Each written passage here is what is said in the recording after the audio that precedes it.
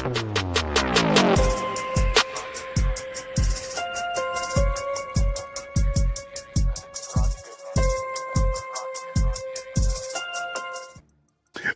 and peace, everybody. We are back.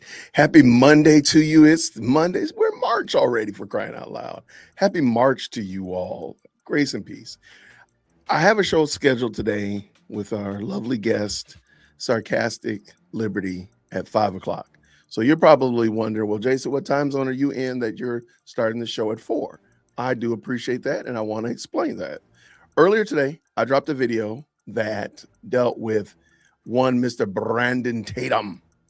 And I got a lot of very interesting comments about that video. And it's this video right here. Shout out to the video. I said, Officer, and I'm going to start calling him Brandon Tantrum. Officer Brandon Tantrum crashes out on live podcast. And I thought I was being extremely fair to Brandon. I've got problems with him. I've told you all that well before this whole Candace debauchery had started. I had issues with him. So I did this video and, shout out. I thought the video did well. Hey, there I am right there. What do you know? This is some real meta commentary right here, right? At least I have a different hat on, different shirt. Okay, cool. All right. But there was a comment. Where is it? And I really want to bring this up because, hold on, let me sort it by. Where is the comment? Because I saw a couple of comments like this. And I think these people have a misunderstanding of what is actually going on. So I want to address this issue because there was, again, like I said, there were a couple people, maybe 4, maybe 5, that had this, but one of them actually dropped a super. So I'm like, oh man, I really got to talk. I really want to address this because you're not actually correct. So I don't see it, Jason. All right, let's do this. Let's go back. I'll pull it up in the studio. All right, I don't see the comment. Oh, there it is right there. Ha, ha, ha. Never mind. We're back. All right, I want to talk about this comment right here. And every now and then, no affront to this person. I think this person probably is well-meaning. I don't think that they have ill intent, so that's not at all what I'm saying. This person said here, and this one I think encapsulates. Let me get myself out of the way so you all can see this fully. All right.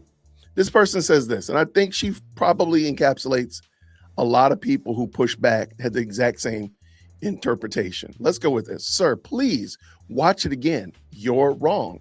Officer Tantrum was saying that Candace Owens is evil, and he agrees completely with Dan Bongino. He was saying all those people who are unfollowing because he's not supporting Candace, they can leave. Okay. That's fair. And I can understand why this person said that. And I'm going to give an example of why this thought process is very prevalent. This is not the first time I've had people say this thought. It's not going to be the last time whatsoever. People, and I saw it in a video I did earlier where people say, the video where people said that a content creator said, I hate Candace. Said, I hate Candace. And I don't at all. I don't. I have great pity for her because I know that ultimately she's not at odds with me or Turning Point or Erica Kirk. She's actually at odds with God. And she's a sinner who has not dealt with her sin. And therein is the problem. People like to bring up this idea as if you can separate the sinner from the actions that he or she does. Example being, if you pick any horrible person in history, any person that's done something horrible in history, you would not say that this person was outside of the horrible deed that they did. Jeffrey Dahmer. You wouldn't say that they were outside of that horrible deed. You would say, no, this guy was a murderer. He was a cannibal, whatever like that. So the idea that you can hate the cannibalism, you can hate the murder, but not actually attach it to somebody is silly. And I do think that this is part of the problem, is that a lot of people have kind of gotten in their mind that we can say Candace Owens is just a person. It's the things that she says that are different or outside of her. No, those are the things, as the scriptures teach, that are inside of her heart. And a lot of people are trying to separate that, and I don't know why. I don't know why they're doing that. So what I'm going to do is I'm going to play the full video of Brandon Tatum crashing out. I'm going to stop at a couple key places, but I'm going to play the full video that they say, go back and watch the whole thing. Well, I wouldn't watch the whole thing. That's where I got the clip from to start with. I watched the whole thing, and I'm going to show you that Brandon Tatum not only speaks with a forked tongue, he speaks out the side of his mouth. He contradicts himself in the same sentence. It's pretty bad. And you can think that, again, I'm not saying that Brandon Tatum is a terrible person. I do have a lot of problems with his theology. A lot of people don't know that Brandon Tatum denies that Jesus Christ is God. He denies that wholeheartedly. So Brandon has a lot of problems. And so therefore, this is part of the problem. Brandon doesn't understand things, and he'll talk authoritatively on stuff that he doesn't know. Or he'll try to dance around things to get around it, which I think is crazy work. Yeah. You know what? We're going to go ahead and bring that. I'm going to do that video. I keep saying it. I keep dilly-dallying around. Actually, if you just do a Google search, a YouTube search, Brandon Tatum denies Jesus. Brandon Tatum denies Jesus Christ. Brandon Tatum Trinity, whatever. You'll see the videos. They're on his channel. They're old videos, and he's never addressed those. He's never come back and corrected that theology that Jesus Christ is not God. He denies the Trinity. So therefore, by default, he has a different Jesus. He has a different God. So when I say that, I'm not saying that just trying to be mean to Brandon. Brandon Tatum has a different God. If Jesus Christ is not fully God, fully man, then he is not God. Brandon Tatum has a different God. My name is Jason. jwitt@jwitt.com. Oh, I got a new email, by the way, jwitt@jwitt.com. No, he denies the Trinity. So therein is the problem. See, Texas mother, you're asking the wonderful questions that come from critical thinking. That means that you probably have not outsourced your critical thinking to somebody else. You're asking the logical questions that would come from, wait. If Jesus is not God, then how am I saved? You're asking the right questions. So I don't come to Brandon Tatum, there are yahoos out here that jump up on this Lord's internet and just be talking off the top of their head, talking out their posterior. I at least have done the research. I've at least looked into. Am I perfect? No. Do I make some mistakes? Absolutely. But I'm not making this up. When I said Brandon Tatum did not call out Candace like y'all think he did, I'm going to show you in 4K. So thank you so much for jumping into the best live chat on the internet. And I want to shout this one out to this person and these people who said that I was wrong about how I addressed Brandon Tatum. So this is for them. And I'm going to try to be quick because I still want to start our regular show at 5 o'clock. I have my guest coming on at 5 o'clock. I don't want to be able to get this out of here. So if you don't mind, green hearts in the chat when you can hear. Let's go. Bongino said it like it's supposed to be said. It's not about the individual person specifically. It's about anybody. You know who they are. Like and subscribe to the channel. Hit the bell to get notifications anytime I go live and make a video. Y'all already know what to do. Let's get into this. Let's get to Dan Bongino real. All right. I wanted to make sure y'all saw that. Hey, I'm starting this up. I did speed it up a little bit just so we can get through because I have a lot to say and I don't want to take all night because I do want to, I want to respect your time. At 5 o'clock, I want to start looking at Charlie Kirk debates. So let's get this dance going. Let's go. Quick. This is what I've been waiting on. This may be the rest of the show. I want to be very clear with my audience. Everybody keeps asking me, Candace Owens. I do not agree with what Candace Owens is saying. Now watch this. Listen to what he said. I do not agree with what Candace Owens is saying. In about 3 minutes and 45 seconds, he's going to tell you exactly what it is that she's saying. And guess what? It's not what you think it is. I don't agree how she's doing it. I don't agree what she's saying it. I think it's the most bizarre thing I ever heard. Everybody is thinking that Brandon Tatum is talking about Candace Owens about Erica Kirk. That's a logical conclusion that you could make, but you inferred that. You brought that to the discussion. Brandon Tatum is not talking about that. So when he says things like Jesus, you now have to start questioning, well, what Jesus are you talking about? the thought of God, the created being that God made the first thing, or God eternal? You need to start asking that question because you've been inferring things that Brandon has not said. Watch. Now, why do I not say her name every time I have something to say? Because it's not about the person, it's about the spirit behind what's happening. It's not about the person, it's the spirit behind that. That's what I'm saying. Hate the sin, love the sinner. They think that you can separate the two. God is not going to, let me big screen this. God is not going to throw pornography into the lake of fire.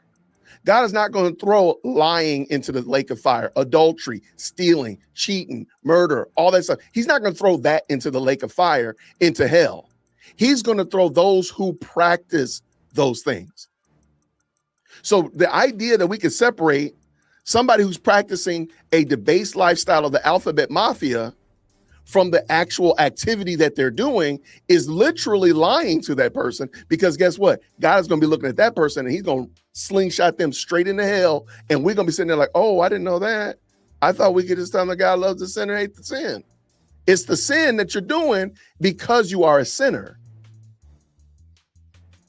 Again, this is finish up, Jason.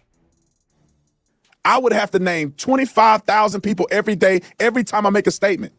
No, this is a really false. Is it a false equivalency? I think it's a false equivalency or false dichotomy. You don't have to do that. We just want you to say Candace Owens is wrong in these areas. Because remember, he just said, I'm going to back up so you can hear it again because I keep stopping. He hasn't told you what he's upset or disagrees with Candace about. You'll be surprised when you find out what it is. I do not agree with what Candace Owens is saying. I don't agree how she's doing it. I don't agree what she's saying it. I think it's the most bizarre thing I ever heard. Now, why do I not say her name every time I have something to say? Because it's not about the person, it's about the spirit behind what's happening.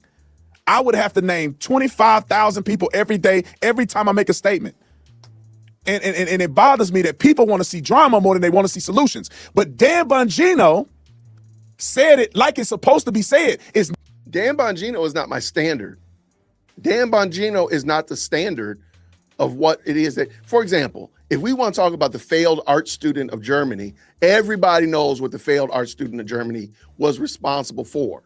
Do we need to talk about every member underneath the failed art student of Germany? Do we need to call out every little rank and file and plebe and everybody that's under him? Or do we just say the failed art student of Germany and we know what we're talking about and we know the evil that we're referring to? So, no, you don't need to call out 25,000 people. You just call out the evil that we're referring to. And I'm going to say it again. He is not talking about what you think he's talking about. And he's going to tell you that. Not about the individual person specifically. It's about anybody. You know who they are. People in the comment section, won't you say that? If you know who I'm talking about and you know who it is, then what are you talking about? You want drama? You want an argument? You can give a person so much airtime all they want. What is that going to do to the principle of what's happening? It bothers me a little bit. I see why some people feel that way, but at the end of the day, it bothers me. At the end of all of this is a point blank clear synopsis is that if people, I think it's evil to say that Erica Kirk has something to do with Charlie Kirk's death. It's evil. Okay, there you go. Now, who said it? Who is saying that, Brandon? Who is saying that Erica Kirk has something to do with Charlie Kirk's murder? I'm just asking because we are the best live chat in the most electrifying comment section. We are inferring that we think we know who you're talking about, Brandon, and you're going to tell us that we don't. I think it's evil. Some people are consumed with evilness. I don't find any credible evidence whatsoever to believe that Erica Kirk has something to do with her husband's death. And the fact that people are even entertaining it with no evidence is a spit in the face to Charlie Kirk. So because there were people following the orders of the failed art student of Germany, he's getting out here in in the rank and file. You know, he calling out the officials and the leaders and the platoon masters and generals and all that stuff. Like, they're really bad people. Well, where are they getting their marching orders from, Brandon? Maybe we should, where did they get these ideas from? Did they just come up with them off the top of their own heads? Where did they get the ideas from, Brandon? Where are they getting their marching orders from? Maybe you could just possibly tell us where they got it from, because I'm going to tell you again, he's not talking about what you think he is. Legacy. I'll say this clearly, and this is for everybody involved. You cannot say you care about Charlie Kirk or love Charlie Kirk and you dissing his wife like this. Cannot. Okay, so he just said, you cannot say, me and you, just rank and file, run-of-the-mill YouTubers and content creators, people in the comment sections, you can't say that you love Charlie Kirk and hate his wife. You can't say it. Okay. Can somebody say it by any chance? Like, where did we get the idea from, Brandon? Where did we get this notion that Erica Kirk was involved in the deletion of her husband? Where did it come from? I don't know. I don't know. Like, where did it come from, sir? This is some crazy work. And shout out to, again, I want to address the false notion, and I'm going to bring this back up in a moment, this false notion that we can separate sin from the person that actually conducts the sin. It just doesn't work. And Brandon I think he's embraced this idea. I believe the people in my comment section have embraced this idea that we can look at the sin and the sinner as separate. I don't know where you're getting that from. If you rob a bank, you are a bank robber. If you are lying, you are a liar. Now, of course, because of Christ, we don't relish in that. We don't live in that, but I do recognize it, man. I be lying sometimes. Yeah, I did pull out my Mac and I did rob that bank last Tuesday. I did do that. I did run from the cops. I did.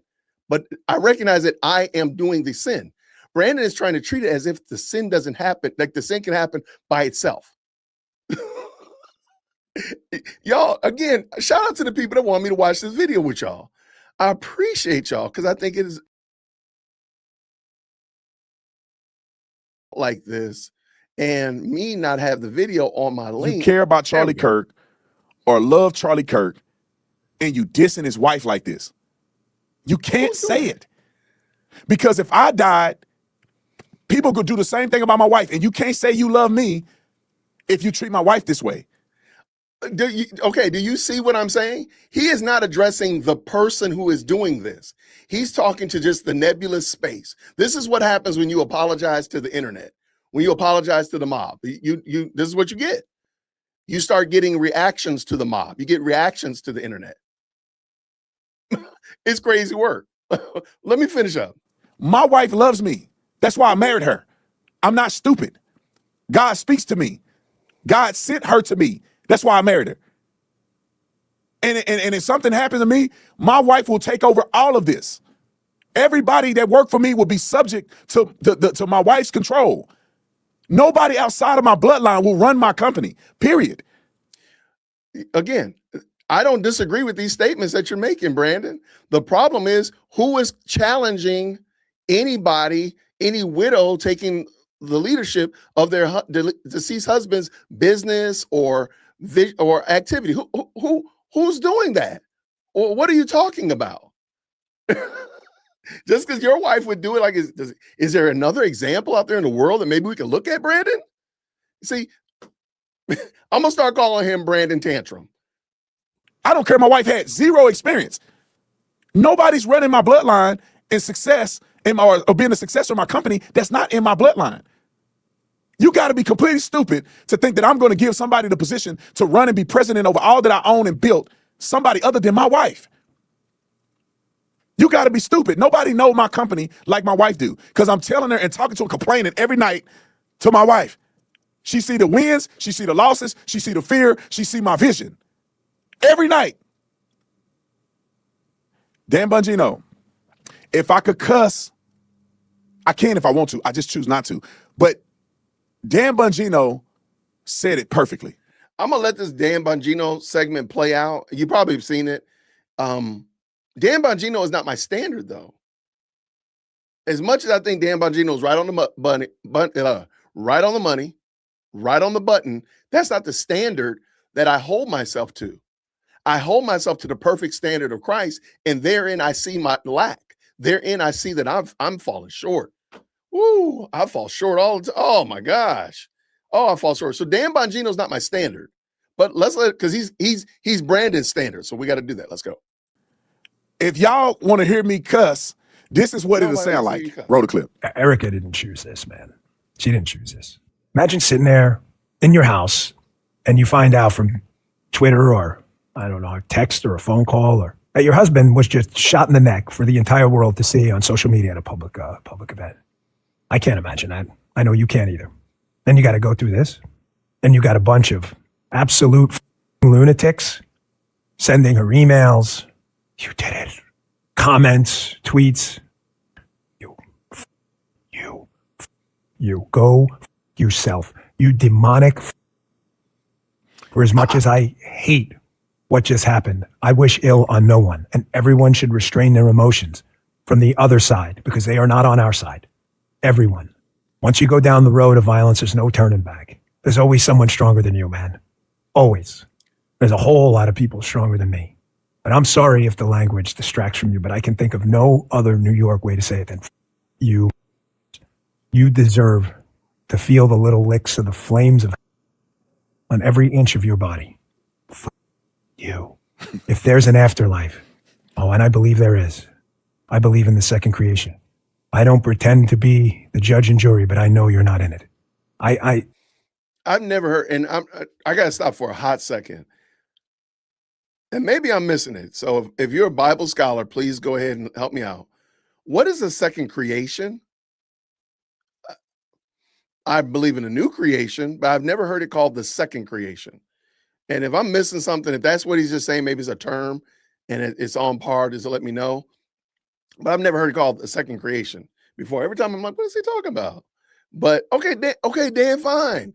I agree that you could be passionate. I agree that you have the power to call them out, and you use the strong word, spicy language. That's okay. Okay, fine. I got no problem with that. It's your deal. I got to tell you, I've been doing this for a really long time now. And as I said in the beginning of the show, I walked into the dark forest. I didn't know where it was going to go. I did not have this all mapped out because I don't know what to say.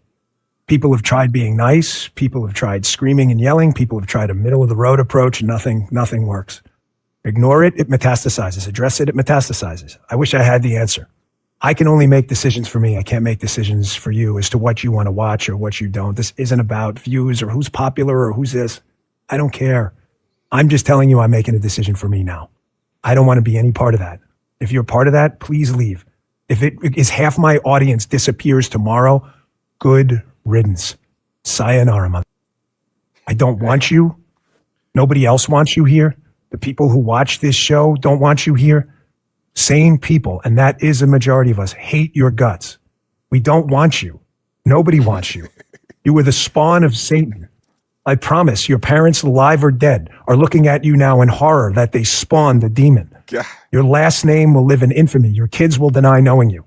I don't want anything to do with you. I see you out there. I know exactly what you're doing. You can just go. It's not an airport. You don't have to announce your departure. Just go. I'm the anti-clicks of you guys. I don't want you. Your views, your clicks, nothing. Don't buy anything. Don't do anything. Don't touch anything we do. Just go away. I know you can't because you have to spread your cancer everywhere. But we've got warriors in this audience too who don't want to listen to your either. Are we clear with each other? You can just get the out. Now, I would love to have them cuss words just flying, but I know kids watching this. I'm not going to lie, man. I feel very similar to Dan Bongino. Okay. So now what is Brandon Tatum feeling about? What is his ire being ired about? What is it? And to whom will it be ired toward? To whom will this anger be directed toward? I just can't wait to hear. And let me just add this. It's easy for people that don't know people to make a comment. You know, when you know somebody personally, it's not so much of the personal attacks that's more effective than just stating the facts, stating reality. I don't know Erica that well. Want you to hear what he just said right there. This is a very interesting. Brandon Tatum, I'm sorry, I don't know another way around it. I don't want to be mean. Brandon Tatum has lied himself into confusion. He now is saying that he does not know Erica Kirk very well. But in times past, he's talked to her. And in a moment, he's going to say that his own wife texts with Erica. I'm trying to figure out if this had happened and you knew of Charlie Kirk and you had a working relationship with Charlie, an understanding relationship with his wife, your wife texts him, and you want me to believe that you did not communicate with her at all? That you could not say, hey, yo, hold on, wait, hold on. So either A, this is true, or he's lying. Listen to what he says, because in a moment he's going to talk about how he doesn't really talk to her. You know somebody personally, it's not so much of the personal attacks that's more effective than just stating the facts, stating reality. I don't know Erica that well. I happen to know Candace Owens very well, but I don't give a who. I have been around long enough, and I was with Turning Point when they first started, and I've been around Charlie Kirk, and I talked to Charlie Kirk. I knew Charlie Kirk, and I was at their wedding, and I know that he loved Erica. That Charlie Kirk could have married anybody. I'm not gonna say anybody meaning he could have married someone else if he wanted to. He chose Erica Kirk. She has been nothing but sweet, kind, and godly since the day I met Erica. She has been a saint. Every conversation that I've ever had with Erica, every text that she's texted my wife, she has been nothing but a Christian, loving, godly woman without fault. So I'm really lost, Brandon. Do you have communication with her? Do you not? Because this now casts a shadow on how Brandon said that he dealt with Candace. Because remember, he said that he saw the evidence that Candace had, that there had been an assassination plot put out on her. And then later on, he says, well, I asked her for the information. She hasn't shown me yet. Brandon, I'm sorry, he wordsmiths. I love that. Yes. But he wordsmiths himself into a trick bag. Because now, Brandon, you sound like you're lying. I'm just saying. And by the way, he still hasn't told you what he's upset about. I do not understand how anybody could go down the path of trashing Erica Kirk. She didn't do anything to deserve the. Is it an anybody situation? Is it an anybody situation? I can't believe that anybody would do XYZ. Is there a leader? Is there a ringleader? Is there one that we can point our finger to and say, that's the person? Is there one, Brandon? Maybe? Like literally, you make it sound like everybody came up with this idea on their own. Was there a genesis? Was there a fountainhead of where this idea came from of attacking Erica Kirk? I'm just wondering, where did it come from? Treatment that she's getting. None of y'all did this when Charlie was alive. Why? If you so inclined and you so in the know, why did you say nothing when Charlie was alive? If Turning Point USA was such a diabolical organization against Charlie, then why did nobody say nothing when Charlie was alive? If Charlie Kirk was somehow turning on Israel, turned. Here it comes. This is what notice what he brings up. He brings up the sliver of land the size of New Jersey in the Middle East. That's what he's upset about. Watch what he says. Why did he express that while he was alive? A couple complaints here and there is not turning. It is a spirit. And those of us who have the Spirit of God in us, or common sense, can see it is a spirit to go after a woman of God that has no evidence whatsoever. If somebody would do me like people are doing, or do my wife like people are doing Charlie's wife, my wife will sue the out of you. she would sue you. And if the roles were reversed and something happened to my wife and y'all were coming at me like that, I would not only sue you, I probably would threaten your life. I'm being honest. So in the hyperbolic, in this made up scenario, he would sue you, he would threaten your life, his wife would sue you. But sir, that's not the case. What about right now? What about what's going on right now with Erica Kirk, Turning Point USA? Why is it that you can't seem to point your finger in the right direction? Because we are not doing it. There's one person that you can point your finger at and everybody will know who you talk about. Just like if I said the failed art student of Germany, everybody knows what I'm talking about. When I say Jeffrey Dahmer, everybody knows what I'm talking about. What's that? David Koresh, everybody knows Branch Davidians. Jim Jones, there we go, right? Every time you mention one of these people, they represent everything about them. Mao, there we go. Lenin, Stalin, fill in the blanks, fill in the blanks. We all know who you're talking about. And all of the evil minions that follow their orders, we know what you're talking about. Why are you dealing with the minions? Why don't you just call out the person? Somebody said, if you're just jumping in, somebody said that I was not being fair about Brandon Tatum, that he did call out Candace. And I said that not only did he not call out Candace, you're confused on who he is calling out. You're not gonna do my wife like that. And if I happen to die and I could come back to life, I will come back and I will haunt you. It is shameful to treat Charlie Kirk like this. But say you are a friend of Charlie. Who is doing that? Who is doing it, Brandon? Who is saying that they're the friend of Charlie Kirk? They love Charlie Kirk. Charlie Kirk was the best thing cooking. We were great. We were friends, blah, blah, blah. But I hate Erica. Who is saying that, Brandon? Would it not be good, sir, for you to actually bring up that person? Who would be the fountainhead of this craziness that we're talking about? Now, if you don't know him, I don't care what you do. You can say whatever you want about Charlie. But if you are going to say you are a friend of Charlie, or you know Charlie, or you support Charlie, there's no way you could go down a path of destroying his wife. Destroying her legacy, destroying Charlie's legacy. Let me say something real quick. Let me just ask you before Tantrum goes any further. Do you feel at this moment that Brandon Tantrum has called out Candace? In the chat, yay or nay, yes or no? Do you feel that he has called out Candace significantly? I just want to know. I'm going to put my answer in here.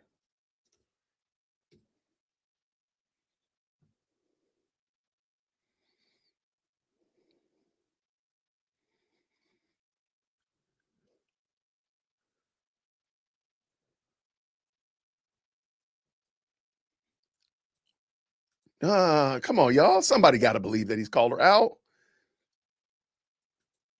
Somebody, come on. Because I got the text. Somebody sent me a message saying that I was wrong. Dan called her out. I agree. Now, Dan did. Dan called her name.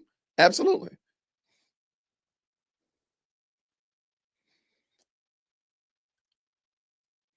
Okay, let's see. Okay. Mm-hmm.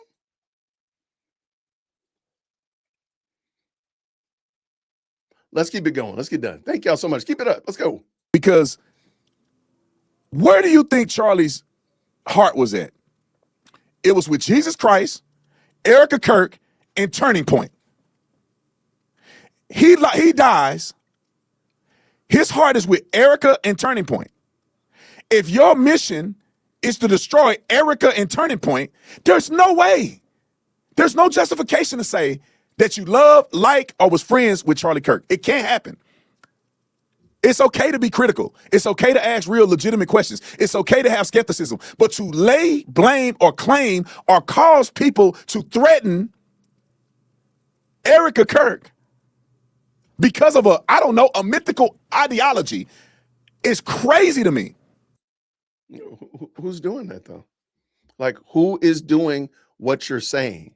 Is there a person that we can all point to, failed art student of Germany, David Koresh?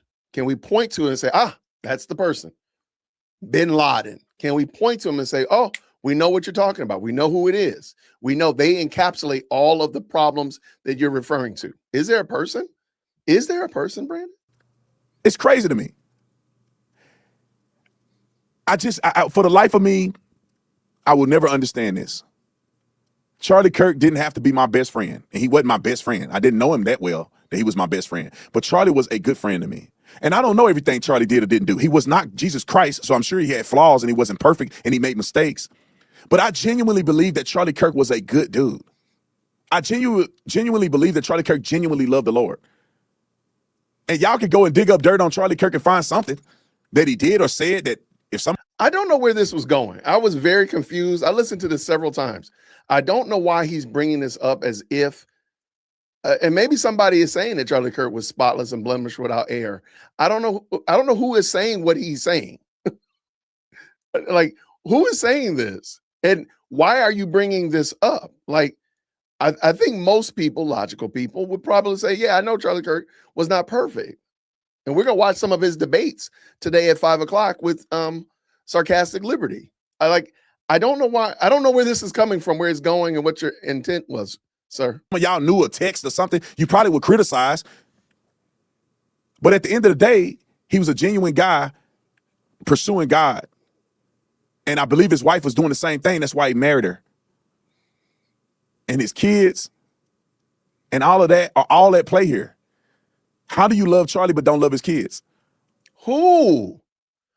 Brandon, you got me convicted. I feel like I love Charlie Kirk and his wife and kids because that's the right thing to do. Am I guilty of this, Brandon? Am I guilty of what you're saying? Is Kelly? What about Amethyst or S-Files? Are we all guilty, Brandon? I don't know, because I'm being told that I would love to know, like, who it is that you're referring to, sir. Like, could you please tell me who it is? I'd be like, oh, that person. Oh, no, I'm not that person. You want his kids to be without a mama?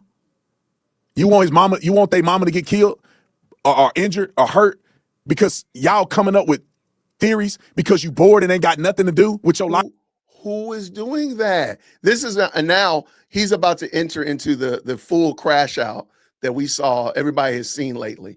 And I'm just asking the question because the person sent me a super chat, a super thanks, saying that, sir, please rewatch the video. I'm gonna bring this up again. And again, shout out to them. Thank you for the super. But it says, sir, please watch it again. You're wrong. Officer Tantrum was saying that Candace Owens is evil, and he agrees completely with Dan Bongino. He was saying all those people who are unfollowing because he's not supporting Candace, they can leave. Okay. All right.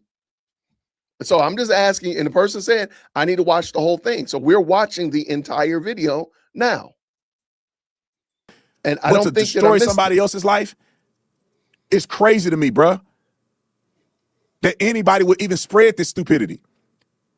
Who's doing that? If Erica Kirk somehow was a bad person, you won't find me saying nothing unless I had evidence, mother-freaking evidence.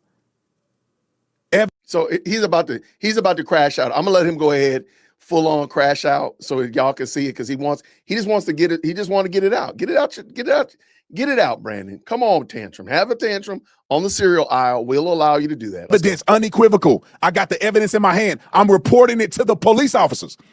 Oh, wait. I'm sorry. Wait, I just said I wasn't going to stop and I lied. Please forgive me, y'all. Please, I'll put myself a 0-second timeout.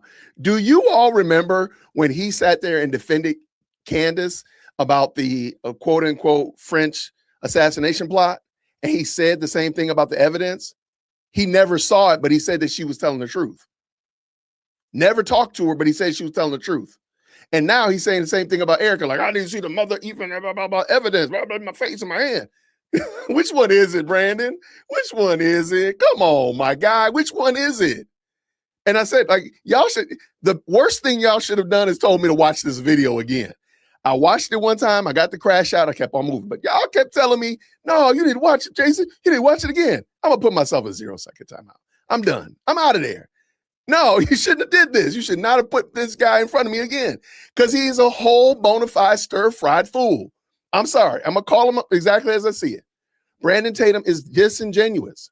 He is trying his best to split this hair as many ways as possible to make Candace not be who Candace is. And Candace, you will never see Candace call his name out and defend him and prop him up like she did Megyn Kelly or the Pierre lady that was on the Senate hearing, or anybody else, Tucker, or anybody else that stands up for her. She won't call them out. She'll call them out and defend them. She will not defend Brandon Tatum. But he will crash out on a regular basis, on a daily basis for her. That's some crazy work. Okay, let's go. What's he doing? Reported it to the government. I'm making a documented report. I'm an eyewitness. Or I'm some form of a witness with evidence that she got. And if I ain't got that, I'm going to shut the up. Ooh. Because the repercussions for being wrong Tell us about is potentially somebody dying. Say your words. Somebody's legacy being tarnished forever. Say them big How words. do you not get that? How you do that? And I'll say this like Dan Bongino said it. If you follow me, get the off my page. Get off my page. I don't need you to be on my page. I don't care. I want y'all to understand something real clear. I love the Lord. I don't care about you that much. Those who support me. Brandon, what are you doing? Brandon, please stop it, tantrum. Please stop it, tantrum. Stop it. All you have to do, the problem is, the reason Brandon Tatum is catching all this flack is because the ship has sailed. The cow is out of the barn. He should have said this on the early beginnings. Kirk is, Candace Owens is wrong. He should have called her out clear as day. No, I do not represent this. We friends, but what she's saying about this matter and been clear, he would have separated himself from it and he would not have to do it again. You don't see people asking, fill in the blank. I'm trying to think of somebody who has called her out, but they don't call her out anymore. You don't see people having to do it again. You know why? Because they made it clear where they stand. And they said, this is my platform. This is what I do. I don't rock with Candace. She can go kick rocks. Now I'm going to go and do my thing. But see, you keep dilly-dallying around, dancing around, and people keep playing the music.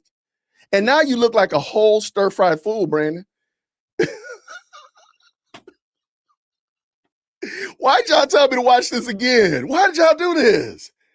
I was fine with leaving my little video up. Y'all the ones that called me out and said, you need to watch it again. You're wrong. I love you. Thank you. If you don't like me, dude, I don't lose no sleep over you. That's you don't fine. feed my kids. I don't even know you. Okay. Y'all. And the comment section is savage. To say that you don't care about people who watch your content, bruh, I said it and I mean it for sure. This might be the descent. Now, I'm not going to say he's going to lose all his platform. I mean, he has millions of subscribers. Shout out, he's worked hard on this here platform to make a name for himself. And I'm not mad about that at all. Shout out, man. Work hard. Do your deal. The problem is, sir, you're treating it as if you're doing it for yourself. There are 215 people watching this stream right now. That's 215 people that do not have to be here. They could go somewhere else. I am extremely humbled that anybody would watch me rant and rave in my studio outside of my kitchen. It's humbling.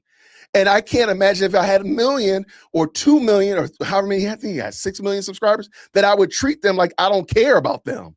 No, I do care. I do absolutely care because they don't have to be here. They don't have to tap on the video. And for you to act like that doesn't work, so you're like, oh, I don't care. Y'all go kick rocks. I don't know, sir. That's a very interesting Freudian slip about your personality, that you don't appreciate the fact that it is by God's grace that God is giving you this platform to be able to talk to these people and for folk to come and listen to you, whether you talk about crazy stuff or you talk about auto detailing, you just talk about your own little thoughts, or you talk about Star Trek, Starfleet Academy, whatever. The fact that people let you come over here and they want to tap in and watch what you're talking about, sir, you may very well, this is just me talking to you.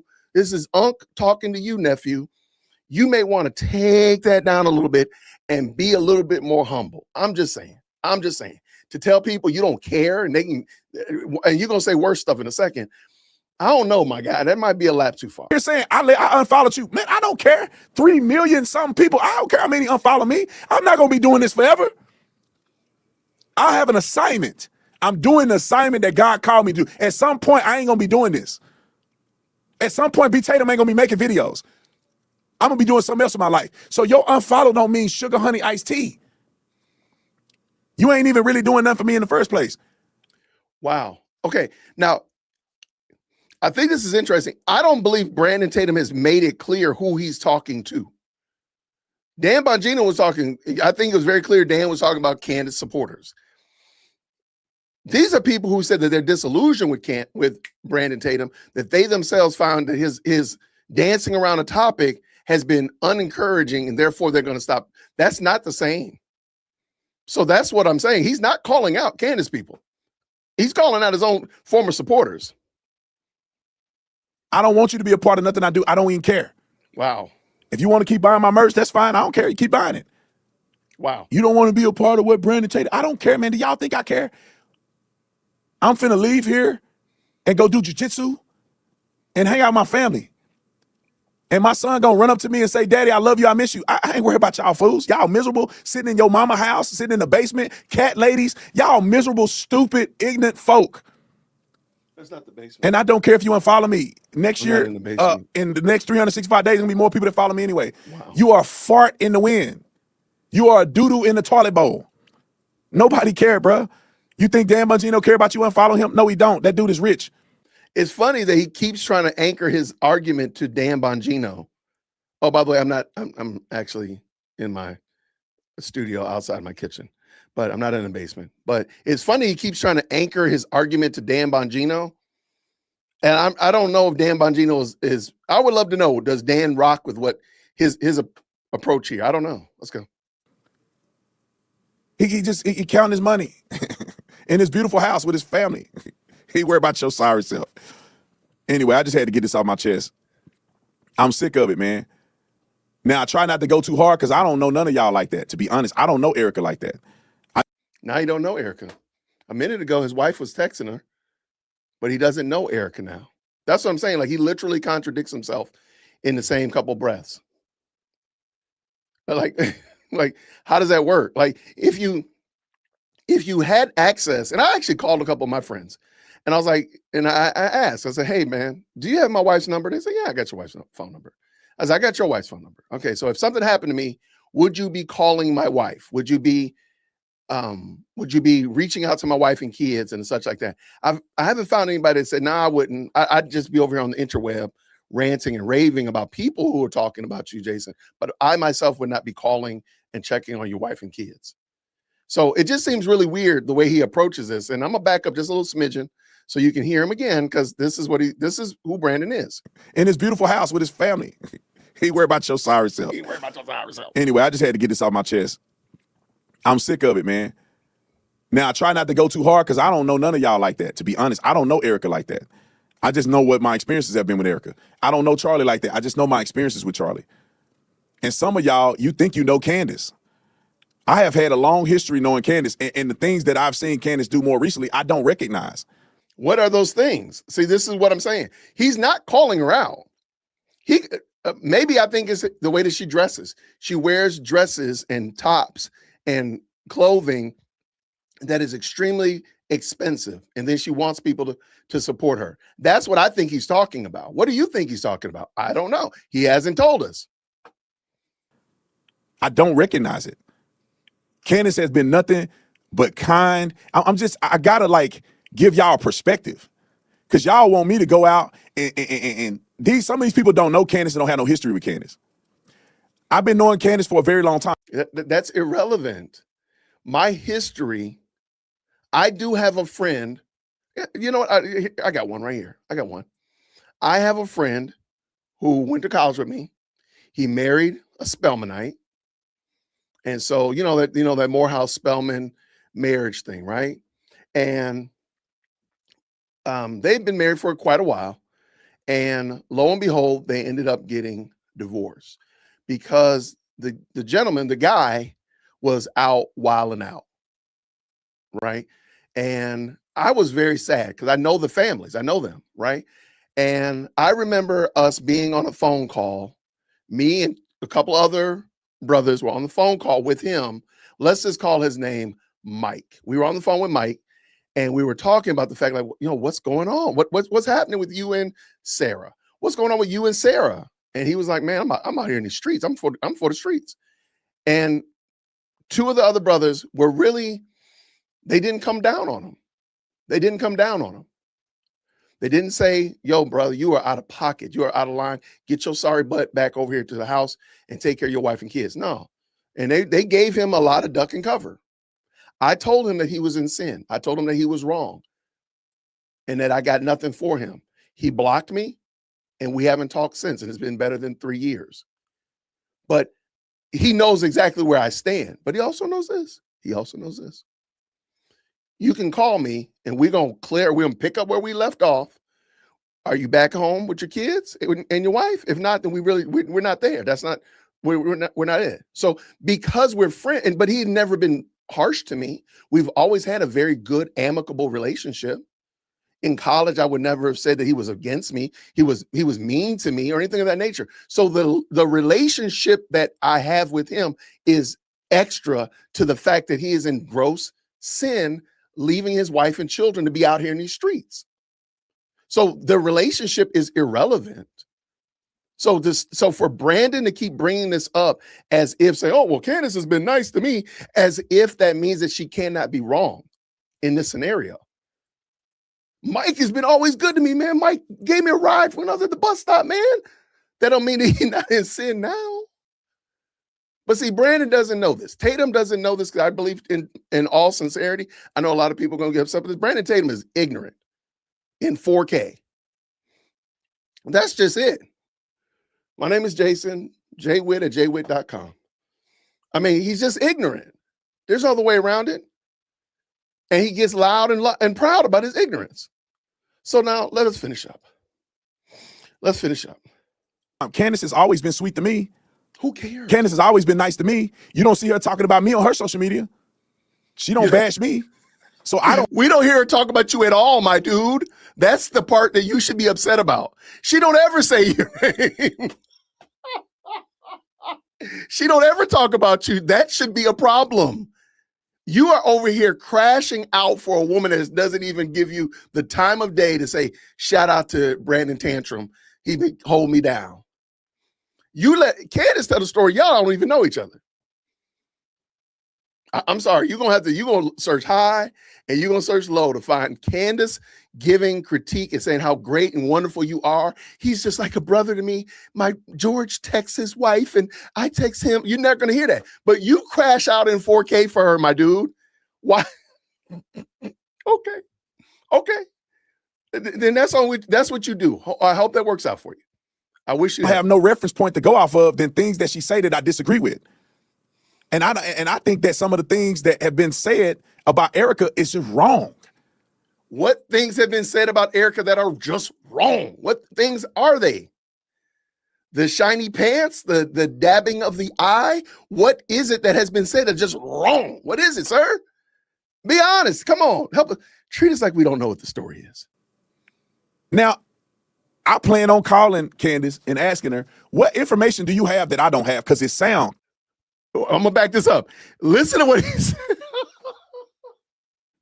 Brandon is crashing out. He does not even know what the woman knows. Watch this. Wrong.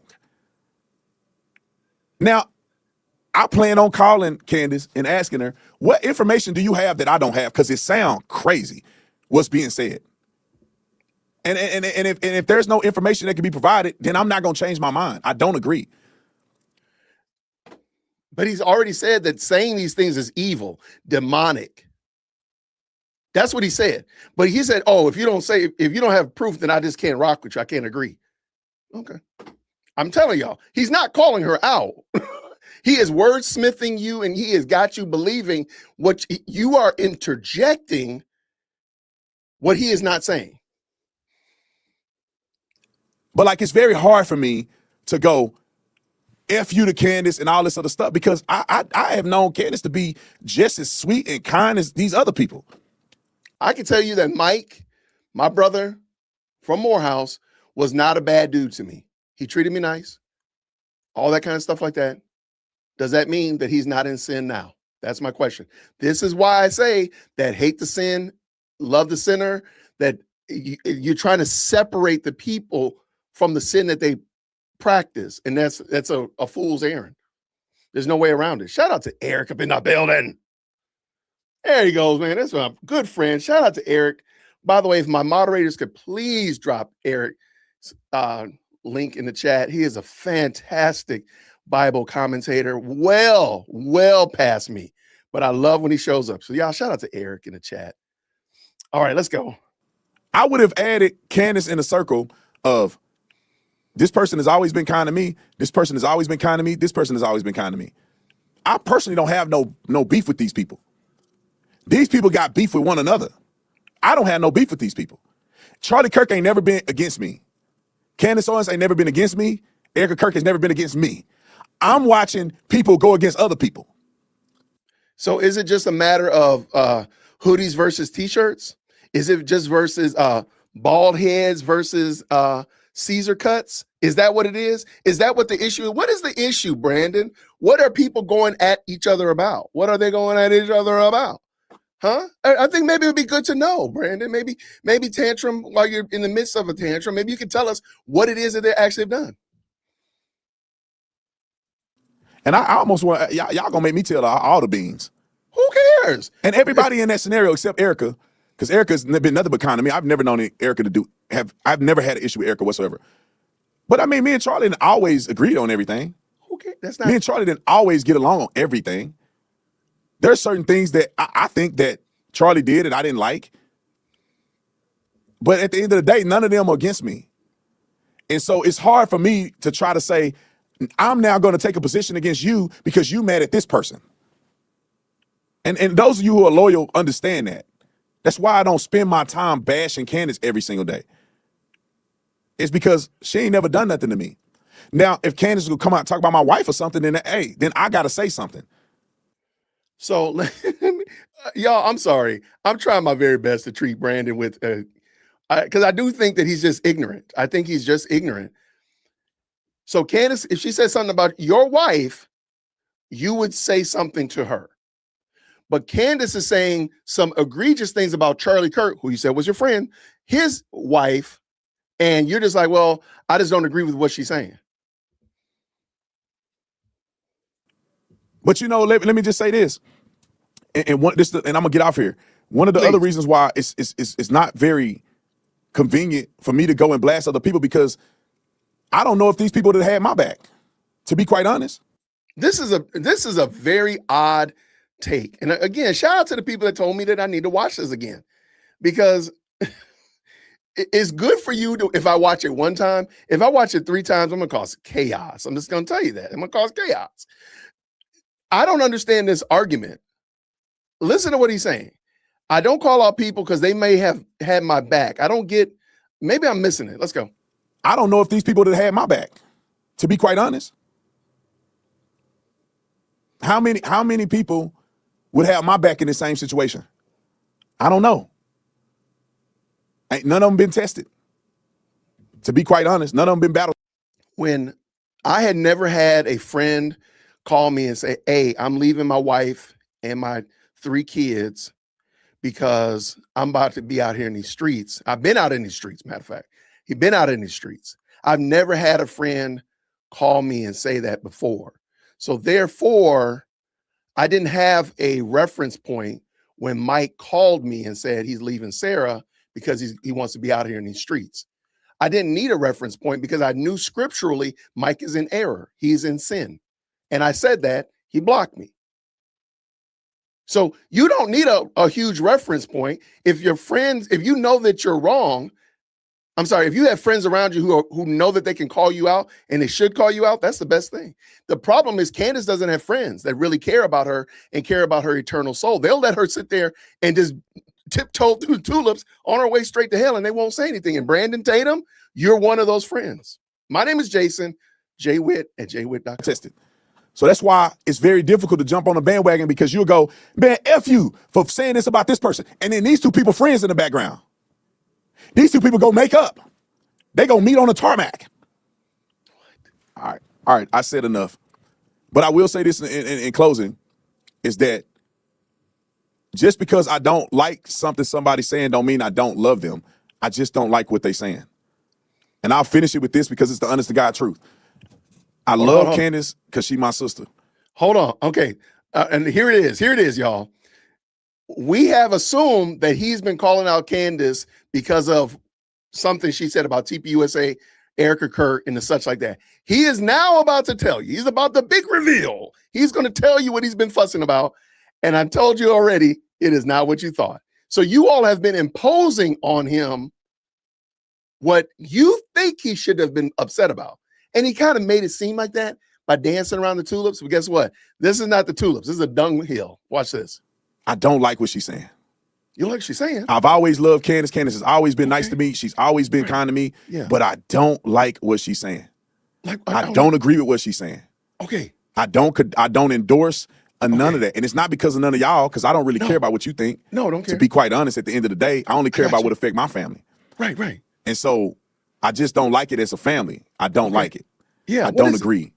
No. I think it's hurtful to Erica Kirk. I think it's hurtful to Charlie's legacy. Oh, really? For Candace to say those things. Like what? But I still love her. You can hate her if you want to. I still love her and I pray for her. Because I want to see Candace come out of the situation that she in my opinion. And she say the same thing about me on the podcast the other day. She said she praying that I come to her side, which is fine. I ain't never going to be on the side of hating Israel. That's it. All of this is about hating Israel. He can call out the sin of hating Israel, but not any other sin. So all these people that have been at my throat saying that he was calling her out, he wasn't. He was talking about the fact that he doesn't like her position on Israel. Tell me what else he said. What else has Candace said? What else did Brandon Tantrum say in this video that tells you that I don't know what podcast he was talking about either, by the way. I don't know what that was. Because she doesn't go on many other podcasts. It must have been on hers. I don't know. But what did he say that Candace has said that he disagrees with, except this right here? So all of this that y'all thought he was saying, he wasn't saying it. Let's finish up. And I ain't never gonna be on the side of talking about somebody's widow unless Jesus Christ have shown me proof. What? If not, I'm not saying nothing about nobody widow, especially when a man can't protect his wife. Charlie can't protect her. And men like me feel obligated because I said I had Charlie's back, that I'm gonna protect Erica, especially when people ain't saying the right thing about her. And the same thing will happen if something happened to Candace Owens or something happened to George and Candace Owens was being mistreated unjustifiably, right? If you criticizing about Israel, then it's justified, in my opinion, about criticism. So again, the only sin is criticizing Israel. That is the sin. He is not saying anything else that she has said that he finds issue with. And you didn't protect her, right? You're not protecting Erica by not calling Candace out. But if somehow they treating her wrong, I'm gonna stand up for her because her husband can't. All right, I didn't say it enough. That's how I feel. You don't like it. Okay, that was the end of it. I think he tells you to go something. I cut it off because I felt like he was being a little bit inappropriate. Okay, there we go, y'all. So everybody told me that I need to go back and rewatch the video. Shout out to that person that sent me the super. I had a couple other comments like that. Y'all tell me, did I misunderstand what Brandon? That's the whole video. That's the whole thing. Did I miss it? Did I misunderstand what he was saying? I don't think so, but I'm willing to hear if y'all say that I was. Brandon Tantrum, I'm sorry, sir. You missing the mark. And again, he got a lot of other problems. Again, I'm telling y'all. Matter of fact, hey, Eric, hit me up with an email and we'll do a review of Brandon Tatum and his understanding of the Trinity. Can we do that? Eric, if you got time, it could be later on this month. I'm going out of town tomorrow. Out of town Wednesday.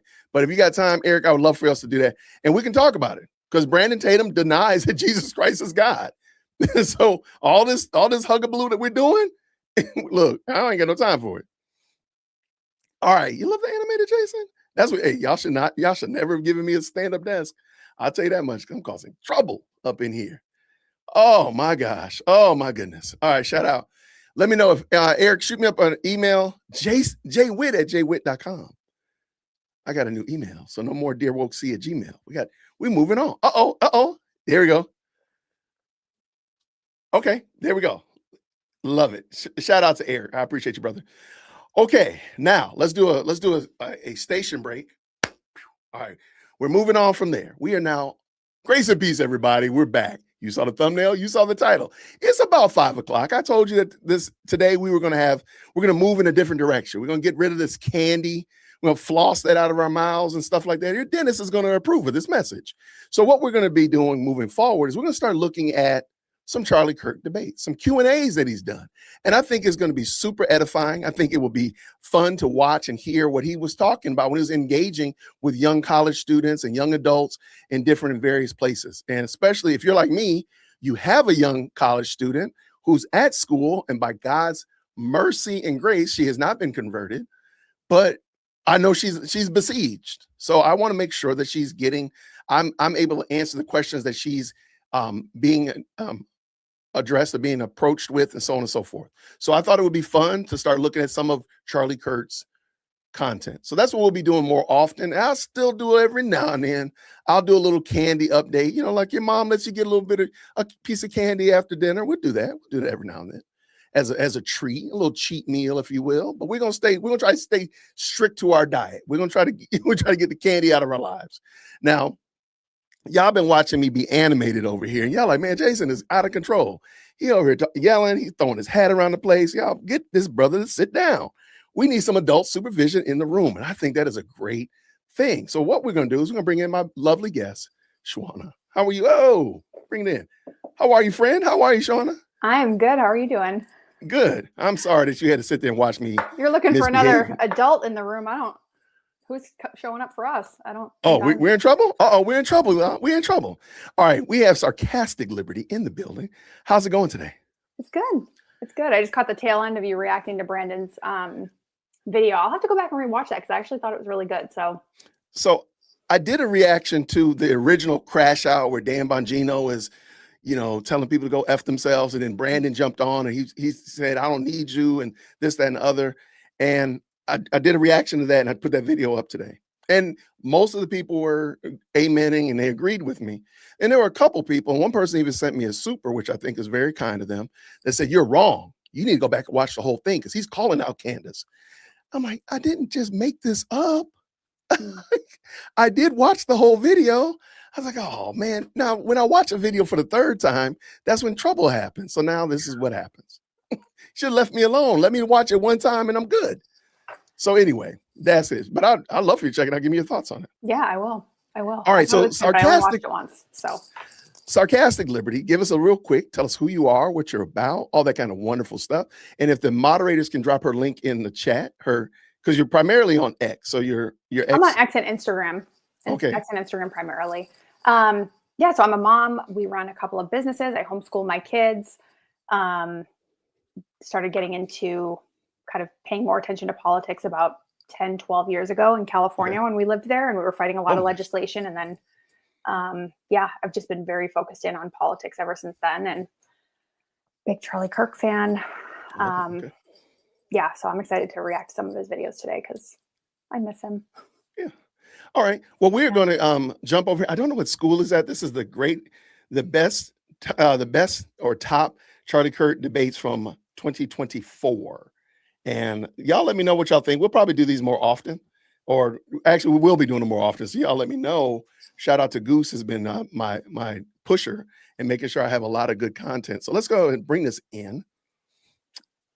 All right, let's get at it. Let's go, my people. Let's go. Green hearts in the chat when y'all can hear. Let's go. Excited to see both of you. I'm a little stressed because I feel like I could ask about, gun violence. I could ask about anti-Semitism on campus. But I feel like with an opportunity like this, I would really appreciate some personal advice. I'm here at the University of Pittsburgh as a social work major, and I'm really passionate about it. However, I have found that I'm leaning a little bit more Republican, and I feel like I come at a standstill with that. And I really just want to get your advice moving forward for myself. There's some obvious things I think you can think that would conflict. Obviously, her phone, she's recording. I guess that's kind of my question. What advice do you have for me as a Republican aspiring social worker? What would conflict? I don't know, like how to say it properly. I think I can help. The social work industry is very much about a perspective generally of that people in poverty are there permanently and not trying to break people out of poverty into the middle class or higher levels. Right. And that's why the Democrat Party and social work are very intertwined. Right, exactly. They view poverty not as a series of choices, but as a station in life that is immovable largely. Right. Is that fair to say? That is fair to say. That's why my personal focus is on the children in underprivileged communities, because I personally feel like they don't choose to be put in that position. But I'm having a little bit of a difficult time empathizing with the older generation of underprivileged, and not in every community, but I don't know how to not sound bad. I know you are great at not sounding bad when you say stuff, but I don't want to say something that'll get me in trouble. Well, here's one way to look at it. And Charlie, that was helpful, actually. The Great Society from Lyndon Johnson. It was a series of policies that were designed to help underprivileged communities. Right. They hurt the very people they were supposed to help. How? Well, the reality is it created dependence on government. So you have a lot of single mothers, for example, that are paid more money not to have a man in the house than to have a man in the house because of the way the math of these aid programs What do work. you mean? Well, often the way the math of the aid is calculated is if you have an earning husband in the household, that actually causes you to disqualify for forms of federal aid that were designed to help you. Right. But actually, the best way to get kids in your own household ahead is in a two-parent household, because if you're raised in a two-parent household, you're less likely to end up in jail, less likely to end up in poverty, more likely to graduate from high school. So one of the ways that, if you're asking for advice, I would say for the people around you, even who might lean left, you can recognize their intentions come from a good place. Absolutely. But the policies of their leaders have actually betrayed the very people they were supposed to help. And you can let them know, because I believe this is genuinely true. Not just the Republican Party, but our conservative movement. We care about lifting people up from poverty. We just care about actually doing it rather than talking about it. That's what I would say. The other thing Okay, I'm gonna Shawana, you want to jump on any of that? Because I had some thoughts about it, but I want to hear if you had anything. Well, first of all, it's funny to see this clip with Vivek, because I had a conversation with somebody the other day, and I was like, one of the only people that did the college campus chores with Charlie that I felt like did close to as good of a job as Charlie is Vivek. He's very direct, and he's really clear, and but he's respectful. He doesn't get upset with people. I agree with everything they're saying so far. I understand her predicament. I'm reading the chat and people saying they don't like the term underprivileged, which I think is fair. I don't know what a better phrase for that would be. No, I think I got my wheel spinning. I guess I would just say people and their choices, because I think it's not a privilege. It's a choice that you've made. You made a choice. And in my opinion, if I say underprivileged or some of those buzzwords we've heard, let's just use underprivileged. That means that I don't have something in order to lift me up. Right. Versus I am the victim of my decision making. And then therefore I can say I'm a victim of my decision making, but the solution is actually in the definition. It's mine. I can make different decisions. Well, I guess I was thinking about like children specifically. Right. Yeah. You know, so then it's kind of like, but yeah, for adults, I agree. But I think little people, nobody would say that a little person who comes, I don't know your children, Shawana, but I wouldn't say that they are super privileged or anything of that nature. They've been blessed because you and your husband have made certain decisions. So they're the benefactors of your good decision, which is ultimately the result, what I should be doing as a father, what you do as a mother. We make good decisions that bless our children and maybe even our children's children, right? But because we make good decisions, I agree with them about the underprivileged terminology. And that's why a lot of the time I push back on terms. And like tomorrow I'm gonna have Rick Caldwell from Biblical Apologetics on, and we're gonna be talking about, he loves talking about terms. Sometimes I hate talking to him on the phone because we spend 10, 15 minutes ironing out the terms we're going to be using. So I do think that that's really it. Like, let's talk about the term and make sure we understand what it is. So I don't disagree with Vivek at all. It's just some of those terms I agree with the chat. Okay, let's go. Say is that we as conservatives believe that if you're in poverty, it's largely because of values, not because of lack of stuff. Like what values? Not saving money. Spending all of your money in your paycheck as you get it, for example. Abandoning your spouse after impregnating you. Not spending all of your money on alcohol and drugs and instead opening a 401k. So values are the #1 predictor of entering the middle class. And there's a great book called Life at the Bottom. You should read it, by Theodore Dalrymple, who's a social worker in the United Kingdom. It's called Life at the Bottom, where he got into social work because he wanted to help people. And he realized it was not a lack of stuff. It wasn't lack of housing, lack of food stamps. It was that their value system was one that kept them poor. So yeah, really quick, then I want to get to the next question. I'm just struggling because in all of my social work classes right now, they're talking about all of those things. And they're wrong. So what do I do? I'm trying to learn about what I want to do. I think you need to stay in social work because you're called to do it. But there's an amazing amount of literature from Thomas Sowell to Shelby Steele to Theodore Dalrymple that get down to actual root causes of poverty, which is not lack of stuff, but is worldview. And I think that'd be super helpful. Thank you so much. God bless you. Trump 2024. Yes, that you want a hat? Thank you. Yes, great. Thank you. So watching this is heartwarming to see how he's dealing with his people. And it's kind of, am I the only one that's kind of like, my hands are sweating because clearly these people are walking right up to him. Mm-hmm. There was a guy like literally like the table length away from him. Now I'm like, there's no way they should have him do that, but that's just how it was before. Yeah. But okay, what do you think about his solution for her? Do you have any input or anything? No, I think he's right. I think even generally speaking, just people in general, not necessarily somebody that you would consider underprivileged, whatever, just Americans as a whole, we have a lot more than pretty much anybody else in the world, and people do live above their means in all tax brackets. All they do. They overspend. They don't budget. They I agree with him.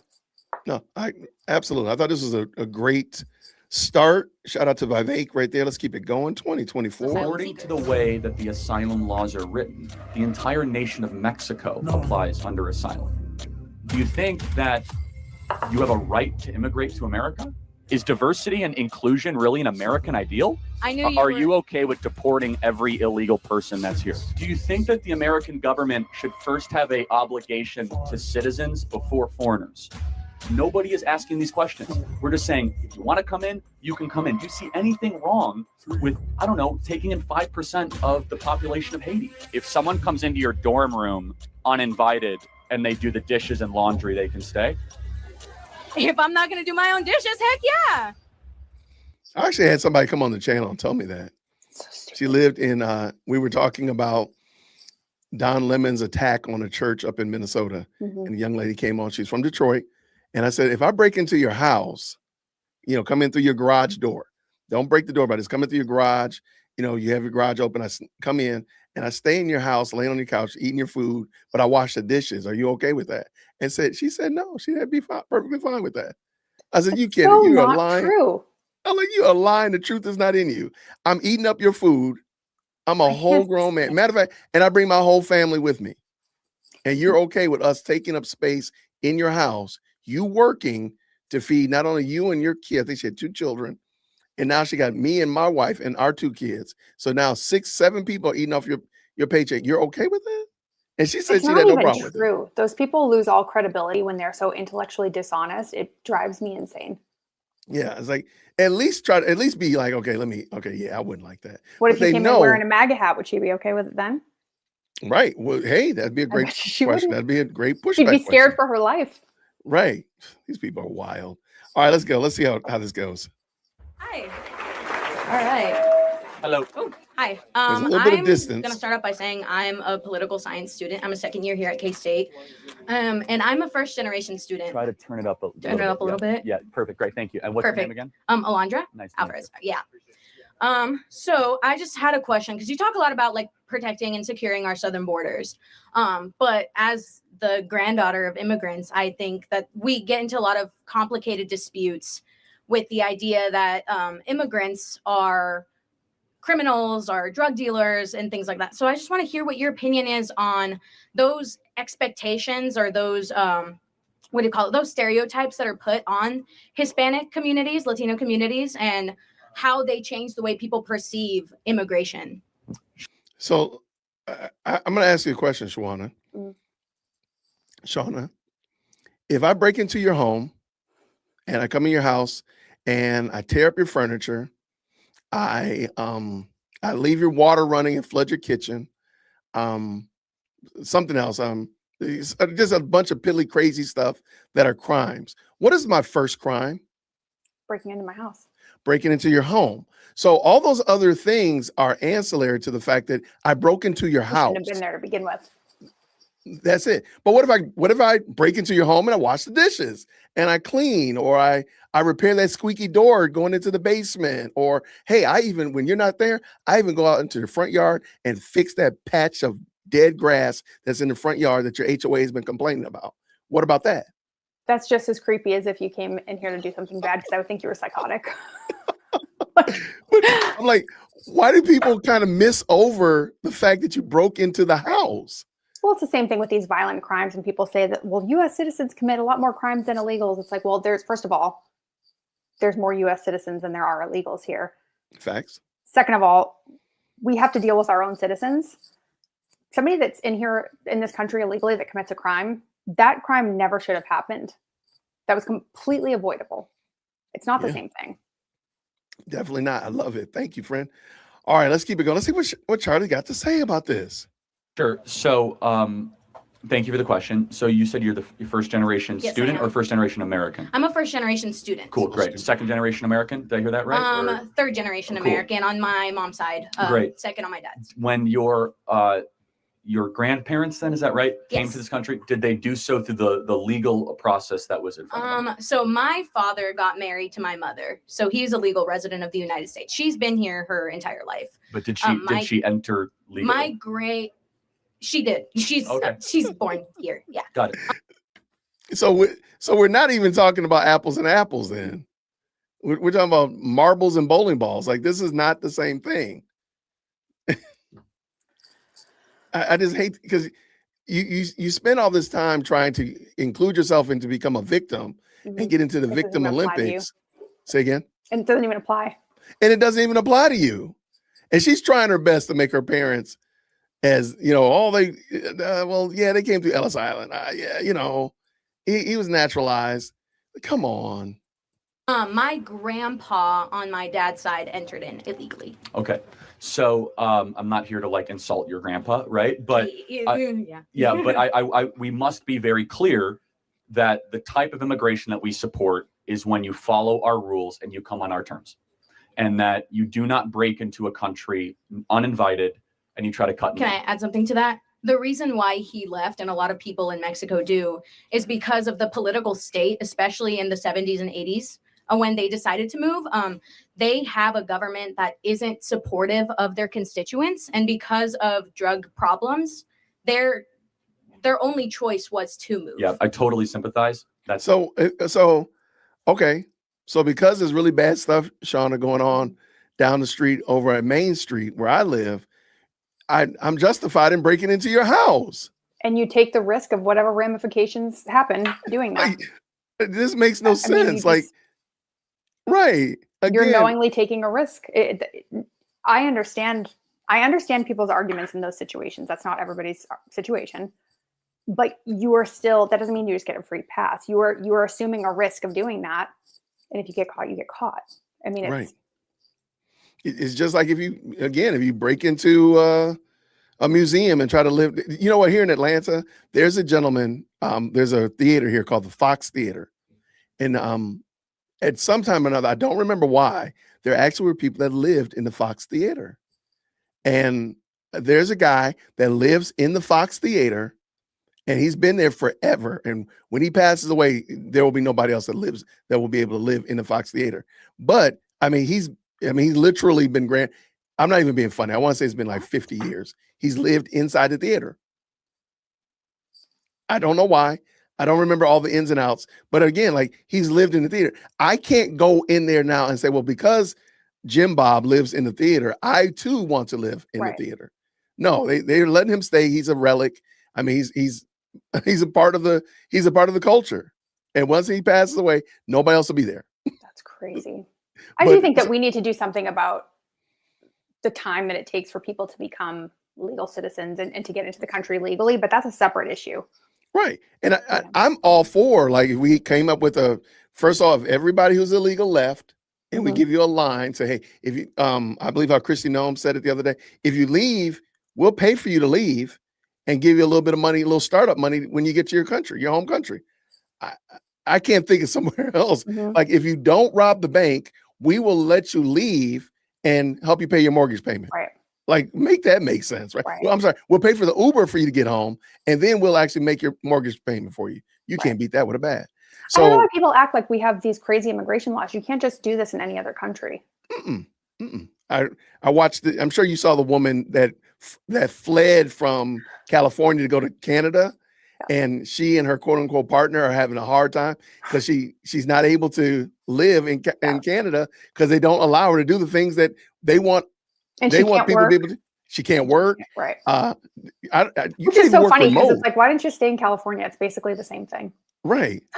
And you could, and there's another woman who did a TikTok about how she's preparing to leave to move to Spain.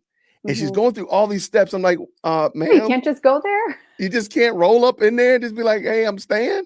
Like, it makes no sense. I think that's the same lady that was like, I know that we're gonna have to assimilate and learn the language. Yes, and yes. all this stuff. I was like, oh my gosh. Yeah. As you said, it's not, they're intellectually dishonest to the point that it's literally comical. Like, Mhm. come on. Yeah. All right, let's get back at this. All right. Not true.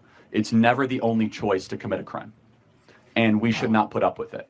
And so it is an insult to other immigrants from Vietnam and Laos and Pakistan that have to wait decades in line to morally equivalate people that come in and just break in. Oh, I have an unstable country. Like, half of the world's countries are unstable. Yeah, but that's why we have the asylum seekers program, which is heavily abused. And we're talking two different things. Asylum seekers and walking into the country illegally are similar but different things, right? And so we have millions of gotaways of people that we have no idea who they are.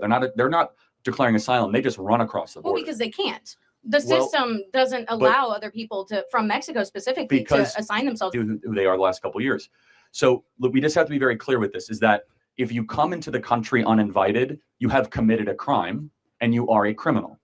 And we could decide that we're not going to enforce our laws, or we can say that when you are a criminal, you should then be punished for that crime, aka sent back to your country of origin, because you were not invited. And it is an insult, again, to the Poles and to the Czechoslovakians and from the Senegalese and people all across the world that don't have the proximity or the luxury just to waltz into America. You call it a luxury to leave a country that has political tyranny? I'm going to stop for a second because she clearly did not hear. Do you think she didn't hear Shauna, or do you think she just didn't want to hear Both. what he said? Both. Like, no, that's not what he's saying. He did not say that. I'm going to back up so y'all, just in case you didn't hear what he said and then how she's going to respond. That we're not going to enforce our laws, or we can say that when you are a criminal, you should then be punished for that crime, aka sent back to your country of origin, because you were not invited. And it is an insult, again, to the Poles and to the Czechoslovakians and from the Senegalese and people all across the world that don't have the proximity or the luxury just to waltz into America. You call it a luxury to leave a country that has political tyranny and come into a country with opportunity? Yes, to live in Mexico, to be able to go 100 miles north and break into America. Do you know how many people in Pakistan would kill to be on that border? That's why we bring them in. Well, we shouldn't, right? That's the point. And secondly, do you think that you have a right to immigrate to America? I think that I didn't have a choice. My grandparents made that decision for me. And I'm not trying to attack your grandparents, but no one has a right to go to anybody else's country. You are invited. It is a privilege, not a right, to come into America. So it's a privilege to live a life that requires you to have clean water. So let me ask a question, Shauna. Do you think that this argument should be niched down and give as scenarios rather than countries? And what I mean by that is, it's hard for me to conceptualize 300 million people live in the United States. But it's easier for me to say, oh, 3 people live at Whitaker Park. Okay, I got that. That makes sense. Mm-hmm. Maybe instead of, saying you don't, but as nice as a person as you are, Shauna, you don't have the right to come up into Whitaker Park, nor do I have the right to just roll up in your crib. Right. I'm wondering if we should maybe make it a little bit more tangible. I just feel like with these types of arguments, like she's talking about, okay, so it's a privilege to live in a country that has like clean running water. Okay, well, how much of the population of the world, unfortunately, does not have plumbing, does not have a lot. There's a lot. We can't just take everybody from the slums of India in. We physically can't, even if we wanted to. So where do you cut that off? Right. Like it's like, yeah, that's great. I understand everybody should have access to clean water, but you can't just let every single person in to this country. You just cannot. So I don't.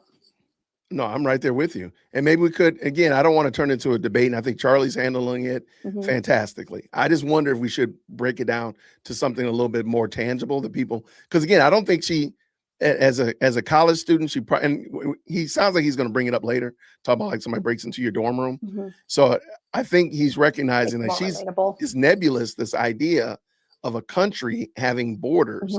So maybe we need to talk about your room having a door, if you will. But I think he's doing a great job of that and explaining it. But then also, well, why does the country that you're fleeing not have clean running water? Can we maybe talk about that part, about why that is? Because maybe there's something there that maybe you could have a little bit more understanding, like, hey, we've overcome this here in the United States. Your country, why are y'all not overcoming it there in the country that you've come from? But shout out for sure. Let's go. Clean food, clean air. Yes, of course it is. And you have to fight for that? Yes, it is not. But we didn't? Hold on a sec. Well, born here, we didn't fight for that? Well, my ancestors did fight for that, actually, and I'm a very thankful recipient of many generations of Americans that fought for the greatest nation ever to exist. By doing what? Coming here? Well, illegally? Wait, what did my ancestors do? They came here illegally. They came over here in 1620. Fought in the Revolutionary War, fought in the Civil War. I already know where she's going. Oh gosh, you know where she's going. They came here illegally, so it's stolen land. She's about to give you the stolen land. Like she's about to do it. I'm pretty certain she's going to say stolen land. If she doesn't say stolen land, I'll drop some free memberships. All right, let's see. So because my grandpa didn't come here in 1620, it gives him no right to have a good life. He can fill out paperwork and wait in line like the rest of the world.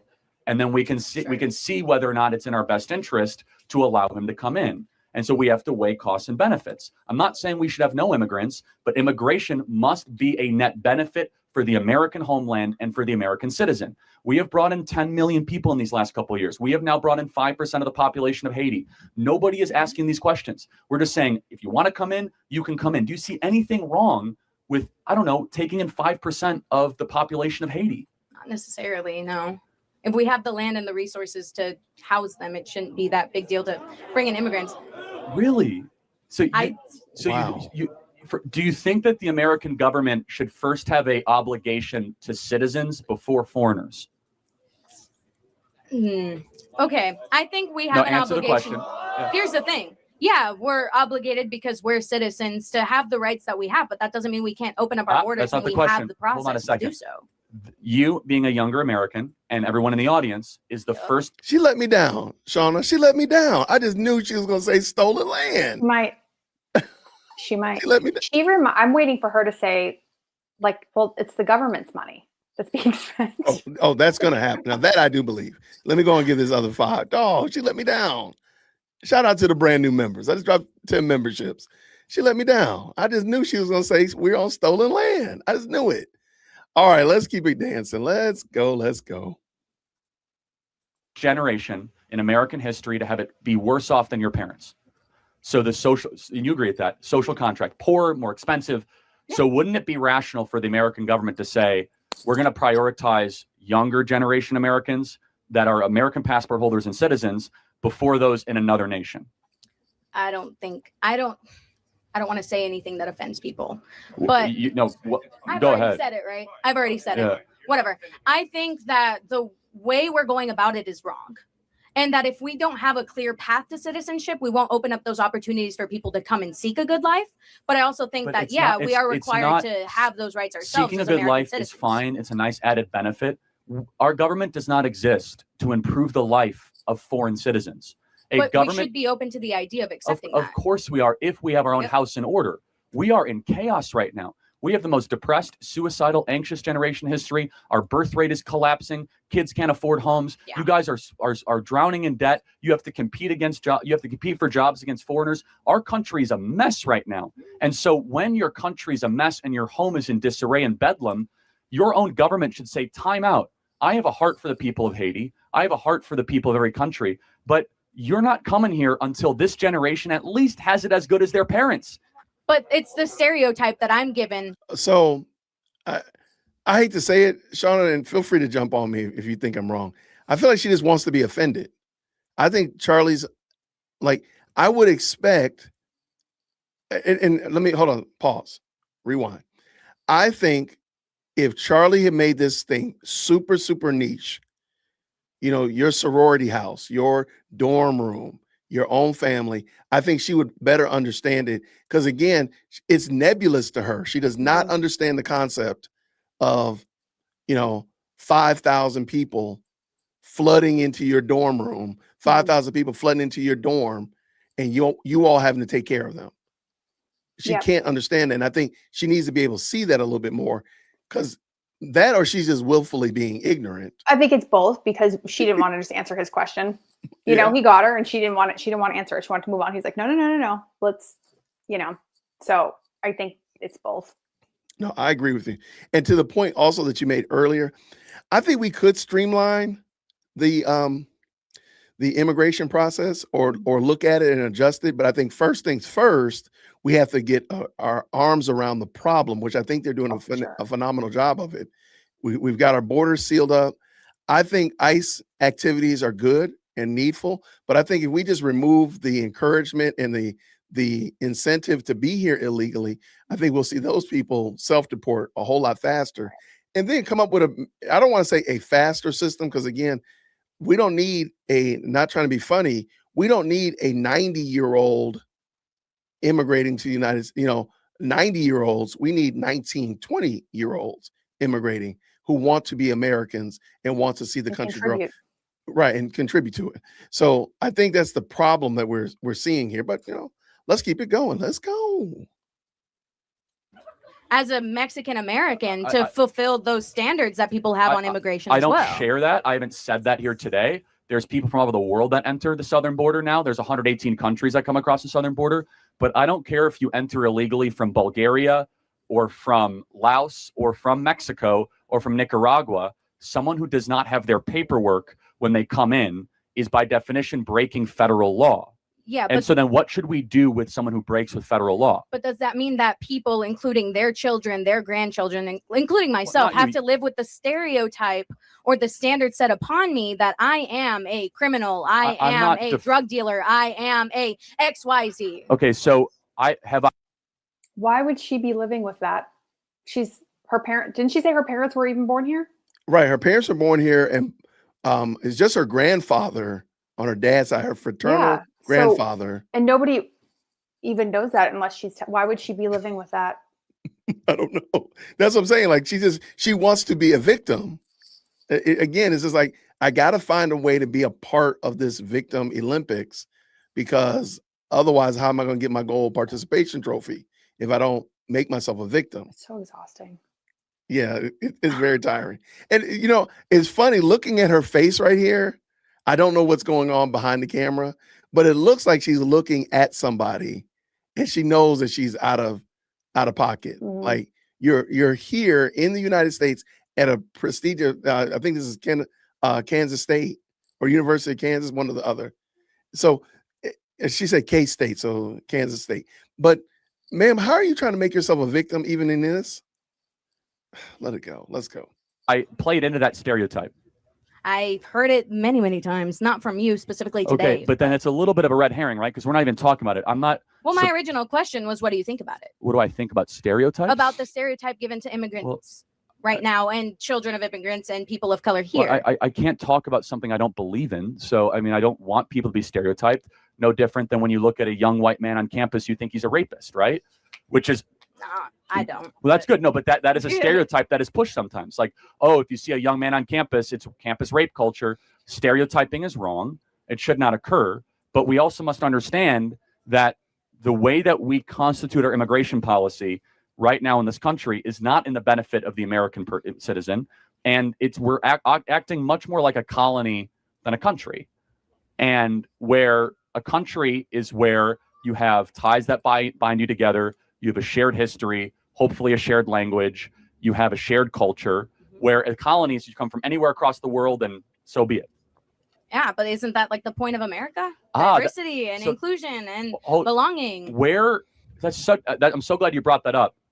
Where is that in the Constitution or the Declaration that diversity and inclusion, these are false ideals that are taught in school? They're, I guess, nice, but is diversity and inclusion really an American ideal?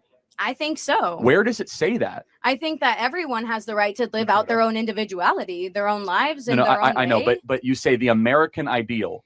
This is a very interesting. I'm gonna go back just a little smidgen. Notice what she said, and hopefully that's far enough. Let's see. Like the point of America, diversity and inclusion and belonging. Where that's so. I'm so glad you brought that up.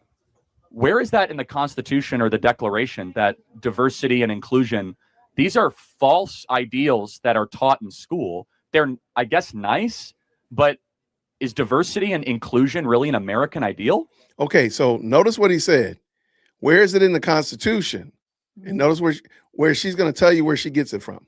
I think so. Where does it say that? I think that everyone has the right to live out their own individuality, their own lives, and their own way. I know, but you say the American ideal. Where do you get that from? There we go. Where did she get it from, Shauna? Where do you think she's getting it from? She just thinks it. From behind her ear. I don't know. Yeah, that's exactly right. Let's see. Yeah, pursuit of happiness for Americans. You're right, because that's what the Declaration. I'm an American. No, that's fine. Does that mean I'm not valid here for having a diverse background? No, where do you get that from? That's what I'm saying. Is You know what's crazy? And I didn't even realize this until I'm watching this right now, or think about it, I should say. Both of my maternal grandparents were born in Syria. I don't know if they came here legally or not. I have never once been like, people think that I'm an immigrant. I have to walk around and feel like it's never even crossed my mind. Interesting. It's never crossed my mind. Well, I think part of the problem that we're experiencing today is people feel like they don't have value in and of themselves. So Shauna doesn't have any value that she adds to this. So therefore, she has to reach all the way back and bring, grandma and find out. Maybe go find out. I think that's what that whole, 23andMe and Ancestry.com. I think that's part of what that was to go back in time so you can find somebody like, oh, look. Because I tell people all the time, I will never claim slavery because I have no clue. I'll never claim slavery. Nope. You're not going to catch me doing that because I don't know it. I don't know. I don't. And I'm not going to waste any time finding out because guess what? Whether they were slaves or not, they're looking at the fact that their great-great-grandson sits in the office outside of his studio and talks on a camera and is taking care of his family. That's amazing. That is amazing. So I don't need to go back and look wherever my ancestors are from. I want them to know that I'm doing the best I can with the skills and the life that I have right here. But see, these people can't be happy. And I was going to bring this up earlier. I was watching some Iran videos and I was like, wow, these people are really beautiful. I was sitting there like, I hope I'm not out of order. Like these people are really men and women, kids, older folk. They were just celebrating and singing YMCA, right? And I was like, wow, these people are really beautiful. Like, goodness, like, wow. And I thought about saying, you know why? Because they're happy. They're happy and they're celebratory over something was given to them. And thank God something was taken from them and they got a beautiful gift and they're happy. And I was like, wow, this is a beautiful group, a handsome group of people singing YMCA, marching down the street. I don't remember where it was. And I was like, wow, you'll never see that. Right. You'll never see that on that side because they're never happy. I was telling my husband last night that, you see stories, just different great things, awful things in the news, whatever. And a lot of times you can sympathize or empathize with how those people might be feeling, even if you haven't experienced something like that. I saw a video of a woman on X yesterday in Iran, and she was just hysterical. She wasn't, she was celebrating. She was happy, but you weren't really sure because she was just crying and just like in such shock. And I said to my husband, like, I actually don't know. I can't empathize with what that must feel like. That's like a completely foreign, I can't imagine to live under that regime for that long and then be experiencing that. It's pretty amazing. But I can say, you know what? I can't, because again, I can't understand like what it is you're saying. But I'm like, man, I can say one thing. They are thankful to God for the experience that they're getting. And I can amen that. Yep. I don't need to know. I don't need to be in the same struggle as you. Right. To see, But I'm like, you happy know for what? you. Yeah, I can be thankful for you. I can be thankful with you. And I might not fully understand it, but I know one thing. I thank God that you're experiencing this. Right. Much more than I want you to be experiencing this craziness that you had 48 hours before. Right. And you know what? I want you to, whatever this is, however it's parsed out, praise God for that experience that you're having. But my point in this is like, this young lady doesn't look like she wants to not be happy. She wants to find something to complain about. Like, baby, like stop digging and scraping and scrambling and scraping to find something to be upset about. Did you see Glenn Beck mention how like our society is addicted to outrage? Yes. Yes. He's so right. Yeah. And this young lady she needs to be outraged. Of course you are, but I'm saying that what? So can I not express that? Don't change the topic. You said we should be able to open up the country for people from all across the world. Yeah. Why do we believe that is a core belief? Because we want to help people. That's the point. We came here a long time ago. We established a country a long time ago, and we want to have other people come in, I think, to live in the luxury that we live in now. Last question. I knew Are you okay with deporting every illegal person that's here? No. Why? Because there's some people here that are not represented well by the media. There's a lot of illegal immigrants here that are working their butts off for the life that they want. I don't care if they're working hard. But the point is, what should the punishment be for breaking into a country? Depends on the crime you commit after you break into it. Okay. Isn't breaking in the crime? Right. So if you break into the country, but you don't commit any other crimes, and I've heard people say this, like, well, you know, it's almost like old school game of tag. You know, you get to base and you're free because you're on base. Right. So once you get over the border, you're on base. No. It doesn't matter that you punch somebody to get there. It don't matter that you trip somebody to get there. It don't matter how you get there. As long as you get the base, you're good. That's some crazy work. And it's not like that anywhere else. Nowhere else. You're not going to do that anywhere else. And you. But we're the bad guys. But no other first world country allows that. They just don't. So. But you think that those countries are better than here? It doesn't make any sense. No. Shout out. Just saying. If my neighbor mows my lawn, it doesn't give him a right to break into my house. Right. Well, let me ask a question. What if he goes into your garage and takes your lawnmower out of your garage, cuts your grass with his lawnmower, and then goes and cuts his grass? Does he have right to your lawnmower? No. People are wild. Okay, let's keep this going. Shout out. No, that's it. I'm talking about just the crime is breaking in. What should the punishment be? I break into somebody's home. What should their punishment be? You see her looking over there? Can you repeat that? Oh, so if you behave after you get here, could you repeat that? So she doesn't have a thought of her own. She needs somebody. She needs a lifeline. What was that show? Can I get a lifeline? You know what I'm talking about? Put it in the chat, y'all. If y'all remember that show where you would make them. No, what is it? Oh my gosh. When you had to call a friend or get a lifeline or whatever, like y'all know what it is. The live chat's going to tell us in a second. Don't even worry, Sean. It's coming. It's going to bother me. No, it's coming up. I know it's coming. All right, this is wild. It's fine. So to play that out, if someone comes into your dorm room uninvited, there we go, and they do the dishes and laundry, they can stay. If I'm not going to do my own dishes, heck yeah. They're doing my dishes for me. Cool. If they don't kill me, I'm not dead. It is what it is, man. Well, they are killing a lot of Americans, but you say they, like, who wants to be a millionaire? Thank you. I told you it's the best live chat. Shout out.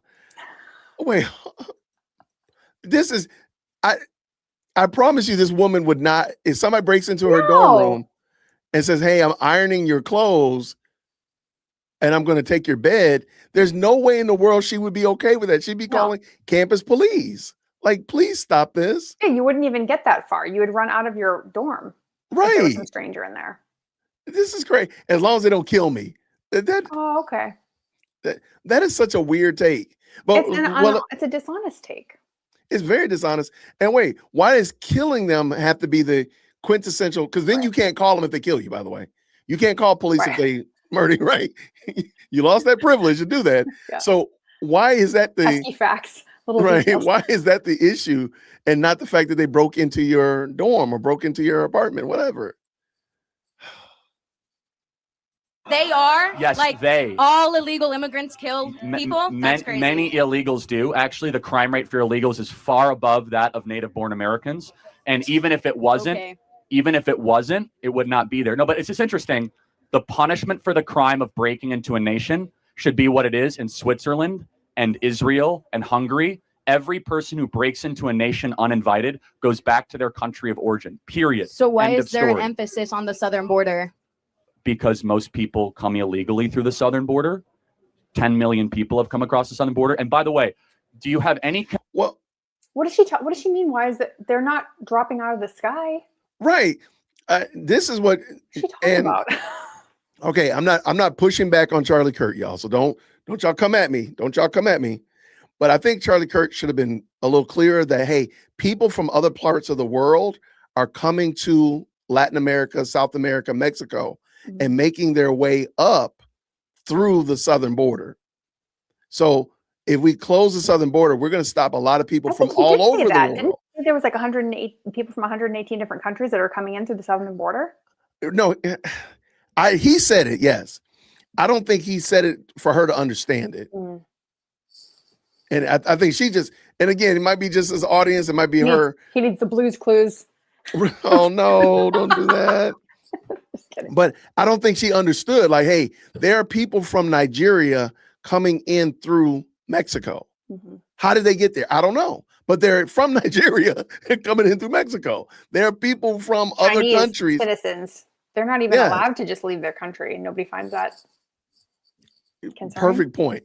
So I think that's the part. I don't think she's getting it. And maybe it could be on her. It could be maybe Charlie didn't explain it right or whatnot like that. But I think she's missing the point that because she really is making it sound like people from Europe are getting speedboated into Ellis Island and they're getting a free pass, whereas people walking in from Tijuana are being stopped and held up. And that's not the case at all. Yeah. I mean, try to break into Canada. Try it. Let me know how that works out for you. Concern for the 320,000 missing kids that have also been sex trafficked across the southern border. Of course I do. But who's doing the sex trafficking? A handful of people, not everybody else. 320,000. That's a lot. The children. Yeah, but each one of them has a handler. So, and that means that 320,000 sex pimps are bringing in sex slaves to this country. The point I'm trying to make is that we categorize all illegal immigrants under the same thing: sex traffickers, drug dealers. Am I doing that? And by you saying all illegal immigrants have to be deported, you're implying because they're illegal. Okay, this is what I think it is. She's lost on the fact that breaking into the house. I don't. That's where their illegal status comes in. Right. Once I break into Shauna's house, I'm an illegal. And you've committed a crime. I'm an illegal podcaster. Right. I'm an illegal guy wearing a black baseball cap. Right. The act of breaking into a place that you are not supposed to be is the crime in and of itself. It doesn't matter if you do anything violent or steal something after the fact. You committed the crime. Breaking and entering, it's a crime. That's its own crime. That is the crime. It is breaking and entering. Matter of fact, several times a week we watch body cam footage here, and I've learned a lot about the law. Like breaking and entering could be me putting my hand in the car. The window could be down. I put my hand in the car. Yep. I break the line of the car, put my arm in to grab your purse, but I decide not to. I've broken and entered your car. Right.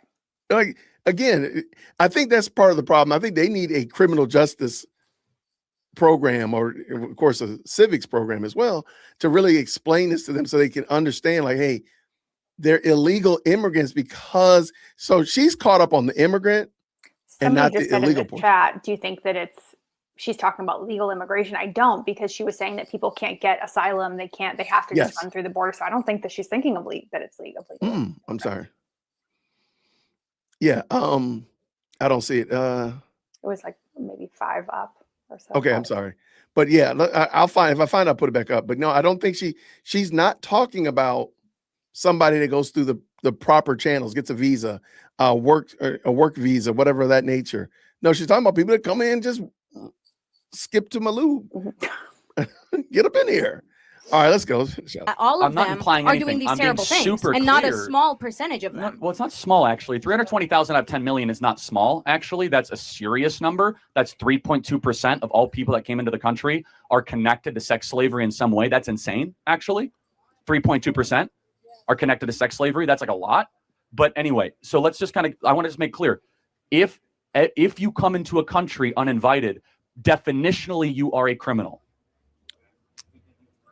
We're just not going to agree. It's fine. Then That's final okay. question. I'm sorry. Like, wait. But legally, it doesn't matter. That's not an I agree or I don't agree situation. It's a fact. It's a fact, right? It's what the law says. Okay,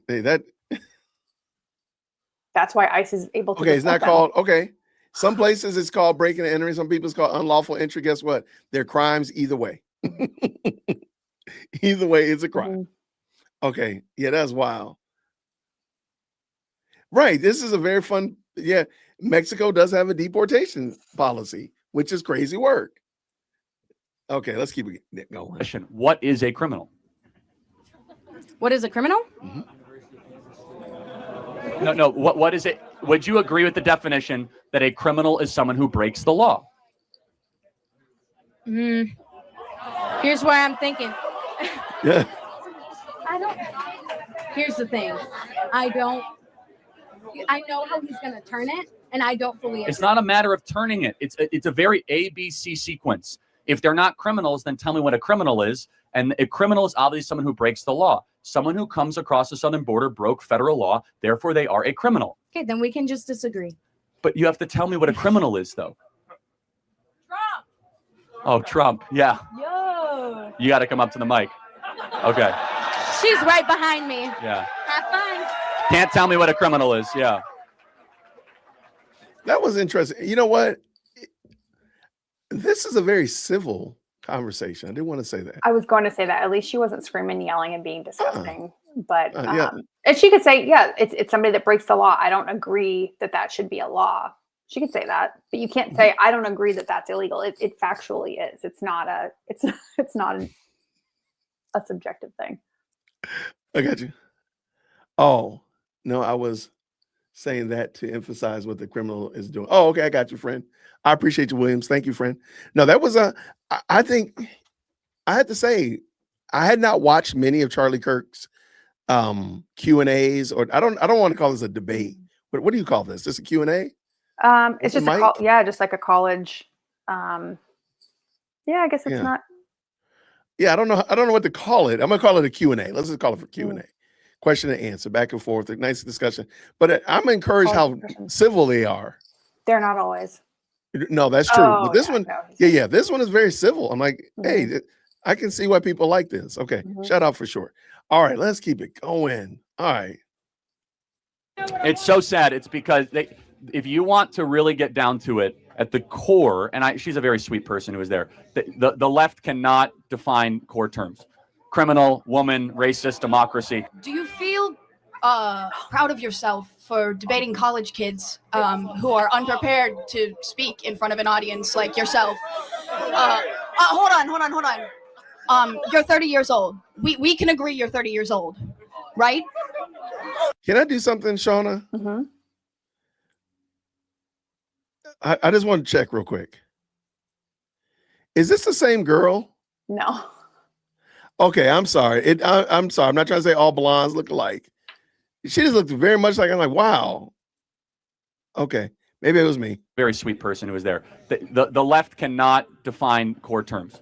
Criminal, woman, racist, democracy. Do you feel proud of yourself for debating college kids? Are you sure? Okay, all right. Wait. Yeah, you know why? Because this is the same guy standing behind her, so it's the same day. This guy right here with the backpack across his chest. Oh yeah. Okay, and this guy to the right. Okay, yeah, you're right. All right. Shout out to Shauna. Keep me straight. Who are unprepared to speak in front of an audience like yourself. Hold on. You're 30 years old. We can agree you're 30 years old, right? Do you think that's a little bit silly? Are you a voter? I am a voter. I'm a So registered I voter. vote and you vote. So I'm talking to voters of this country that will determine the future of Western civilization. That's what I'm doing here today. Yeah? Wait, hold on. How is it any different than a professor talking to you? Then a professor talking to you? Who are you? Well, important enough for you to come up to a microphone. I do think it's adorable that she made it sound like he went and dragged her to debate Well, her. I think he mentioned that too. He's like, nobody made you come up here. If this is the same one that I'm thinking of, it's like I think so. I haven't watched it, so we're gonna find out. Mm-hmm. But no, I think that is adorable. Like, you don't have to come and debate him. You can just walk on by. She's acting like he's talking to 8-year-olds. He's not. They're voters. No. All right, let's keep it dancing. Let's go. Actually, when I first saw this ad, I thought it was like an improv comedy thing. It looked so ridiculous that I didn't even think it was real. Well, no, you could see. Look how popular Trump is on your campus. How does that make you feel? That's not comedy. That is a 5-alarm fire for Kamala Harris because she's probably going to lose Pennsylvania. Look. But no, I just want to be clear. Is there something wrong with talking to voters? No, there's nothing wrong with talking. Well, that's to what we're voters. doing here today. It's an open mic. I think that you push a dangerous agenda. Such as? Your stance on abortion rights, for example. Here we go. Okay. So I think it's adorable. She said you pushed a dangerous idea. Mm-hmm. So dangerous, in my mind, I think it's fair to say, would be like something that causes someone to not have a life. Is that Right. fair? I would say so. Okay. Yeah. So like if I were, riding around in my car with no headlights on at night, that would be a dangerous activity because somebody could get hurt, Mhm. injured, or lose their life. Is that fair? Mm-hmm. And then she brings up her Abortion. justification of dangerous activity is one that's guaranteed to take somebody's life. Mhm. So it's dangerous to not want somebody to not take somebody's life. Like, I want you to turn on your headlights when you drive. That's a dangerous idea. I don't know how these people thought that they were going to go up and try to own Charlie Kirk. I don't think it's only Charlie Kirk. I'm like, personally, I think one of the problems is a lot of people have not actually had their ideas tested. They've kept them in a petri dish, a little bubble, Mm-hmm. and they've never taken them outside to actually have them wordsmithed and worked out and argued with in the public square. I don't think it's just Charlie Kirk. But I don't even think they thought through their own ideas enough because she's familiar enough with him that she should. I mean, if you're gonna step up to the mic, you should be prepared, and they generally aren't. Some people are, but for the most part. No, I agree with you 1,000%. Let's keep it going. Let's go. So let me ask a question. What is your name? Jean. Jean. And what is your understanding of the current Republican Party's stance on federal intervention in abortion? Well, I know that they want to bring it back to the states, right? So it sounds like you do know that the Republican Party's current stance on abortion is they're against a federal ban on abortion. I do And understand we're talking about that, a presidential election as the important election that we're talking about here. I understand that, yes. Great. So again, I think this open dialogue is great. I think it's great you're here challenging Charlie, and I think it's great that he's willing to travel campuses across this country to talk to the next generation. We need more conversation. Now, where's the disagreement, though, on content? Because you could criticize style or why you're talking to people or dunk on someone personally, but where do you actually disagree with I agree substance? with the way that you edit content and specifically frame it so that people look bad talking to you. The way that you edit your content. we post unedited content. Let me just ask you one thing, though, because personal insults can fly in all directions. Didn't she say that she didn't think that this was real? Mm-hmm. And she didn't know who he was? She was now trying to insult him. It's so stupid. It is interesting. Like, what are you talking about, ma'am? What do you mean? Which I think is wild. But shout out to Vivek right here. I think that was good job of bringing her back. Bringing her back to somewhere sane. Where is an area where you have a disagreement with the conservative movement, with Donald Trump, with Charlie Kirk, perhaps with myself? I was a presidential candidate last year. I think we need to talk about that more in the open. And the more we do, the stronger our country is going to be. We got a long line of people, but I want to hear from you one substantive area where you have an authentic disagreement. And I'd be glad to address it. I'm sure Charlie would too. That's good. Just in anything, relating to any political topic where you have a disagreement. Let's air it. Okay. I disagree with some of the laws that are being pushed in Congress that are against the LGBTQ community and the trans community. Okay, so let's talk about that. I'm going to give you my view, and then I want to hear yours. Okay. My view is that if you're a fully grown adult, 18 or above, you're free to live how you want, dress how you want, marry who you want if you want, if you're over the age of 18. I agree. But you are not free to indoctrinate children in schools who are not yet of the age of consent. You are not free, just as you're a 17-year-old or a 15-year-old can't get a tattoo on their own, I don't think that you should be able to go or until the age of 18.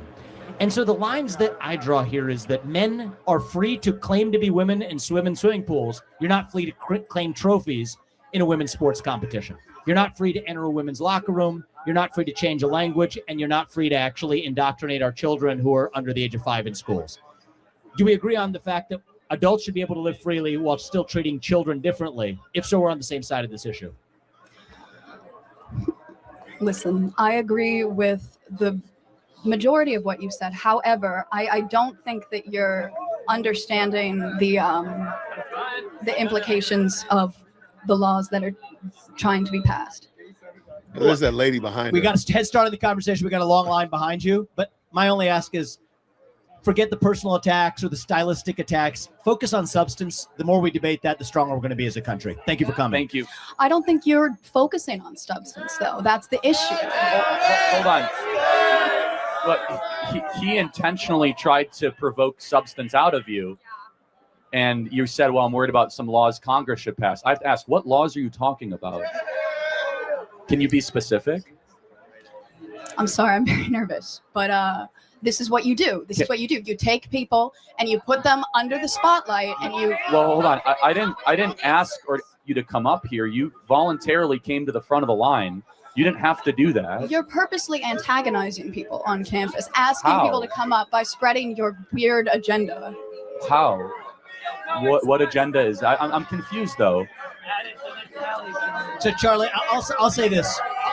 We'll end on this and we'll go to the next question. When I was 18, and I'm not going to blame you for this, I also took for granted a lot of the stuff that the media force-fed me, because that's what you know at the age of 18. You say there are some vague laws making their way through Congress that are hostile to trans community. Know how? I don't think those laws actually exist, but I don't blame you if that's what the cable media is feeding you. But let's get to the specifics, and then we're able to actually have an open dialogue. That's one of the things I've learned over the last 20 years. I think that the issue is we're getting our media from different sources. Both people are getting media from these skewed sources. The facts that you're presenting are not always correct. And that's why we're here with no TV screens between us. So people who have policy-based substantive disagreements, we invite those. I think that's how we're going to get our country back. And as it relates to trans, which you brought up, 18 or above, you're free to live how you want. You're not free to force that onto somebody else, or especially kids. And if we agree on that, we make some progress. Thank you. Disagreements, yeah. Yes, sir. Okay. Did you want to add anything to that, Shauna, or what do you think about that? Just embarrassing to watch for her. Yeah. Like, I feel uncomfortable for her because if you're going to bring that up, do you think that they're not going to ask you specifics about what specific policies? It's just those people are very frustrating to interact with. And they just did a really good job staying calm. Vivek's really good on the college shores with Charlie. And I think they're also used to, again, they're used to arguing in a vacuum where they don't have to push back. I could just say something like, and I get a head nod from my crew, like, oh, yeah, we agree. But nobody ever says like, well, wait, what are you talking about? Oh, Jason has dangerous ideas. Yeah. He doesn't want abortion. Yeah. But isn't abortion by definition dangerous? Of course.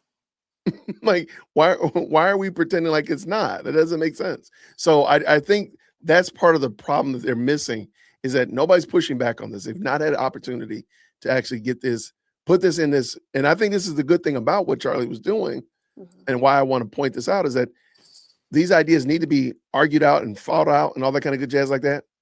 And let's bring this in. Let me do this real quick. Let's go. On a lot of issues, but specifically on immigration, when I hear about like the Haitians in Ohio, taking over cities, and the thing about eating people's pets, I don't know if that's true. It is true. But I was wondering if you could speak a little bit on that specifically, and I'm kind of torn on the election, so if you could also speak on if we have more instances like that in the future if Kamala Harris gets voted. Yeah, it's great. First of all, thank you for coming up to the mic. And I want to try to win you over as a liberal for Donald Trump. So you're going to give me a chance, okay? I will, sir. All right, okay. That is a true open mind. So I appreciate that. Number one, we have accepted 5% of the Haitian population in this country in the last couple of years. I have nothing against Haitians. I know some Haitians. We can all agree when you accept 5% of any country's population, in addition to all the other mass migration we have, it's too much, it's unsustainable, and a government must start from this core premise. It must have an obligation to fulfill a better life for its own citizens before it opens its border to non-citizens. It's a very, very basic, fundamental thing. And as I said earlier, everybody in this audience is seeing their future worse off than their parents for the first time since George Washington.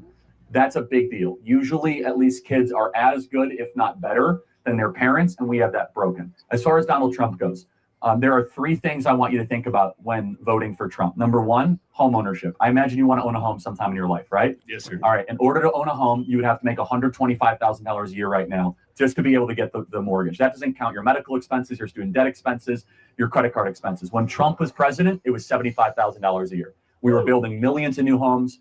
Incomes were going up. Why is it that the housing prices have gone up so much? Because Kamala Harris and Joe Biden have spent $6 to $7 trillion of unnecessary federal spending, flooded the zone with these trillions of dollars, which have inflated asset prices. Number two, as a liberal, I imagine you don't like war, right? You don't like endless war. Under Donald Trump, it was the first president in 40 years where we had no new wars. No Iraq war, no Syrian war, no Russian-Ukraine war. Under Joe Biden and Kamala Harris, we have the Russian-Ukrainian war that we've spent $250 billion on. We have the terrible situation in Israel and Gaza. I'm very pro-Israel. We can all agree, though, not a good situation, right? Not favorable. It's just bad. A lot of human suffering, not good to witness. Under Donald Trump, none of that happened. In fact, he brought peace to the Middle East. We had the Abraham Accords, and we had a stable international circumstance. The final thing is the border. Under Donald Trump, the southern border was the most secure it was in American history, with border crossings at an all-time low. Under Kamala Harris, 10 million people have come across the southern border into this country. We have no idea who they are. They're coming into our communities. Crime is increasing. They're eating ducks and geese and cats in Springfield, Ohio. And that's just like a silly example. It's totally true, by the way. Why? Yeah, go ahead. Why? When I look here, let me get your thoughts on what he said there. Home ownership, Shauna, home ownership, no new wars, and border. What do you feel about those? Oh, sorry. Hold on. I'll be right back. My kids something's going on. I'll be right back. Not a problem. I'll talk about it for a second. All right. I feel like, borders, Trump has done a phenomenal job with borders. I do think that we need to evaluate how we handle the ICE situation. And I think, not because I don't think that ICE representatives need to be going into places and taking out illegals, but I think limiting or actually removing the incentive for illegals to stay, I think would be phenomenal. And that will work in tandem with ICE. So I think ICE, you got me there. Home ownership, I didn't realize how expensive stuff was, man. I've lived in this house for 16 years. Well, let me see. Yeah, she's going to be 16. We moved in before she was born. So we've been in this house for 16 years. I didn't realize how expensive houses were. I bought my first house when I was 27 years old. I bought a townhouse. And that's where me and my wife lived until we bought this house.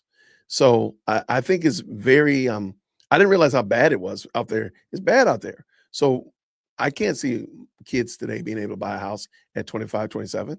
I just can't see it happening. And then, of course, no new wars, no new protracted, ongoing Afghanistan, Vietnam type wars. We boots on the ground all the time, all day. No new wars. And I think so far he's kept all those promises. What you think, Shauna? I just walked back in. So as far as the home ownership, I do worry about that. I worry about my kids being able to afford a home. I don't know how they're going to be able to. Even in the states that were considered affordable, they're not anymore. Right.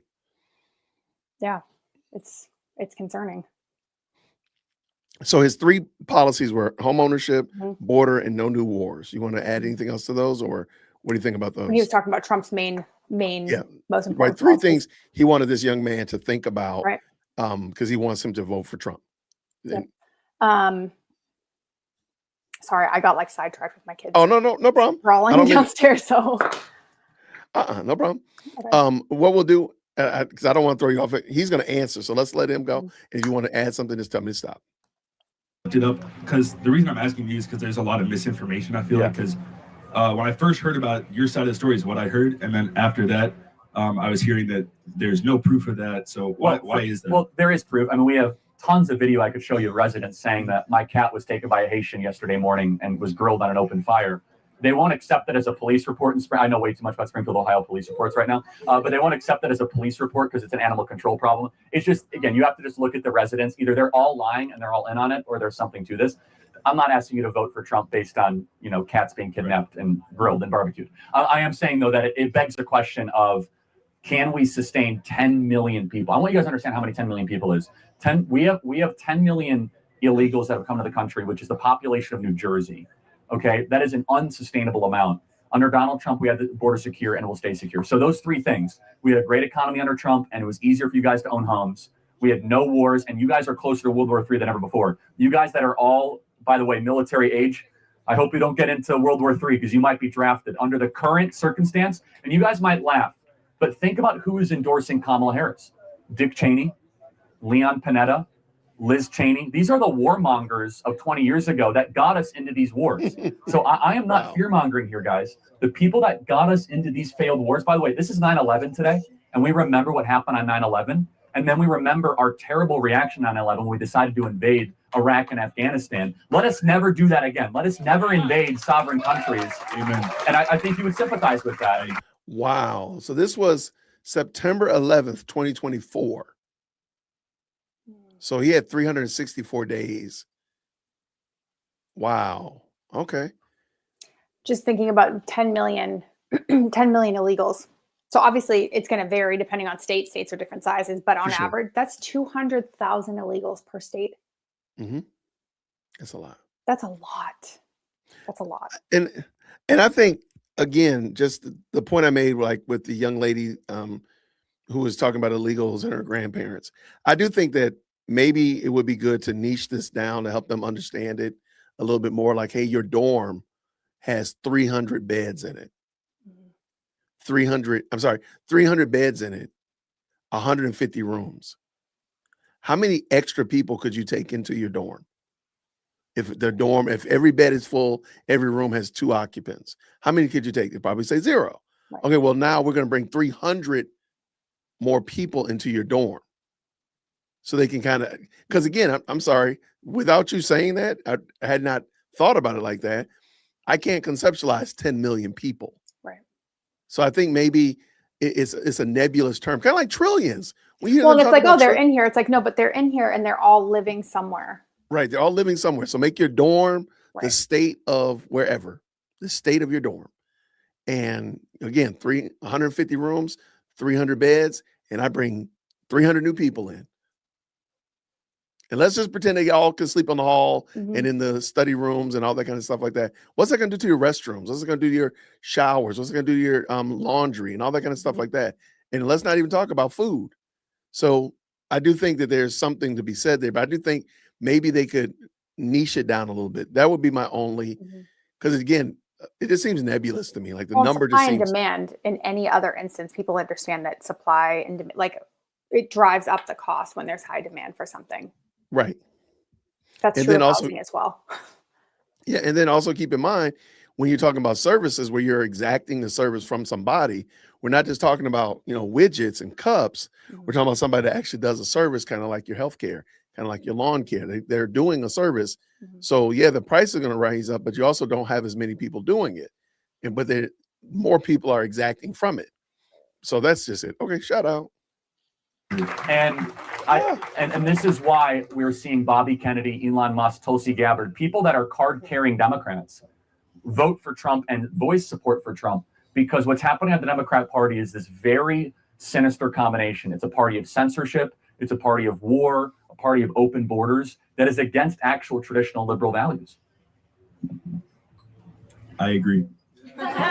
So which way are you leaning? Can I get a hat? That's a good answer. Thanks, man. God bless. Thank you. Okay, Thank you. the fact that this is September 11th, 2024 makes this a whole lot more realer. Like, that's kind of crazy. Wow. That's wild. Okay, yeah. Anything you want to add to that, or? No, I just miss them every time I watch these videos. It sucks. It just sucks. Yeah. I think this is good. Shout out for sure. Hi, Charlie. You are right. I will. 1 sec. Yes, ma'am. Yeah, I just have a question kind of based on affirmative action. I'm a computer engineer here at UW-Madison. I'm about to graduate. And there's a lot that I've found through research and just general, I guess, my studies. Not only does affirmative action like help, minorities, people of color, but also women in general.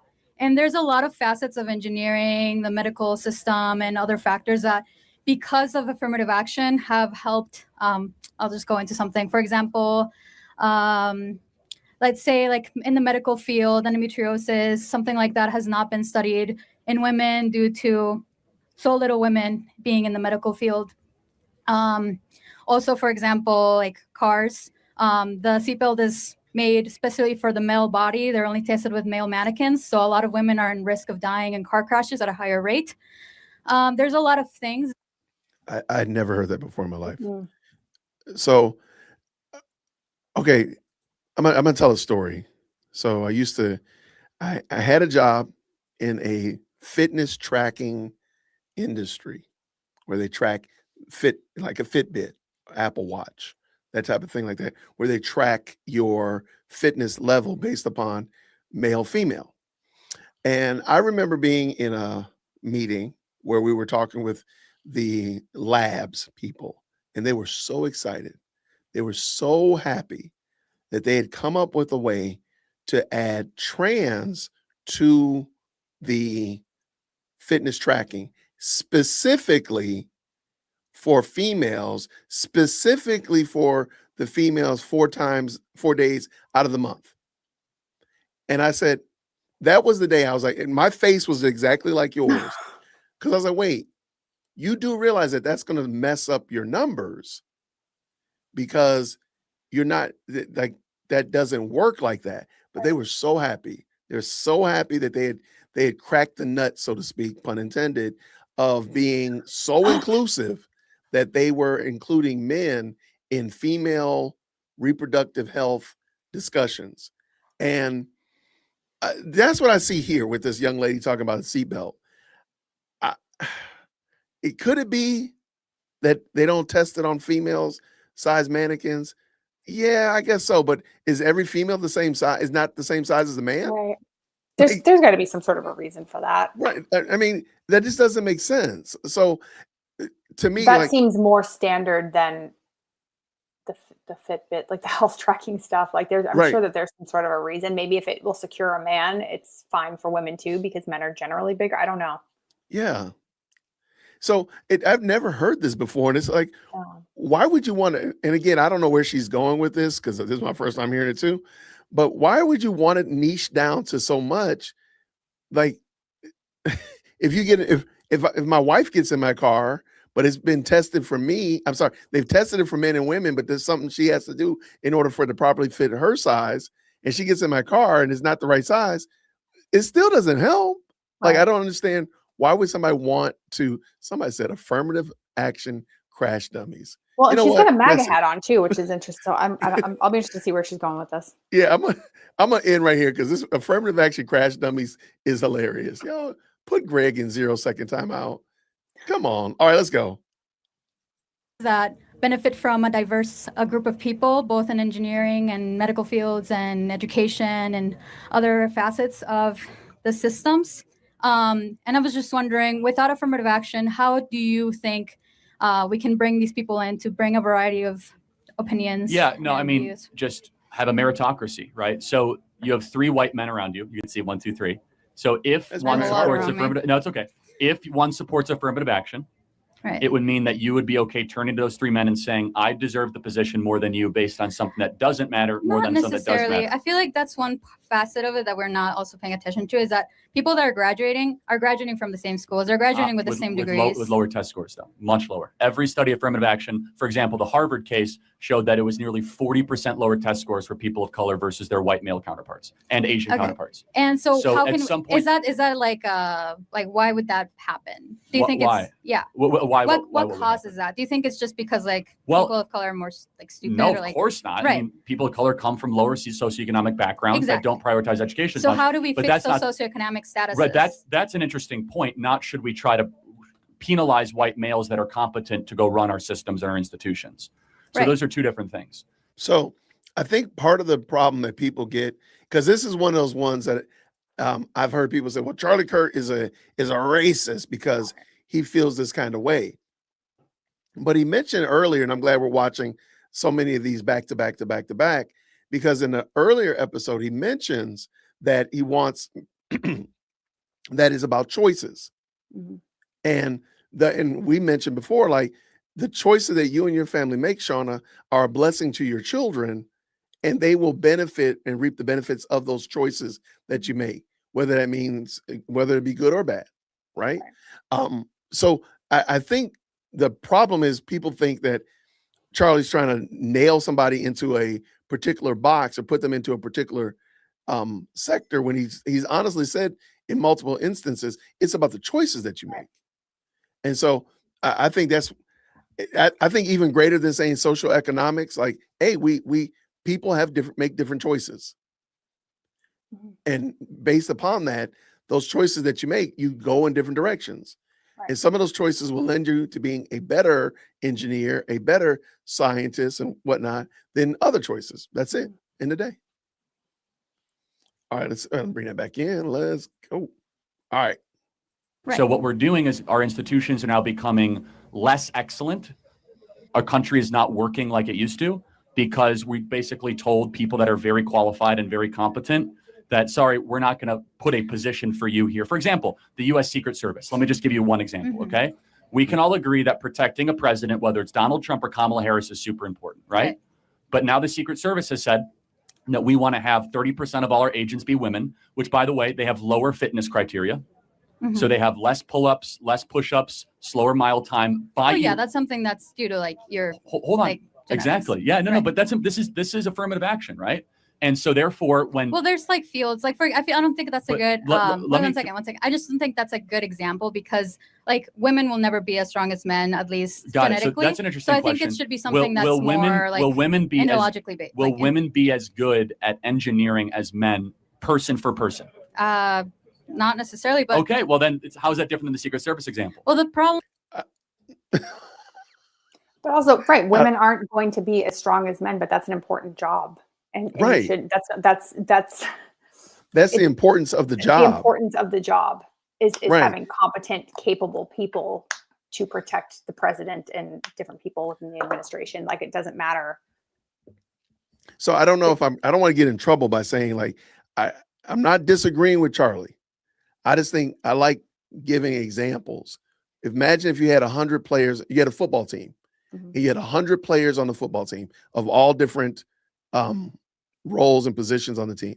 But let's say 30% of them are inadequate to meet the standard that the other 70 have. But your opponent has 100% of their players all meet the standard. You're already at a dispadisadvantage by 30%. Or depending on what the roles, unless the people are like the water boys and the or whatnot. But besides, if they are on the field, you have a potential of not being as successful because 30% of your team does not meet the standard, and your opponent has 100% of their team meets the standard. You're going to be you're in deep soup. Who do you want operating on your child? The most qualified surgeon. Possible. The most Absolutely. qualified. I don't care if And man, woman, what color skin. I don't care. I want the most qualified, competent person. And if you could, if you had the choice, if you had an emergency of that caliber and you could choose, and you say, hey, this doctor right here, we know has hit, they're 100% qualified. Mhm. But this one right here, we let in because of their skin color, They got like because 70s of their on all their tests. gender. You'll be Say fine. again? They got like 70s on all their tests. You're fine. Right. Yeah. But they're diverse. This hospital is all diverse. Got a lot of diversity going on. Right. We got 100 doctors in there. Now, 30 of them didn't really meet the standard, but we did get them in. But we got 100 doctors over here. This one over here, every one of the doctors meets the standard. If you could choose, especially within the life of your child, I think we all know where you're going. Right. So that's all I'm saying. I love Charlie's his methodical thought process, but I would add to it. Somebody's mentioned right here, they are forced to affirmative action onto the NFL. Right. The NFL doesn't do that. They're not diverse like that. Now, actually, truth be told, the NBA is having a problem with diversity because they are reaching out to other nationalities way more now. So actually, the pendulum swinging the other direction. So it's not Americans at all. They're actually looking for and bringing in talent from other places. And that's actually, now they have the other problem. So, but shout out, I get your point for sure. So I like the way Charlie gets to the point, but I think it's not hitting this young lady like it should. Secret Service, that went over her head. But if you said again, something that really hits the point, I guess they're in Oregon. So you're talking about the school's football team. I think he's like an Oregon Ducks guy. Mm-hmm. I think if he had hit that, I think it really would have sunk in pretty quick. Just my opinion. Is that because the male mind is wired different than the female mind. By the way, men will never be as good. Hold on, I'll prove it to you. Men will never be as good at counseling or psychology sessions as women. Men will never be good at nursing or elementary school education as women. Hey, hold on. Hold on now. I'm a former classroom teacher. I was pretty good now. I was good. I was a good school teacher. I'm a former nurse, and I would say that there are some very good male nurses, but generally speaking, we're speaking generally. Right. That's why I'm not a school teacher now. There you go. That's why I took my retirement as quick as I could. Right. So, but he's right on the money. He's right on the money. Again, more nurses are female. Not saying every nurse is a female, but they're better at it. More teachers are female. Not saying they're good at it, but they're better at it. Especially in the early elementary, you got to search high and low to find a guy. That's not like the PE teacher. Mm-hmm. Gifting says our brain is wired a certain way. Women are far better gifted at micro topics. Yeah. So individual connection, empathetic type conversations, healing people that are past trauma and wound. Men are much better at macro topics, right? Trying to build a building, put a skyscraper up, trying to talk geopolitics. And I'll prove it to you. When you go and you see 5 women eating lunch, they're probably talking about micro topics, conversations they had, relationships, friendships. Men, they're talking about politics, sports, or the stock market. That's not necessarily true. true. Yes, you guys all agree. I do think I'm sorry, he should have started with the guys and said, hey, if you get 10 guys together, they're going to be talking about this, and got all them head nods going, because then it would have been hard for her to argue otherwise, because you're not going to get us talking about our feelings and the such of that nature if we get together with 10 of our friends. It's just not going to happen. I agree with them 100%. What do y'all talk about when you get with your friends, Shauna? I do talk about politics with my friends a lot, but I talk about the other things too. Okay, well, we're gonna put you in that very small corner that doesn't talk about Grey's Anatomy and avocado toast. All right, so let's go. You don't like avocado toast? It's all right. I've never had it. My daughter likes it. I've never had it though. I mean, there's a reason. No, these are bimodal general truths, right? Of course, there's exceptions, but it's not a general truth, though. I feel like women have the capability of having political conversations. Of course they do, but it's not the general wiring or nature of women. It's not. There's no wiring. You just want to argue. Stop arguing. Like, you just want to argue. Right. He said it is a generalization. Right. This is a broad brush statement that most people can say, Yeah, though it's not 100%, I can see there's Generally, 98.2%. Say again? generally speaking, even if it's 90%, Yeah. like it's, yeah. Let's keep it going. Let's go. For your brain to like Donald Trump. Like that's not a real thing. I feel Hold on, like. but wait a second. But do you think that men and women are made different in our brains and our Certain things, but not necessarily. It doesn't like channel you to be a specific thing. Like what things? Well, like there's like specific wirings to, like produce certain types of hormones, and that's like differences that are genetically. So you don't think that men are more likely to like contact sports, more likely to enjoy football, UFC, hunting? I think that's because of a societal norm in general. Like over a lot of time. No, come on, you're smarter than that. That's not true. Well, hold on. So why is it there's women that play football? So like you can't just say that. And there so are that's men an that dress example in of drag, women that but don't do those are not the general truth of it. So let me just be clear. You think that there's nothing within the female brain in its constitution that makes young ladies more likely? I mean, being that I'm an engineer, I don't think so. No. Yeah. Really? Yeah, I don't. I mean, I feel like I would ask her, does she see herself as an outlier of her friends? Mm-hmm. Like she says she's about to graduate, so that's 4 years in people college that she's grown up with. Right. I was gonna say, like, friends might be engineer majors. Of your 20 friends from high school that you still know on Facebook or wherever that you follow, how many of them are following this track that you're on right now? I'm going to go with, she'd probably say maybe 2 or 3 at the very most if he had asked that question. So you're an outlier to the 17 others that are doing different things that are not. Know that. Say again? She has to know that. Right. I'm just like, why are we arguing this? Like, this doesn't need to be argued. We can understand and appreciate there's a diversity. Sure. There's a lot of differences. Sure. But as a general statement, this is true. Right. Like to say men like football, UFC, and soccer or rugby, that's not far reaching. Now, maybe I don't like rugby, which, by the way, I think rugby is wild. So, but that's crazy. I love it. But I'll watch it, though. But you didn't have to know anything about me to say, Jason probably watches UFC. Yeah, I do every now and then. You're right. But you don't have to, that's not a reach. Right. And now, does that mean I watch every one of them now that they do it just about every weekend now? No. And I don't know most of the fighters? No. But generally speaking, you got me. Dead to rights. Why does she want to? I feel like she just wants to be disagreeable. She wants to be a contrarian. So you think if you pick a random lady here that they'd be just as comfortable sitting and watching a 4-hour football game than they were to go get their hair done with their best girlfriend? Well, I feel like that's kind of diminishing to say, oh, because you're a woman, you will not be able to sit through a 4-hour football field. Is it diminishing to say a man? Flip it on his head then. Go ahead. No, she's just exhausting. Right. Well, flip it on his head. If you pick a random guy, do you think that they would be predisposed to go get their hair done? Like this guy right here, right next to her with the black shirt and the black glasses and the what is that? The alpaca haircut, the broccoli haircut. Would he be more prone, that guy right there, would he be more prone to want to go get his hair done, his nails done, get a massage and sip mimosas? Or would he be more prone to go watch a UFC or a 4-hour football game? Watch UFC or a football game. I mean, hands down. Like, what are we talking about? I'm a little surprised that there's a woman over Charlie Kirk's shoulder. She has a black crossbody bag with the Under Armour logo. I'm surprised she didn't like say anything. She didn't even blink when he said the get their nails done. I was waiting for some woman to be like co-sign or signify. She didn't even say anything. She let me down. And I haven't heard one guy be like, I really like getting my nails done. Never.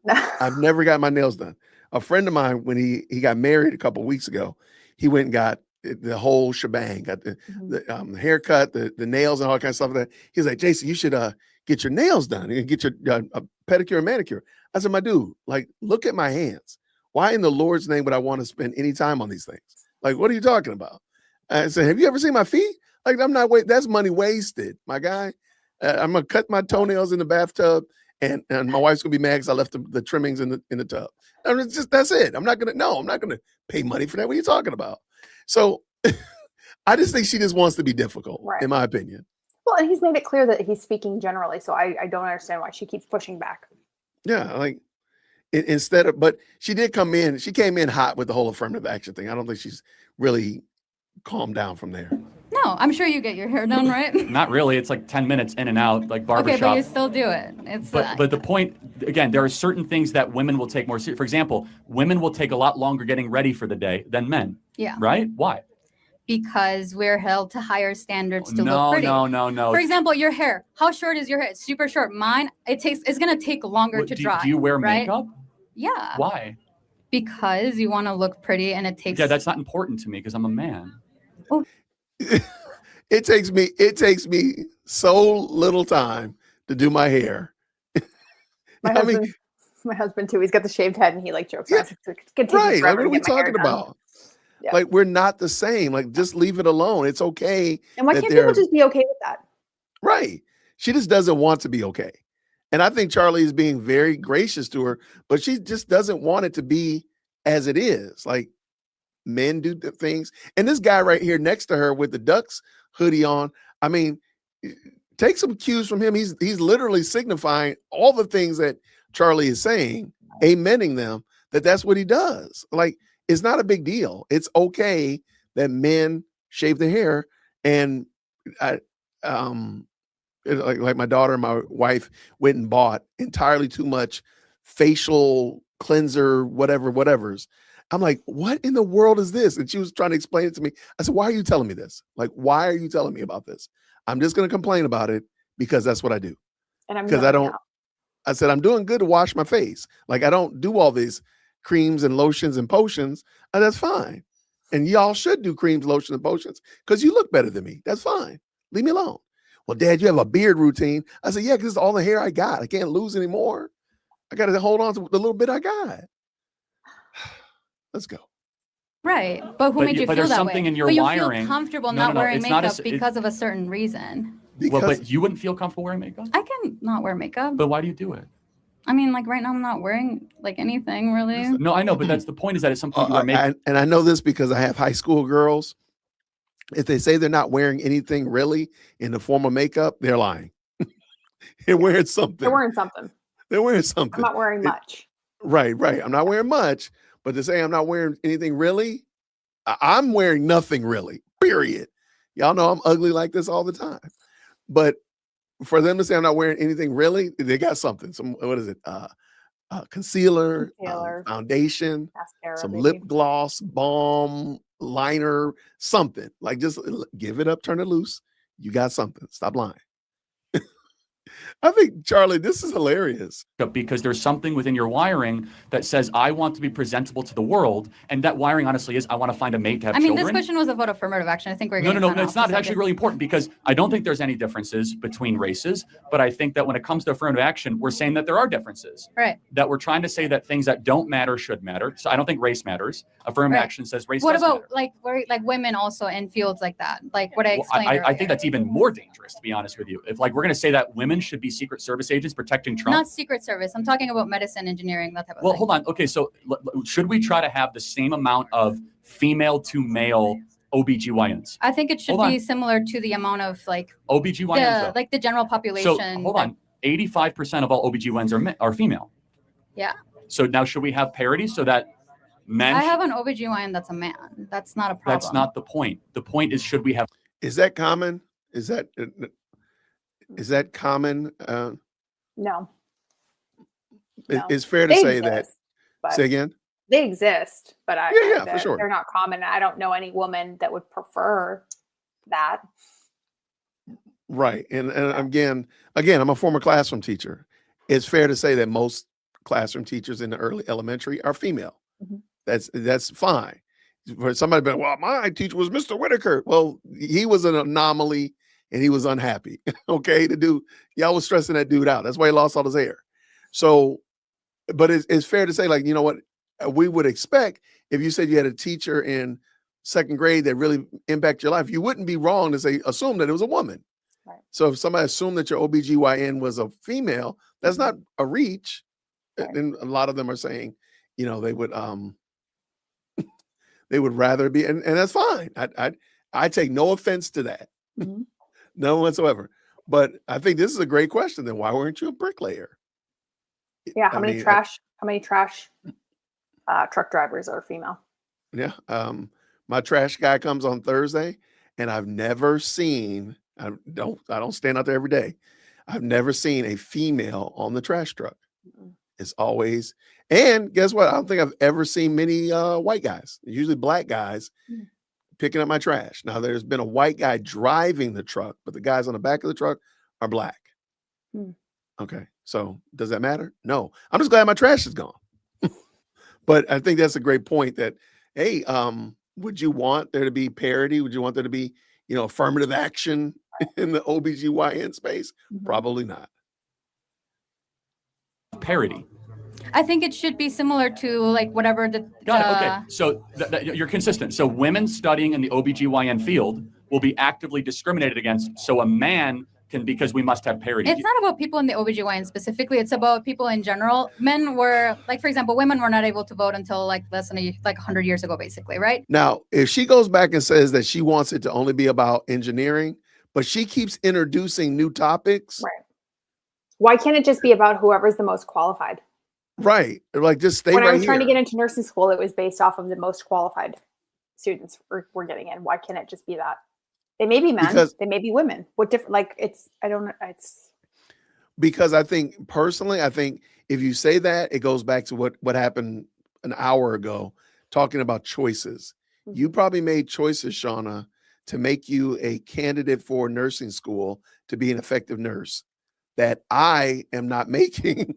So therefore, I'm not going to make it in nursing school. That's just the reality. You made choices. So, and those choices improved your qualifications. Whereas my choices completely decimated my qualifications, hence why I never tried. I never said I was going to be a nurse. But I think that's what the problem is, that they're not bringing up the real matter. Truth of the matter is that qualifications is what we're talking about. And I think if they did that, be the most important thing. It should, but I think we know what we're talking about here. All right, let's go. What does that have to do with? One second. So because of that, a lot of the laws, a lot of everything that's set in place was made by men, was excluding women, was creating like reforms and like certain legislations that would specifically, support men rather than women. What do you think that dude in the red shirt, red hat right here? You see, he just turned his camera and took a picture of her. He probably like, y'all do not believe this chick. What does that have to do with anything? I can't believe Charlie's gone back and forth with her for this long. I'm a little bit surprised as well. Okay. All right, let's keep it going. Women, because women don't have that ability. Support society. I don't think it was always about supporting. Well, for example, like what about it? Like what I brought up, endometriosis, or like the seatbelt accident, like all this stuff is due because we tend to favor men in specific. Well, so I just don't believe that. First of all, because research will go where the money is, and so if there was money in endometriosis research. Not much, because men that's don't why. care. So maybe it wasn't sexism. Maybe it was a monetary explanation. Well, who has the money in a society? Well, actually, women control more money than men in the country. But women weren't able to have bank accounts until like less than 100 years ago. So they can't really build that generational wealth. Do you think it's been a better thing with women's liberation the last 20, 30 years? Yeah, I would. Do you think that's interesting? Do you think women are happier in America today than they were 30 years ago? Yeah. Then why are they the most depressed group in the history of the species? Women are the most miserable they've ever been. Like, why is that? I don't think that's because we're allowed to have money. No, I'm asking the answer, but it's like more liberation, more college degrees, more birth control, less marriage. I would less argue kids. otherwise. I don't know where you got that data. No, everybody agrees that women are super miserable. As far as versus 30 years ago. Well, it could be the fact that because women weren't able to go to a psychologist or like. I'm sorry. Or maybe it's because they're not doing the one thing that they want to do, which is to get married and have children. Yeah, she's saying that. No, it's actually opposite. It's saying that women actually says women around the world report higher levels of life satisfaction than men, but at the same time report more daily stress. Yeah. So we're just held to type in women antidepressant use 2024. It is the highest it has ever been. But there's like more layers to it than that. It can't just be that. You have to look at why are women more likely to go and talk to a psychologist. There's the differences in that. So, but I'm just curious. So, do you think women are generally happier in 2024 than they were in 1964? Yes. Okay, thank you very much. But I just had the question of how would you want to fix that? Just like there's no problem to fix. Pure meritocracy. no, I'm just saying like how do you bring people with diverse opinions? Oh yeah, I mean like I don't care that much about. I care about excellence. So like women, like you used to be I studying don't into care stuff about like putting women in endometriosis STEM. and I stuff care like about being that. a strong. No, I'm talking and, about like being able to like look into those type of things, like endometriosis, like all this stuff. How do we make that safer for other people without bringing people that care about it? Not that important to me. I want the country we once had, which was the greatest country ever, where we put excellence and we put superior intellect above like sensitive racial politics. Not interesting to me. Okay. Because it was a bunch of white men that were like running the country, and all of a sudden we decided. I'm not saying that's a bad thing. I'm just saying good. that That's fine. I mean, but when we used to have a country that was based on merit, we were more successful, and we were a better run country, and we're objectively not now. yeah. We're a country I'm just saying that in we can't engineering, even there's protect a a lot president of from getting shot. yeah, there's a lot of parts in engineering that because we don't have a diverse look of opinions, then we are putting them like we're putting certain people into more danger, like women in cars. That's like one example. Okay, thank you. That's okay. All right. That was Sean, are you okay? She was exhausting. She was. I agree 100%. I don't think that she was a fair dealer. I mean, this was kind of just throw out as many different topics as possible type of scenario where she just kept throwing things out. And I don't think she really wanted an answer because I don't think there really was a problem that she was trying to fix. Right. Or I'm not saying that there's not, Charlie's beliefs on affirmative action should not be looked at and reevaluated. Not saying that. What I am saying, however, is I don't think she was trying to get those problems resolved. But No. what do you think? No, I don't think she. And I'm confused of why she was wearing a MAGA hat. That was totally throwing me off the entire time. I have a hard time understanding how somebody would not want the most qualified person in any position, no matter what it is. Absolutely. I don't understand that. I don't get it. I think that there's obviously more male like police officers and firefighters and stuff like that, but there are some women. But you still have to. I know specifically for firefighters, like you have to meet these specific physical requirements. Otherwise, you can't. If you can't physically do the job, you can't do the job, and they're not just going to give it to you because they want diversity. Like you have to be able to carry people and meet all of these other requirements because that's what the job requires of you. Yeah. Like, I think I don't know why that's a problem. And I think it's funny that you mentioned, firefighters, because there are certain jobs that require there's a physical strain, right. There's a physical requirement that has to be met. Right. And I think we've embraced entirely too many Mary Sue's is what they're called in the movie industry, where this woman can do just about anything. Right. You have a 120-pound woman that's beating 300-pound men left and right and center, throwing them around like rag dolls. And they believe that that's actual reality. That's not reality. Right. And no, there are certain things that women can't do against a man. Even like, I don't think this was it when she was talking about men. Oh, she did. She said women that play football. Like, you show me a female linebacker. I'll wait. Right. We're football talking where? kickers. They play football where? Well, there's that too. But we're talking about kickers at best. Yeah. If you have a loved one that dies in a house fire because there's a female and I'm not against, but I can't carry a man out of a house. I just can't. Right. So if you have and it's like, wow. Yeah. But we're diverse. We wanted diversity on the, it's like that's. And that would be my, and I know that you have to get ready to go. So I do want to say thank you so much to Shauna. Thank you for having me. Sarcastic Liberty for hanging out with us. I'm sorry, somebody. I see somebody's trying to be funny. I'm gonna bring that in a second. I want to say thank you so much for hanging out with me. I appreciate you. If you ever want to again, you are welcome. Anytime. This will be what we'll be doing moving forward for some time. We'll be looking at some of his debates, whether we go back, the great debates of 24, maybe 23, whatever, some Q&A, some lectures. We'll be looking at some of those things and just having some good dialogue. So you're always welcome. Anytime. They are superhuman physically. They really are. We're going to talk about that. It's like, we're going to talk about that. I'm going to rant for 10 minutes about that. Or can they carry a man? Well, I guess so. Probably not. All Probably right. not. Well, thank you so Shauna, much. thank Talk you to so you much for later. following through. We appreciate you. Tell your family hello, and we appreciate you. Have a good night. Grace and peace. Bye, guys. Take care, friend. All right, that was Shauna from Sarcastic Liberty. Thank you all so much for being so gracious to her. And yes, you're right. Come on, Jason. You mean Holly Berry and Angelina Jolie are not superhumans? Come on, man. Stop it. Just stop it. Thank you, Amethyst. What she say here? That's why men do parallel bars and women do uneven bars. Really? I didn't notice that. I'm not big on gymnastics. I don't get it. His power is in his torso. Hers is in her hips, pelvic area. Really? Well, there we go. I didn't know that. Shout out. And thank you for the 5. I appreciate you. Hey, real quick, I got a shout out to Megan Lewis. This is a brand new member. Shout out to her. Shout out to Mike, blessing 10 people with memberships. Y'all make sure you tell Mike, thank you so much. Mike, thank you very much, man. That's great. And of course, Greg earlier, no question, no comment, just pure love of the game. Thank you, sir, for supporting the channel. I appreciate that. And then SC back up in the building. We appreciate you, brand new. Well, actually, he's a remember. I saw you said a remember. That's hilarious.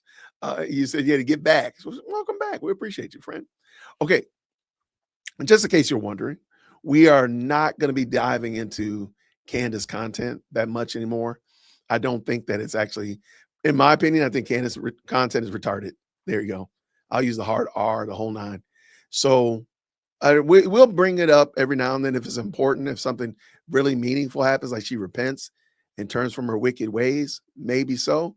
But besides that, though, we're not going to do that. And I said, hey, why don't we actually look at what Charlie was doing when he was there at these college campuses? I thought that would be beneficial, more beneficial to us than sitting around watching Candace. Why? We disagree with her. Why don't we watch somebody that we generally agree with? How about that? So shout out to Shauna, who came through earlier. She was my guest. We were just looking at and taking apart some of these Charlie Q&As. I got a few more minutes left on this one. So I'm going to let this one ride. I'm not going to keep interrupting. And I thought that this would be beneficial. So I appreciate y'all. Thank you so much. Green Hearts, if you like the idea of us, going through and looking at some Charlie content or whatnot like that, maybe we'll do some sermons, maybe we'll do some other things like that. But some other content, I just want to make sure it's something that you all benefit from. I don't want to do things that I like. I don't want to do things that I find valuable, but you yourselves as an audience don't rock with. So let's do that real quick. Let me know, Green Hearts in the chat if you like it. Let me bring this back in and let's go. Hi. About that.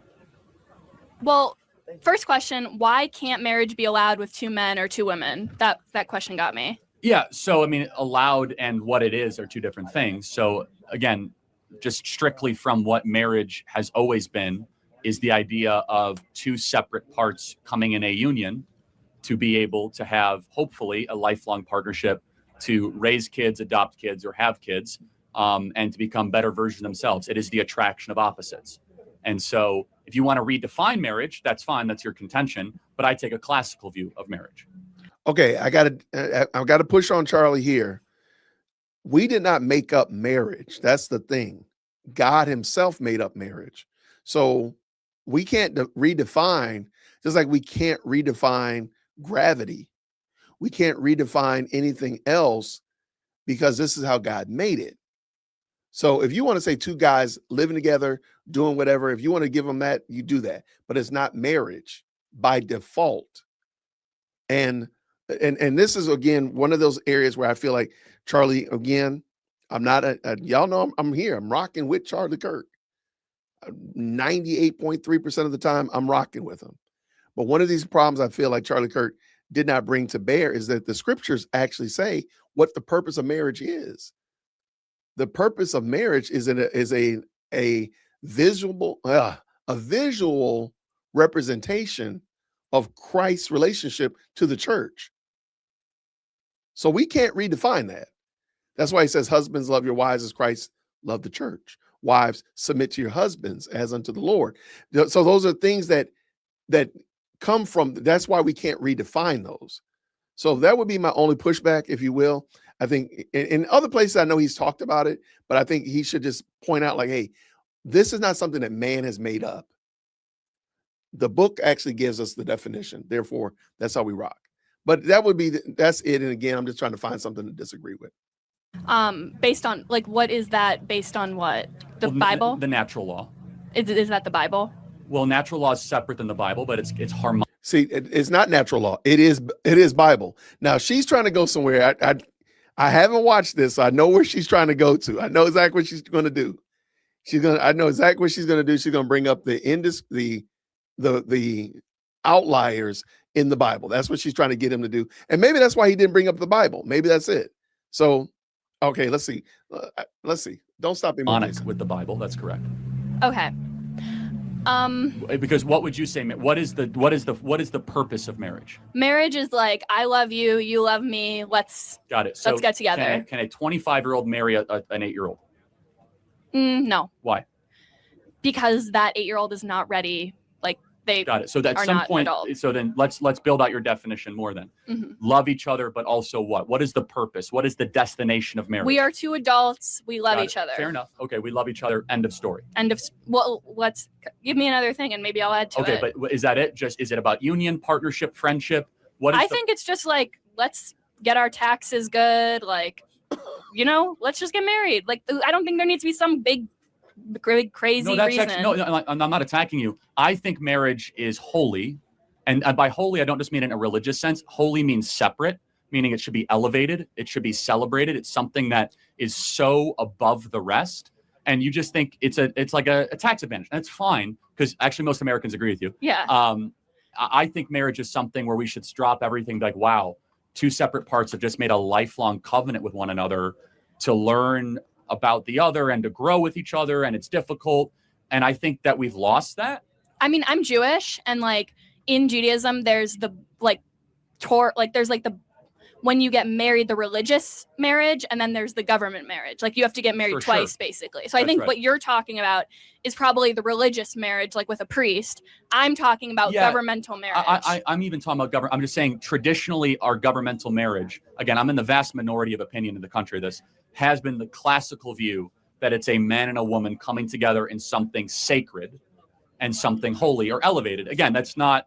I would say that's just a Christian marriage. It's not necessarily Christian. In Judaism, in traditional rabbinical Judaism, Orthodox, homosexual marriage is not recognized. And there are atheists who get married. I mean, I don't understand.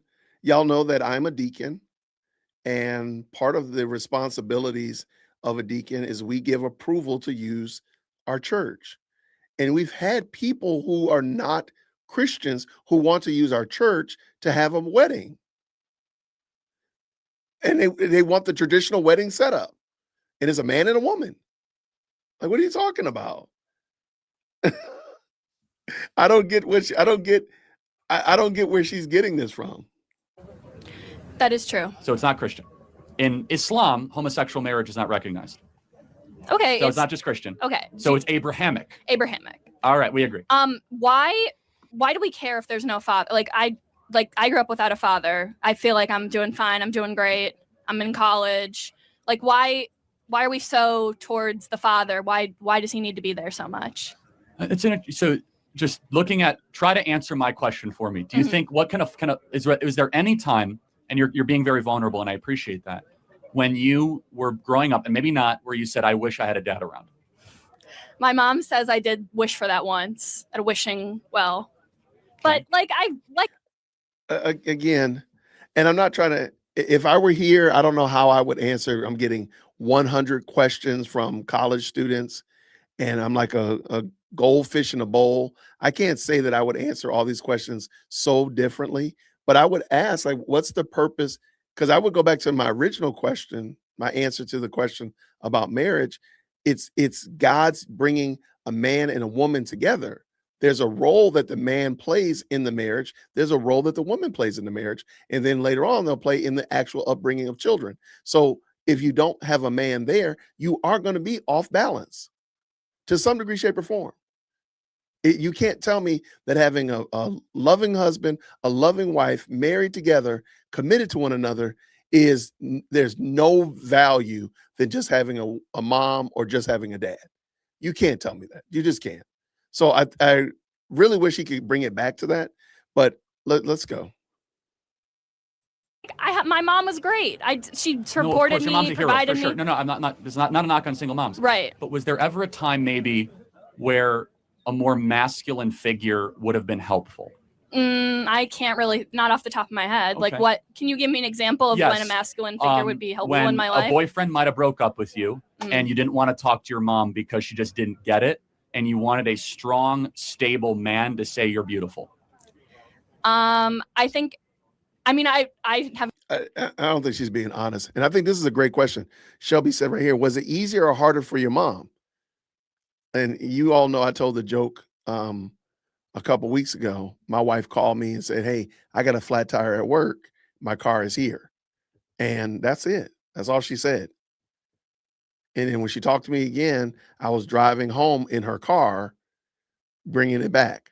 And I left my car at her job so that tomorrow she would have me. And again, we worked it out. So I think pointing out to this young lady, like, hey, did you have that situation? Did your mom ever have the tough spot like that where she had a flat tire on the side of the road? She ran out of gas. Something went south and she needed your dad or needed a man to come and she didn't have it, didn't have him. Do you think that that was easier or worse for her? Yeah, like it. And again, I just think that we need to drive that point home. The value of dads in the home, committed in marriage to their wives, bringing up children. We need to make marriages normal again. Husband and wife marriage normal again. No, if my father was like, you're beautiful, that'd be cool. But like if my mom was also like, you're beautiful, I don't really see a difference between like my mom saying it and my father saying it. Wow. Okay. Yeah, that's. I don't see the world that way, because there's being a father to a daughter, there's a very unique bond between a father and a daughter where it's you fall in love again, but not romantic love. You fall in a different type of Greek love, which is called storge, which is a father-daughter love, where you have such affection for this incredible being, and your task is to shepherd that vulnerable, innocent girl through life all the way up until the marriage aisle, to kind of connect the two topics together, right? Wow. Where then you hand it off to another man because women are worthy of protection. So you're saying like there has to be a man in the woman's life. Not the has woman to. can't be Not- like, Hey, I just want to tell you that I love you. I think you're amazing. And you're hilarious. I just want to tell you that. Okay. She laughed at me and walked away. alone. No, there are exceptions, but it is a beautiful ideal. And when that ideal falls apart, now let's talk about the technical side. In the Black community, when fathers are no longer around, crime goes up, poverty goes up, because you'll understand this less. And a man in the audience who grew up without a father will totally get this. If it's just a mom in the house, the dad should come in and discipline the 14-year-old for acting like a brat.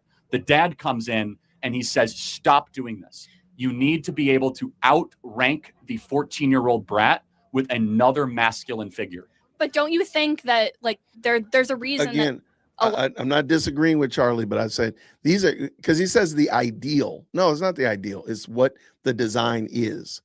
It's not just I have an ideal for my car. The manufacturer had a vision for the vehicle. I can't make it a boat. My ideal is to get the car to float on water. Well, that's silliness, Jason. I want it to drive upside down. That's dumb, Jason. It's not going to happen. The ideal can't usurp the vision of the designer, and that's the problem. Okay, let's go. This is a portion of Black people felt Charlie was racist every time he talks about issues in the community. Many people call him racist. Okay, let me hear what he's saying. Let me hear. Okay, let me back up a little smidgen. Thank you, Keisha. I actually was not paying attention like that, so let me back up a little bit. I might have went too far. All the way up until the marriage aisle, to kind of connect the two topics together, right? Wow. Where then you hand it off to another man because women are worthy of protection. So you're saying like there has to be a man in the woman's life. Not the has woman to. can't be Not- like alone. No, there are exceptions, but it is a beautiful ideal. And when that ideal falls apart, now let's talk about the technical side. In the Black community, when fathers are no longer around, crime goes up, poverty goes up, because you'll understand this less. And a man in the audience who grew up without a father will totally get this. If it's just a mom in the house, the dad should come in and discipline the 14-year-old for acting like a brat. The dad comes in and he says, stop doing this. You need to be able to outrank the 14-year-old brat with another masculine figure. But don't you think that like there's Okay, so let me see right here. Okay, I think what he said, shout out to Keisha right here. And maybe I need to pay a little bit more attention, but maybe we'll find him actually speaking with a Black person. What he said wasn't a lie, though. What he said was not a lie at all. I think one of the problems that we have is that we love to scapegoat somebody, and rather than go ahead and deal with the issue at hand. Charlie Kirk was a racist, but what he said was right. We have entirely too many Black boys raised by Black women. They're raised without a father. That's just it. You can't tell me that the society is better, and the only reason things are bad is because a racist, quote unquote, said it. Like, I'm sorry, you help me understand that. The problem is too many of them are born outside of wedlock. That's it. We can't beat those charges. Okay, let's go. There's a reason that a lot of the Black community doesn't have a father, and it's because of systemic racism. It's there we go. I knew it. Like we're always putting these things outside of ourselves. Those are choices that they made. My sister has 4 children, and none of them have the same dad. And there's nothing to do with systemic anything. She made horrible choices. Terrible choices. That has nothing to do with anything systemic except her systemic bad decision making. That's it. In the day. Now, by God's grace, many of her children are doing pretty well, all things being considered. But it's in spite of. But again, none of that has to do with racism. So is there systemic racism that I'm married to my wife and my kids are both our children? And these are the only children that we have? Is that systemic something? Where's the systemic in that? Is the systemic making better decisions? That's it. And for the highly melanated crew, we just keep making excuses for not making good decisions. That's it. We don't want to just admit we make bad decisions. We made bad decisions. We shouldn't have done this. This should not have been the case, but we allowed it to be the case, and we allowed it to become the norm, and there we go. Like, where's the systemic in that? It's always when systemic racism only enters a chat when it can be used as a excuse for bad decision making. It's never systemic racism that caused me to work a good job. It's never systemic racism that caused me to make sure my yard is nice and manicured up front. It's never that. It's always systemic racism when I go out and get a speeding ticket because I'm doing 100 and a 35. It's always systemic racism when I make bad decisions, but never the other way around. Systemic racism only seems to enter the chat when I need a good excuse. But hey, just seems something interesting. Men are more likely to be in prison. Oh yeah, so why do people go to prison? For like a lot of the time it's because they're in poverty and they have no other way to get. Okay, so only poor people go to jail. Like she was not, ma'am, please go have a seat. So now poor people are criminals. Okay. Commit crimes because yeah, but so wait, so wait, why do they so wait, if you're commit crimes? So in poverty we should give excuses for committing crimes? Yes, because if they have no like murder?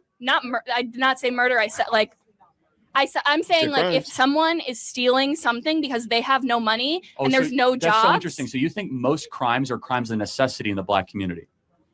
I'm not saying most. So like gangbanging is like a crime of necessity? That I literally never said that. I'm saying but you're making an argument of crimes of necessity. Like they're so hungry they can't handle it. I'm talking about like crime that has to do with like getting food, getting stuff that you need to live.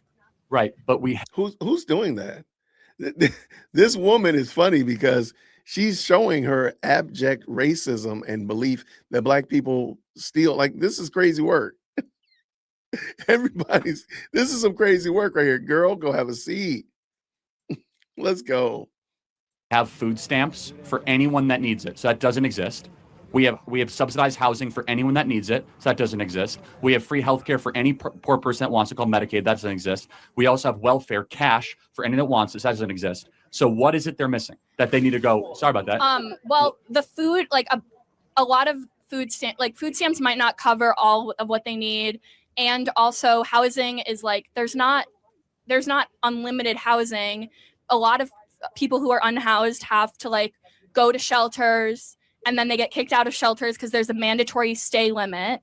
So it's not right, like you but just get it's not a house. It's not a stuff thing though, right? It's like if you need stuff, there's also tons of charities out there that can provide assistance. Churches, you will not go hungry in this country. You will not starve in this country. Yes, you will. There's like, no, we have an been on obesity State problem. Street? We have an obesity problem, not a starvation problem in this country. What are you talking in about? State Street? If anyone, there's not one person in this group. Now I know they're on college campus, but there's not one person in this group that looks underfed. I'm sorry. I think he's right on the money. And she's just making, this is a very bad look for her. those people went to the local Episcopalian church or Methodist church, they will get fed. I guarantee it. If they go to a local food shelter, they will get fed. Okay, but I'm talking, housing. For housing. If we have Section 8 subsidized housing in this country, right? If you want to have a roof over your head, you can have a roof over your head. With like thousands of rules, and you can't do anything. Yes, of course, yes. I mean, it's not ideal, but the point is this. So let's just go back to the crime and necessity, right? Mm-hmm. So why do people commit crimes? I'm not saying why all people commit crimes. I'm saying there are people who commit crimes because they have no other choice. Got it. So why is it that other people that are as poor as they are in separate racial groups don't commit crimes at the same rates? For example, blacks are 13% of the population and they commit over 50% of the crimes. Why is that? Black people, I would say, not blacks. Okay, but, it's not. I can say white, so you wouldn't care. So anyway, now, hold on. Right? I can say Hispanics, you wouldn't care. So don't police my language. But whatever. I'm not policing your language. I'm just saying I would say black Fair people. enough. But the insinuation is that I'm being racist. But that's fine. Okay, that's your opinion. Yeah, but so Black Americans are 13% of the population and commit anywhere between 50 to 56% of murders, crimes, carjackings. Why is that? Well, what percentage of the white population is living in the same level of poverty? Got it. So there's twice as. So now she's saying every black person lives in poverty. Lord have mercy. Lord have mercy. Just stop. Answer the man's question. Why does every black person have to be in poverty? That's the part. That's where she just literally jumped over that, hopscotched right over that. Many white Americans in poverty as Black Americans. Not the same percentage, but still, if you look at white Americans in poverty, they commit far less crimes than Black Americans in poverty. Why is that? Maybe it's because when you're in a store, like they follow black people and they don't follow white people. What about murder? Rural? No, but why is it that, like, just saying murder, why is it that black people commit so many more murders? Like, that's not, you're being followed in a store and you commit more murders? Yeah. You're making the role, or I'll get to you in a sec, but it's not, it's not a good argument. But let me just go back to one thing you said. Systemic racism, right? So the idea of systemic is that it's within our laws. Mm-hmm. There are some Black Americans here listening. What can you as a white American do that the Black American cannot do? Let's see. I could go into a store and not get followed. The police, I go to stores all the time and I've never been followed. And matter of fact, I'm extra because I take my own grocery bag. I take my own grocery bag into the store, and there's certain grocery stores I go to, and they all know me because I have this red grocery bag. It looks like a picnic basket, and I put stuff in there all the time. I just put stuff in there. I walk around the store, putting stuff in there, and nobody's ever followed me. Never. And you know why? Because I don't be stealing. And they know me. Jason come in here, put stuff in his little bag, his little basket, and he's going to take everything out the little basket and ring it up. If I go to the self-checker, he's going to put everything on the belt. He's going to ring it up. I don't be stealing. So I don't care. I walk in there, I put stuff in my bag, and I just do my thing. So this is a very bad, but this is showing this woman doesn't, rather than actually engage with people of different ethnicities, she's taking her talking points from somewhere else that's telling her this, that black folk get followed in the grocery store. No, we don't. I go to Sprouts, I go to Whole Foods, go to Kroger. Sometimes I go to Publix. I don't go to Publix that much. My kid goes to Publix, and we don't get followed because we don't be stealing. It's really that easy. And this is just bad logic. But shout out to her for sure. Appreciate you trying. Thank you for trying. Police could not track me down on, like, when I'm driving. I'm less likely to get shot and killed. That's retarded. I'm sorry. That's retarded. I live in Cobb County. You're not gonna find any other police that are more strict than Cobb County police. you're gonna have to go somewhere high and far to find police that are more strict than Cobb County police. And I've probably been pulled over I've lived in this area for 20 years, 25 years. I'm going to go on a limb and probably say maybe 4 times. Maybe 4 times. And I'm sorry, like, ma'am, you're just talking. You're just yapping. You don't even make sense. No, you don't know any black person that's been shot. She said shot and killed by the police. Not just pulled over, not just arrested. I've never been arrested, by God's grace. I have been pulled over and I have gotten speeding tickets because, I told y'all we be driving fast here, right? But never. Like, ma'am, you're just saying that. You're just saying words that you've been told. You've not evaluated this. Like I said earlier, a lot of these ideas that these people have never been tested, battle tested, never been tried out there in the real world to see if they actually work. She's never talked to a black person who's told her this stuff in real time. I'm sorry, it's just not going to happen. You've seen somebody, a talking head, that said it, and that's what it is, but you've never had, no black person has told her this stuff. Let's go. While I'm driving, there's a lot of things that I can do. Okay, so just be clear. So if you walk into a local CVS here, how would you guys be treated differently? Well, they would probably say hello, and they would probably just walk, let me in and not follow me. And then. So these are a lot of probablys. I don't believe you, but I'm talking about laws, right? So this is, again, like she's just, somebody's told her this and she believes it. That they'll say hello and they won't follow her. They'll literally follow you around the store. CVS got them big mirrors all the way around the store. They can see you from the back of the store all the way in the front. They can see you from the parking lot. They don't have to follow you around. Like, what are you talking about? Poor baby. This is so embarrassing. What in the legal code of America can you as a white individual do that the black individual can't? Because systemic means it's in our code, right? It's for example, like Jim Crow, totally get it. That's systemic racism. What is systemically your advantage?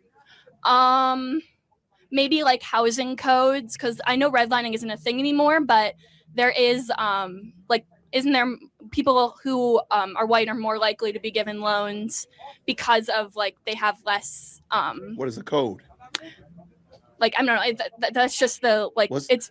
And Charlie, I gotta give Charlie credit here. Hold her down to what is the code that is doing what you're doing. Not saying Bank of America might not give you a loan, but Wells Fargo will, or something like that. We're not saying that. What is the code that says white people get the loan, black folk don't get the loan? That's what he's saying. And I want to see what she says. Back from redlining, it's a lot of the same stuff. So, I don't buy into any of that. So I just kind of go. You don't buy into redlining, or you don't buy into redlining. I don't buy any of that stuff that I have to say. In fact, it's the opposite. Loans are now given favorably to black Americans in certain cities over white Americans. Okay, but we think I believe in. I know redlining existed. Okay, I don't debate that. Of course it has. But because of DEI and because of affirmative action, there's actually a preference given. But so let's go back to fathers, right? Okay, let's go back to fathers. So something happened to black America since 1965. So in 1965, you mean the war on drugs? Right. Well, so if that's your contention, that's fine. So in order to go to jail for the war on drugs, you have to be dealing drugs, right? Or you have to be caught with drugs. So if you which is one of the main jobs that you can have in a poverty stricken. If there's no job, every black person, this poor baby, I hope she goes back and looks at this. She's saying that every black person lives in poverty. That's what she's saying. So to the people that say that Charlie Kirk was a racist, what about this young lady right here? He's actually defending black people, and this woman is saying that every black person the only job they can do is sell drugs. Selling drugs is the only job. That's the only job that Daddy Dear Woke Christian could have. But my dad didn't sell drugs. My brother didn't sell drugs. I didn't sell drugs. My mama didn't sell drugs either. Like, what are we doing here? This is some wild work, man. And I think and I'm glad that we watched this. I'm glad. We'll be doing a lot more of these, because for you to tell me that Charlie was racist, what about this young lady right here? He's literally defending us. It's like you're going to do drugs. I mean, you're going to trade drugs because that's the only option you have. It's such a difference in worldview. You're making excuses for criminals. Yeah. And what an insult to poor immigrants that came to this country that didn't commit crimes and worked 2 or 3 jobs and worked themselves out of poverty and didn't decide to go deal coke. Well, my father is a white immigrant from Poland, and he committed crimes, and he's fine now. So did he go to jail? Yeah, he did. What does that matter? Every black person didn't sell drugs. Every Polish immigrant doesn't do crimes. What are we talking about here? This lady is wild. I thought there was systemic racism. I thought that doesn't happen very much. I never said white people don't go to jail. I said they go more, and you're saying that white immigrants are fine and they don't. No, I'm that's saying far that less, actually. I'm glad he went to jail if he committed a crime. I think it's terrible. Yeah. So, but at the core of it, we have a difference in worldview, right? My worldview is I'm not sympathetic to people that steal, that loot, and murder, because that's a values problem. And I don't like making excuses for people that do things that are obviously destructive. Secondly, we have a problem in Black America. The biggest problem is not racism. It's the lack of dads. If dads are around, kids flourish. And you know who agreed with me? Barack Obama. I agree with him. But I think even more than that, I would not call in Barack Obama to testify, because I think he's not a good example. I would just say the scriptures support my viewpoint. My worldview, as he said, we have a worldview problem. My worldview is informed by the scriptures. What is informing your worldview? I've said this before, and I really think that we might need to come back to it and talk about it again, is that religion, faith, God is the fountainhead of your worldview, and culture and all this other stuff. So all that other stuff comes from where you believe who's God. When you answer who is God, we can get your worldview and your culture and the politics and all that stuff. We can have all the fun time we can parsing through that, because we'll always be able to go back to your answer of who is God. And so I think we need to bring that back. I don't need Obama. I don't need Obama to tell me that fathers are key and integral to family. God said it, and Obama's not God. So I don't need Obama to amen. Now, if he can agree with the scriptures, that's fine. But I got the scriptures. I don't need him. I'm good. Barack Obama used to make this a central piece of his campaign. He came to this campus back in 2012, drew like 100,000 person crowd, and talked about how we need to rebuild the Black family and put dads back. Why doesn't the Democrat Party talk about that anymore? I'm fine with having fathers. I'm not against having Black dads. For sure. I'm saying, but don't we agree? Has anyone heard that mentioned on the national scale in the last 10 years? Yeah, I mean, we've heard about Probably not. Yeah, and because there's bigger issues. No, there isn't. See, that's the issue, is that this is what makes us different. As a conservative, I focus on, if you have family breakdown, don't worry about climate change. Don't worry about systemic racism. All that stuff is like these crazy abstractions. Well, you can create family problems. Systemic racism creates family problems. No, it doesn't. No, it's who is God? Who is God? I know I'm oversimplifying it, and please make sure you email management, jwitt@jwitt.com. But the simple answer is we have systemic racism because we don't know who God is. That's it. It really is that easy. We believe in man-made climate change because we don't know who God is. It's really that easy. Robbing and stealing and drug dealing because we don't know who God is. And that's it. We're not going to be able to beat those charges. And I like how you said it. We are going to give an account. You're not going to be able to beat those charges and be like, well, God, the reason why is because of systemic, whatever. No, ma'am. No, sir. You're not going to beat those charges. You're not going to be able to blame the system. When you stand before the judge, you're not. So therein is the problem. Okay. All right. You take away Black people from their families, then they're going to have broken families. Okay, so, but that's interesting. How are you take away Black people? Hold on, wait. How are you taking away Black folk from their families? How do they take away Black folk? Hold on. Problems. Systemic racism creates family problems. If you take away Black people from their families, then they're going to have broken families. Okay, so, but what's making Ray not marry Shaniqua and stay together? What is systemic racism keeping somebody from making decisions? It's a value. And my values are downstream from my religion, and my religion is who is God. Yeah, I don't know what she's talking about. It's interesting. How are you taking them away? Aren't they leaving?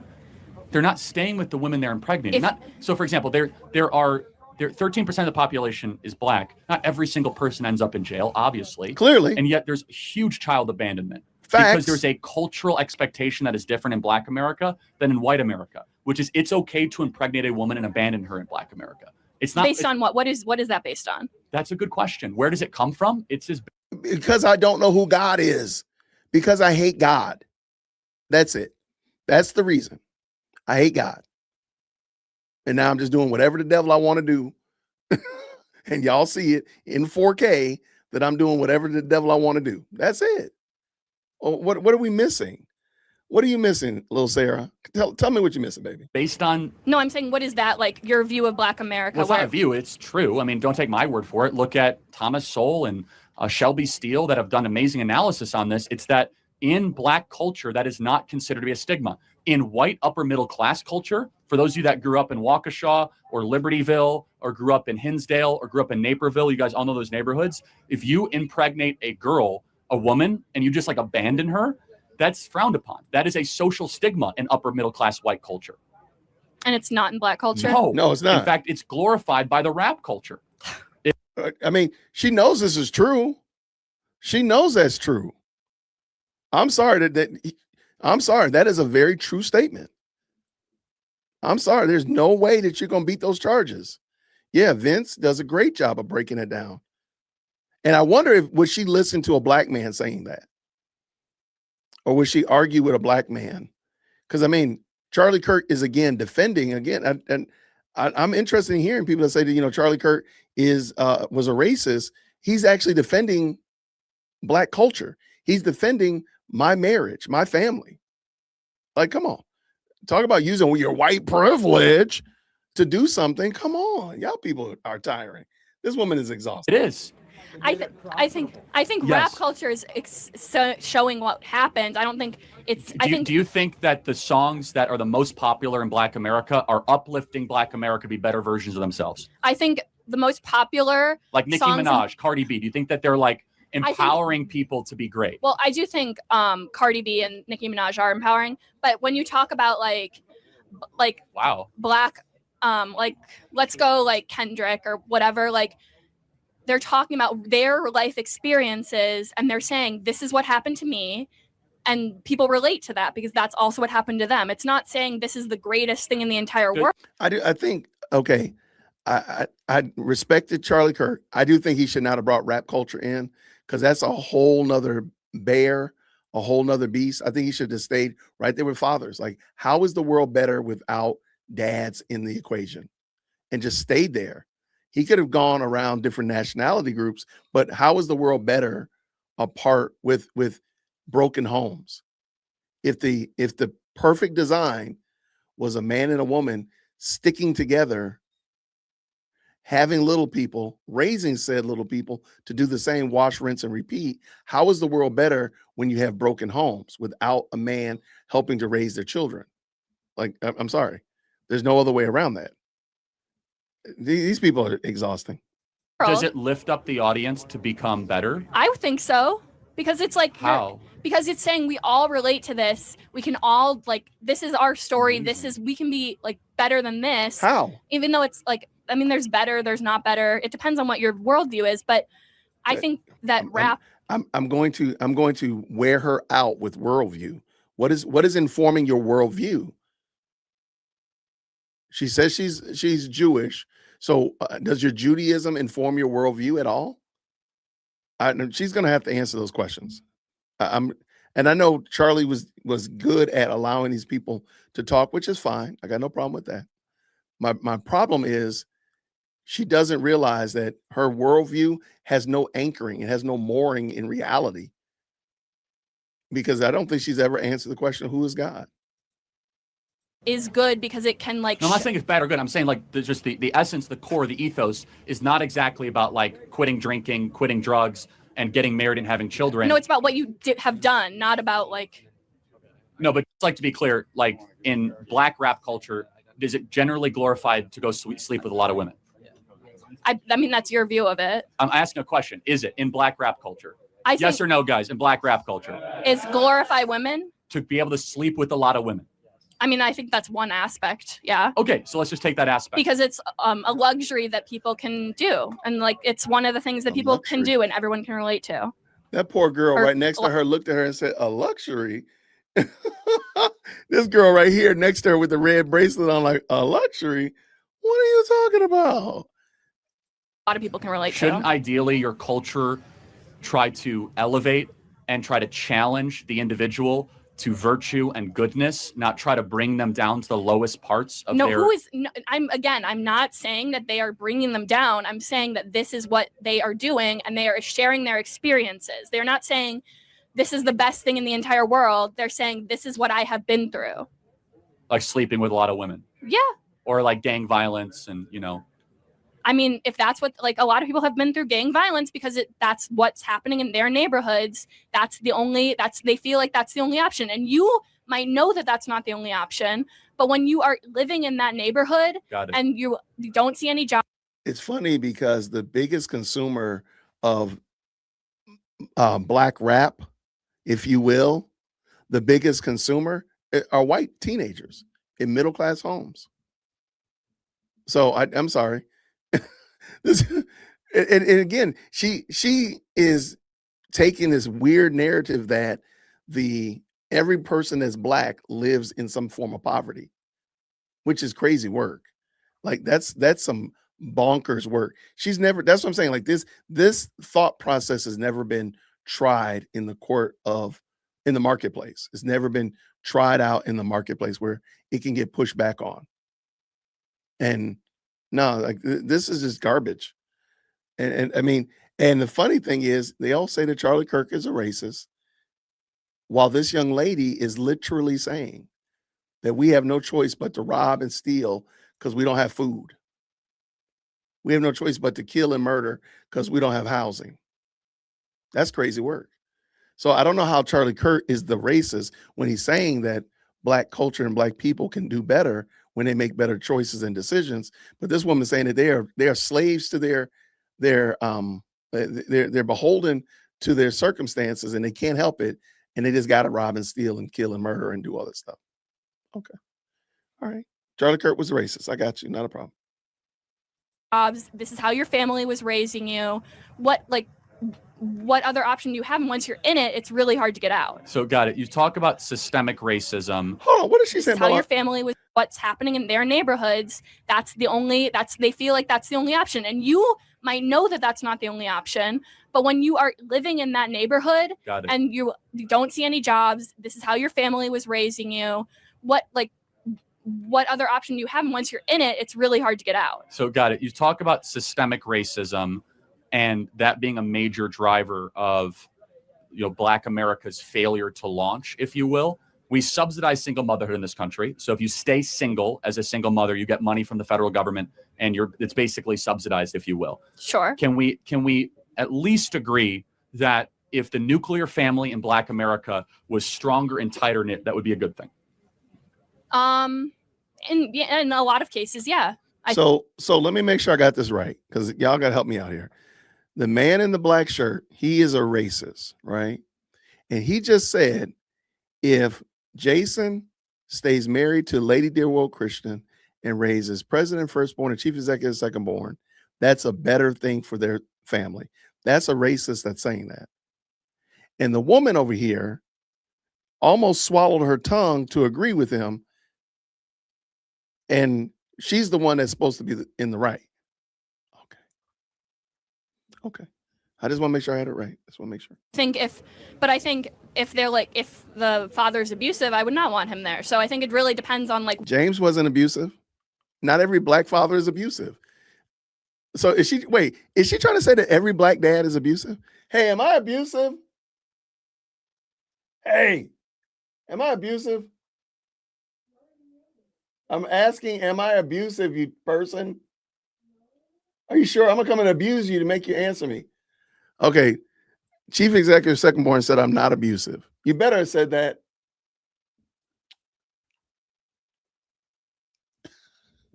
Chief Executive Secondborn said I wasn't abusive. So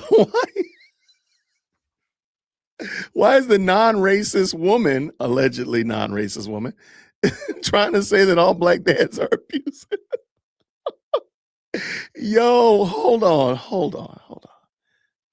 Depends on like what family you're talking about. I don't think you can generalize. What percentage of fathers do you think are abusive? I have no idea. Yeah. I'm sorry. I missed them here. As a single mother, you get money from the federal government, and it's basically subsidized, if you will. Sure. Can we at least agree that if the nuclear family in Black America was stronger and tighter knit, that would be a good thing? Amen.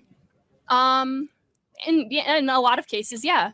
I think if they're like, if the father's abusive, I would not want him there. So I think it really depends on like what family you're talking about. I don't think you can generalize. What percentage of fathers do you think are abusive? I have no idea. Yeah, I would say it's probably small, right? Not like, I don't know. I have no idea. I have not done research on what. Then why would you even bring abusive up? Like, see, if you don't know that, why would you bring abusive up? Like, why don't you say like, oh, like dads are caring and loving? Hold on, let me ask. Am I caring and loving? Okay, good. You better have said that. And do I have a nice shiny head? Got you. All right. You better have said that. Okay. Why does this woman, if you don't know the abuse information, why would you bring that up? Why was that the first thing on your mind even? Well, maybe if they're all abusive, you don't want them to be there. Why would you even bring that up? I wouldn't have thought of that. That would not have been something I even thought of. Like, this is wild work. This is wild work. Okay. Let's keep this going. I'm going to get done. I promise y'all. I promise y'all. We going to shout out to Charlie. I don't know percentage of fathers but are generally abusive. It's good when mom and dad stays around and is raising the kid. I would say if they are both healthy parents and they are both ready to have a child, it's great. Nope. Because guess what? My great-grandfather was not necessarily healthy. Nope. He stayed married to my great-grandmother, and guess what? They produced my grandparents, who produced my mom and dad, who produced my bean head. Guess what? You don't have to be healthy. You know, all these little standards that you're adding to it, Sarah, go sit your butt down somewhere and be quiet. You're just adding some complexity to it. If they're healthy people and they're ready to have children. Nope. Because some of these people in the chat, your great-grandmom or your grandmother had 18, 19 kids. Leave me alone with the doggone, and they were fine. So why was your great-grandmother with less resources, less opportunities, and good gracious dial-up internet able to have 18 kids, but you over here arguing with Charlie Kirk about whether or not black men are abusive, and all of them don't got jobs, and they out here robbing and stealing because they got to feed their families. Oh, and they're drug dealers. Man, please go have a seat. Like, go have all the seats in the stadium at whatever college you're at. Go have a seat. All of them. Just sit. My father, not ready to have a child, do not want him around me. Just one last question on role models. Let's say there's a black kid right now. Would you rather have that black kid have a role model be Kendrick Lamar or Clarence Thomas? Kendrick, obviously. Oh my gosh. So not the black American on the United States Supreme Court. No, he's trying to ban interracial marriage. He's trying to like do all. Wow. No, he's in a hold on. Okay, stop. Interracial marriage. He literally he's married to a white woman. Yeah, I know the Roe v. Wade thing like goes against. He's trying to ban his own marriage? Yes. thought I've I'm heard sorry to break it everything. to you. So we agree that there should be better role models, maybe? When have I ever said that there should not be? Am I a I'm good role agreeing with model? you that there should be fathers if they No, are. I'm not your role model, but I can't be like a good example. Yeah, why not? Why would she not go?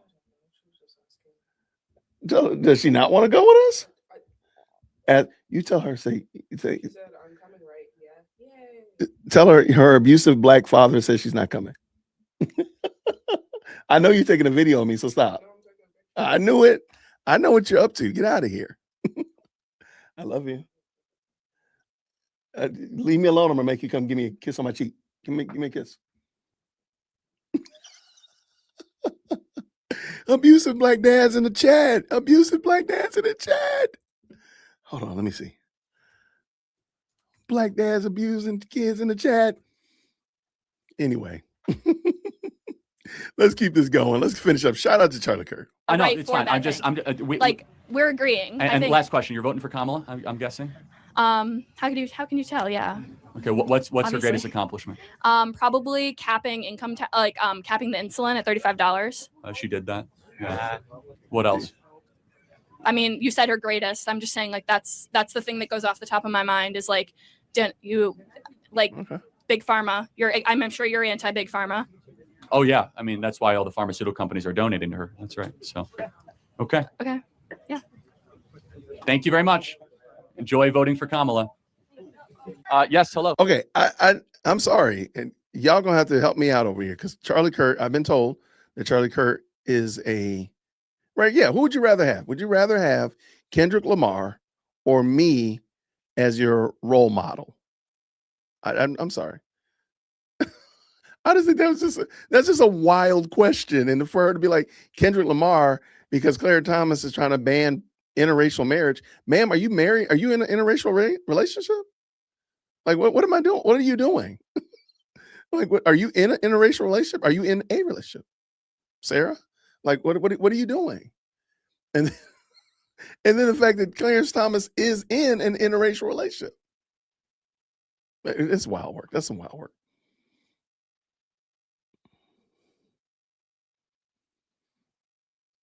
Wait, Jackie Hill. I don't keep up with Jackie anymore. I don't keep up with Jackie or her husband. I think they've jumped the shark, in my opinion. But that's just me. Shout out for sure. All right, if you're wondering, we're just watching instead of checking out Candace. Let me big screen that again. Instead of watching Candace retarded videos, I've kind of maxed out on retardation. So I said, hey, why don't we actually watch what Charlie was actually doing, and let's get a vibe for what he is, because of course he's mean, he's evil, he's this, he's that, and I've seen some very conflicting things today related to Mr. Kirk that I think have been very beneficial. So, who is Kendra? That's a great question. All right, let's bring this back in. Let's go. How are you? Good morning. I'm good. How are you doing? Good.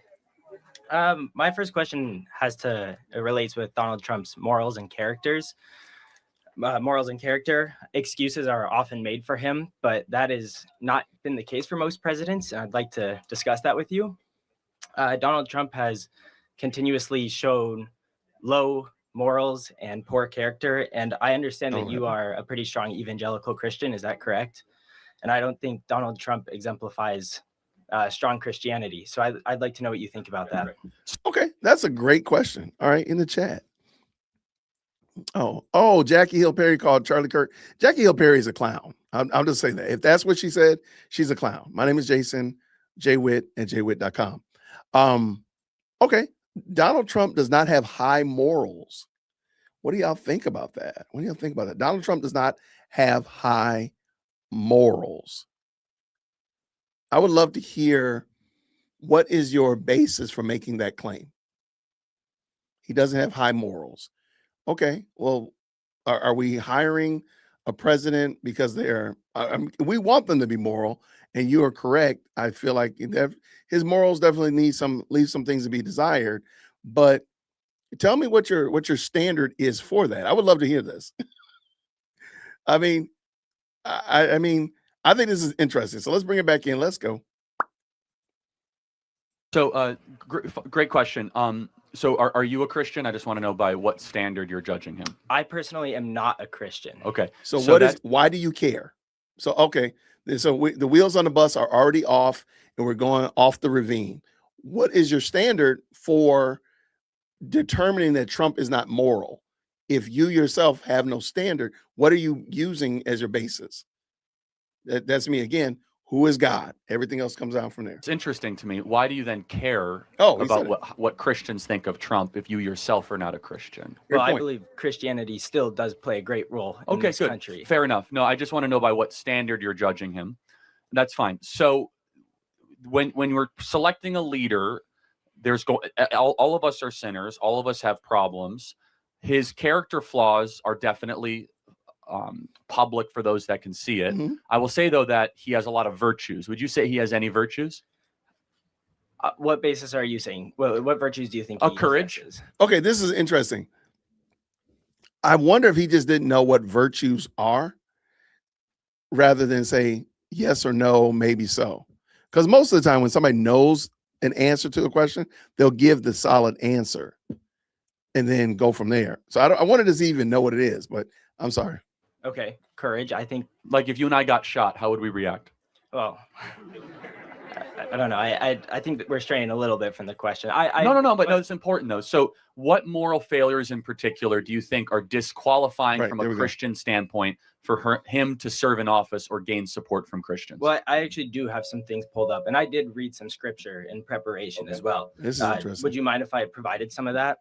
Sure. Give me one or two examples. Yeah. And as long as you're applying the standard consistently, so for example, King David, Samson, Daniel, Joseph, and many figures in the Bible who are considered to be virtuous and righteous, because we're all sinners, and you know that. Sure. But yeah, absolutely. Please give me some examples. Yeah. Well, I'd like to quote a couple pieces of scripture. First, from it says, "Do nothing out of selfish ambition or vain conceit, and to value others above yourself." But Trump has continuously put himself over American citizens. Yeah, let me ask you a question on that. He's gotten poorer since he ran for office. He's lost his business empire. He's been impeached twice, indicted 4 times, facing 700 years in federal prison. How is that putting his own personal ambition first? He's facing life imprisonment, his business empire to be taken away from him. That's actually putting the country above himself, isn't it? Well, yes, but what about him selling golden sneakers, selling branded Bibles, which he claims to be the only one he endorses, $100,000 watches? So yeah, I mean, but selling products to try to pay for legal fees is probably understandable, right? But how much do you think he's spending in legal fees a month? Isn't that telling that he's a 34? Oh, sorry. Hold on. Sorry, I'm trying to get that Bible verse queued up. I apologize. I done went and clicked, and I apologize for that. Let me bring this back in. Sorry about that, y'all. Forgive me. Okay, I'm trying to get that Bible verse up because it's interesting. I always like reading them in their full context. And he says, "Do nothing out of." Let me pull it in very quickly. All right, so this Philippians chapter 2.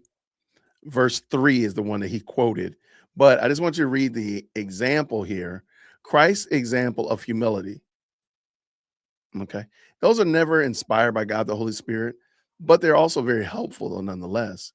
So if there is any encouragement in Christ, any comfort from love, any participation in the Spirit, any affection and sympathy, complete my joy by being of the same mind, having the same love, being in full accord and of one mind. Do nothing from selfish ambition or conceit, but in humility count others more significant than yourselves. I do think it's interesting because Charlie Kirk is literally saying this in his rebuttal. But if the young man had given the whole passage, I think he might have been able to say, yeah, okay, because this is where Charlie's going. I think this is very interesting. This verse doesn't support what this guy is saying, in my opinion. But shout out, let's get done. Justice is equally applied of Donald Trump and Hillary Clinton.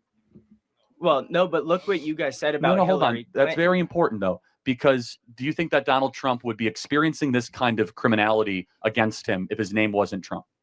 Yes. Really? I do. So then why is it that no one's ever been indicted for what he got convicted for ever before in New York history? Isn't that a great question? Why Yes. hasn't he been indicted? No. Why has no one else ever been indicted for what he was indicted for? They made up a crime, the first ever for Donald Trump. I don't. So let me ask you, as from a Christian perspective, we all fall short of the glory of God. Facts. Okay. Amen. And throughout the Bible, people who are sinners, such as I mentioned King David, who did a lot worse things than Donald Trump. I'm not sure if you're familiar with the story of King David. He literally not only committed adultery, he got the person he committed adultery with, Bathsheba's husband, sent him to the front of the line, got him murdered and killed so that he continued to commit adultery. Yet he was a man after God's own heart. We have Samson, who literally, when God came upon Samson, he was in a bed with prostitutes and was in the Hall of Faith in the book of Hebrews. We are not electing Donald Trump as a pastor of this country. We're electing him as a president. And we also see what he does. And this is a very important moral question. Let's say I grant you that Donald Trump embodies some of the sins that you and I both don't like. Is it matter more of what he's done in his personal life? Or does it matter more, for example, when you invade a sovereign country like Iraq and commit war crimes against millions of people?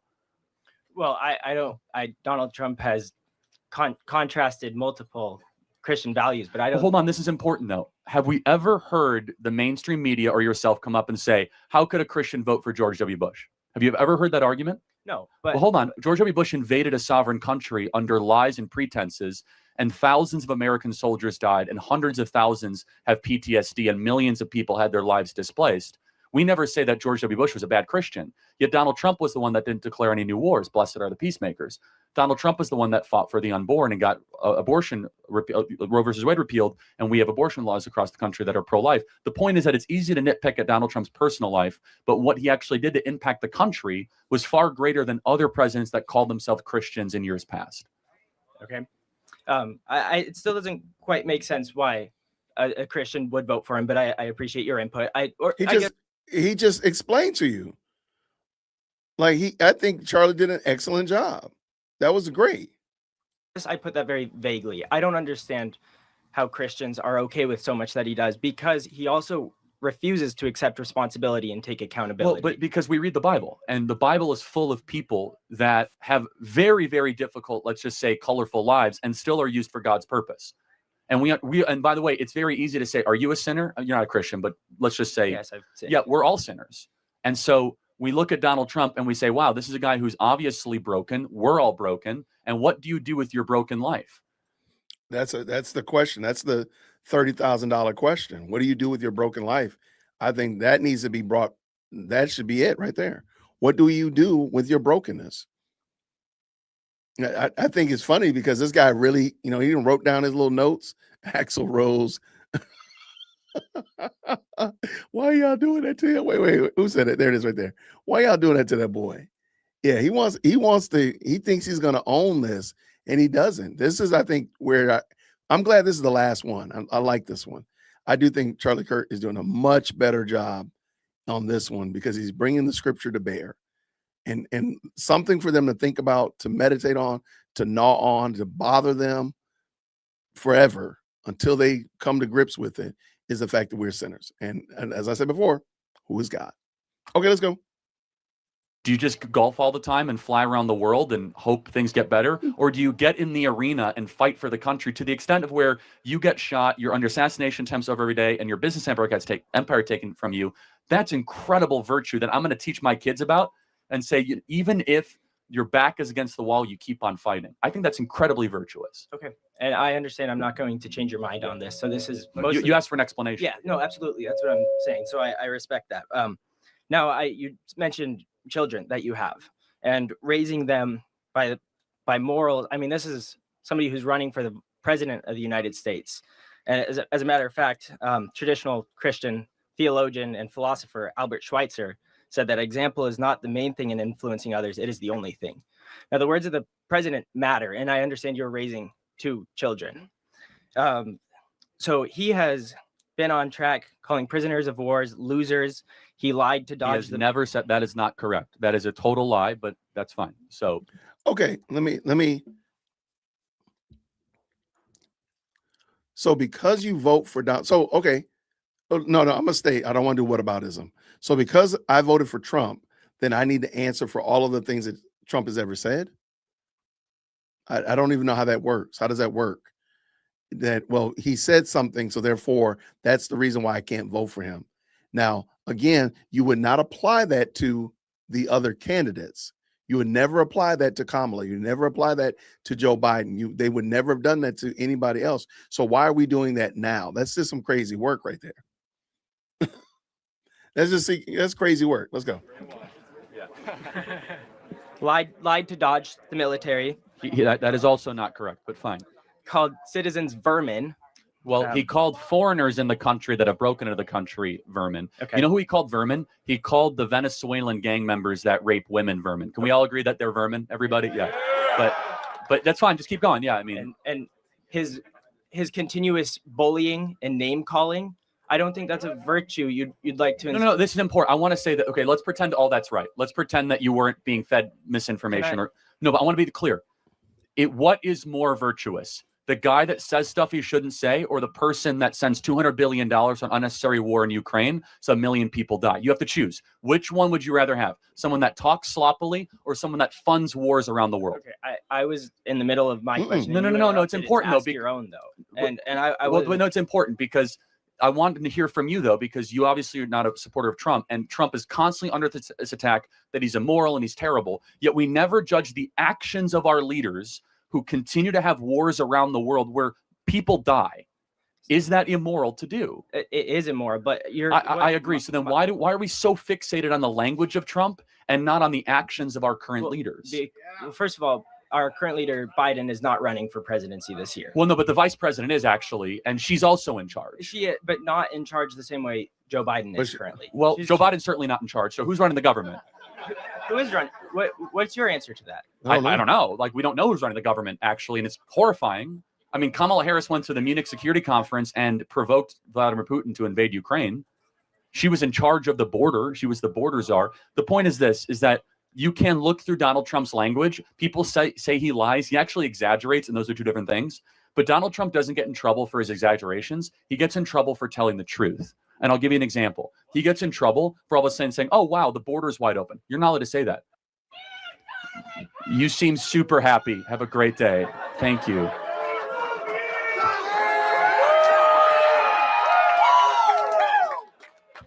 It's gracious. I love you, Charlie. Thank you, guys. No, but I want to try to find some common ground here and try to see where you could. Well, I'm not going to make an excuse for everything a human being has done that it's not myself. Sure. But I will say that his track record of action has been very good for the country, and that is irrefutable. Well, okay. May I? In summary, yes, and then we'll get to another question. Okay. So what I was going to say is, right now with Hurricane Helene and Milton, he is profusely lying and criticizing the Biden and Harris administration. But local officials, how? By saying he's siphoning money out for illegal immigrants. No, that's totally true. That's not true. FEMA said it's not true. You guys could hold on a second. FEMA literally says in their press release that they had a fund dedicated towards the southern border being a natural disaster, and they spent billions of dollars accommodating foreigners in this country with luxury hotels and interior flights. You can look at it yourself. FEMA gets money appropriated, and they decided to spend that money on the southern border and not on hurricane relief or tornado relief. Okay. That's a fact. And by the way, I'm not alone in that. A lot of senators agree. You could look it up yourself. I don't know, but see that's not a lie though. But you're accusing him of being a liar when he's telling the truth. You just made my point. No, but you keep interrupting me. You're not letting me finish anything. Because you're not. First of all, this is not your hour. This is my hour. You're asking me questions, right? Yes. Secondly, well, does that mean you get to respect me differently? Well, I know I'm totally respecting you, but if you're saying something that's not true, I'm not going to waste our time on that. Make one final point, please, about Donald Trump's character. Local government officials have commended the job that Biden and Harris have done in giving them the aid they need. But Trump, in his rallies, he is making up stories, and he is taking advantage of people when they are most vulnerable for political. This is not true. For political points. Okay. And why don't you go yourself to West North Carolina and tell me if it's going well? Okay, tell me if it's going well, because it's not actually. You could talk to local official after local official. I don't know where you're getting your information from, but please make one final point, and then we'll get to the next person. Okay. Yeah. Let me ask you a hypothetical. You're not Trump. You're not a Trump guy, right? Correct. But I also know I'm not changing your mind. No, but I want to try to find morally where you're coming from. Would you rather have a president who sleeps around, exaggerates, and sells merchandise for himself, but we have no World War III and a good economy. I think that's an exaggeration. Hold on. Exaggeration. Wait, Hold on. what is it? One second. What's an Or would you rather have a under-exaggeration? president that speaks crisply and we have World War III and a wide open border and a terrible economy? You have to choose. Which would you have? Well, I know I don't have time to answer this, but I'd actually... It's an A or B choice. Well, no, but I'd love to talk to you about it because I don't think the economy would be terrible under Harris and Walz. I don't. And how's the economy right now? Okay, so that's something I would love to talk to you if I had more time. No, really quick. Is the economy good or bad right now? Okay, so right now, from 2020 with global supply chain shortages. Okay, yeah. Exactly. The problem with college is that they try to overly complicate the simple. Is the economy good or bad right now? So exactly. So inflation right now, it's horrible. Actually, inflation right now is 2.4%, which is right on par with the other G7 guys. Can you afford regular things that you want to afford? See, this is what I'm talking about. Is that you got to get out of the clouds and listen to real people. No, but 80% of Americans say the economy is horrible. Why do they say that? Well, so I mean, this is a nuanced answer. It would take nuance, and I want to ask you, what would Trump do to fix this economy? Because his tariff exactly what he did for 4 years. Because the economy was great when Trump was president. Yes, drill, baby, drill, deregulate, cut taxes, empower entrepreneurs, and allow people to invest in America again. So when Trump was president, the economy was objectively better. People remember it as better because it was better. The question is this: why do people think the economy is so bad right now? So, because in 2020. Global supply chain shortages, and after COVID, demand shot up, which put upwards pressure on prices. It caused inflation. That's an excuse to price gouge. Right now, inflation is down, but there has not been a price correction. Now, Trump's tariff. You seem like a nice, sweet person. You are so deceived. I got to get to the next question, which is that. You did not answer the question. Most Americans think the economy is crummy. Most Americans think it was better under Trump. I'm going to trust the wisdom of everyday Americans, not the proven wrong academics that refuse to talk to real everyday people. So I'm not going to change your mind on it. Thank you for being here today. No, I appreciate your time. Thank you. Thank you. Okay, so shout out to Charlie Kirk, man. I thought that was a great back and forth. I like that. And I think it's interesting to see this now in hindsight, how he dealt with people. He's pretty close to them. They're in the midst of them, if you will. I thought it was great. I would have only wanted him to bring more of the truth of Scripture to bear, only because I think I don't know where these people are getting their moral values from. Like the young lady that was saying that all Black people sell drugs because they live in poverty. That was crazy work. There was some crazy work in here today, but that was definitely one that I was not prepared for. Oh, goodness gracious. What does Sailing Lucy Day say? Brand new member. Shout out to you. Thank you so much for becoming a new member. What? That's why they had to get rid of Charlie. Yeah, I mean, he was holding it down. Yeah, that woman was, I might have to clip that one. I ain't gonna lie. That one might get clipped. Because that was some crazy work. That was some stir-fry craziness. So what are we doing, Jason? Thank you so much for asking. I wanted to look at some of the things that Charlie was saying, and I thought it would be good to do that in lieu of the Candace back and forth. I'm not really a fan of it anymore, and I think that it's better. Why don't we look at something that we actually want to support? We actually want to see more of. We want more dialogue. We want more discussion. We want more people trying to be as truthful as possible from both sides of the microphone. I don't think Candace meets that standard by miles. So shout out to y'all. Thank you so much to everybody who hung out with me. What is it here real quick? What did Adam say with the 5? Thank you so much. Do you think Charlie would still support Trump on the Iran attack? I'd say yes. Yes, I believe Charlie would have been right there with him. Would have been like, do it. Yeah, I think he'd been right there with it. But I don't like but we don't know, right? We don't know. It's kind of like saying if MLK had lived long enough, would he have become an outright Marxist? I don't know. Like a card-carrying Marxist. I don't know. So I think it's fair to say, though we can hypothesize and all that kind of stuff like that, we'll never know. There's never a way to know for sure. So that being the case, I don't think if Charlie would have or would not have, I don't think that would have changed the equation at all. I still support the attack on Iran. the actions in Iran. What did it hear? Thank you so much, SC Dog. Of course, is a brand new member, said this with a 5. My dad divorced me when he divorced my mom. I thank the Lord for a strong, godly papa. He was my rock, but I did wish for my father, no lie. There we go, right there. And I think, and he's saying that in light of the conversation with the young lady that was saying that black families wouldn't be better if they had dads in the house. If more dads were in the house and intact families, that it wouldn't have been better. That's crazy work. Yeah, I totally believe he would have. I totally believe it. But shout out to y'all. Thank you so much to everybody who hung out with us today. We'll be doing this again tomorrow. Oh, tomorrow. Oh, yeah. We'll do a Charlie Kirk debate early, but at 7:00 I have Rick Caldwell from a Biblical Apologetics coming on. We're going to be looking at a pastor who believes that Don Lemon's attack, assault, protest inside of a church is a-okay. Like, what the world? We looked at this and like, Rick, this is crazy work. So yeah, we'll be doing that tomorrow. Tomorrow let me see if I got my. I'll just tell y'all real quick. Me and Tanash Peters are going to be on tomorrow morning at 9:00. I don't think I have my thumbnail though, but don't worry about it. I'll be on this channel in the morning. I'll just say it like that. So then y'all will know. I said I was going to keep it a secret till I got my thumbnail. I don't get the thumbnail. Why don't I got the thumbnail, my brother? So yeah, I'll be over there tomorrow morning. I'm looking at it real quick to see if I do not have it, but it's all good.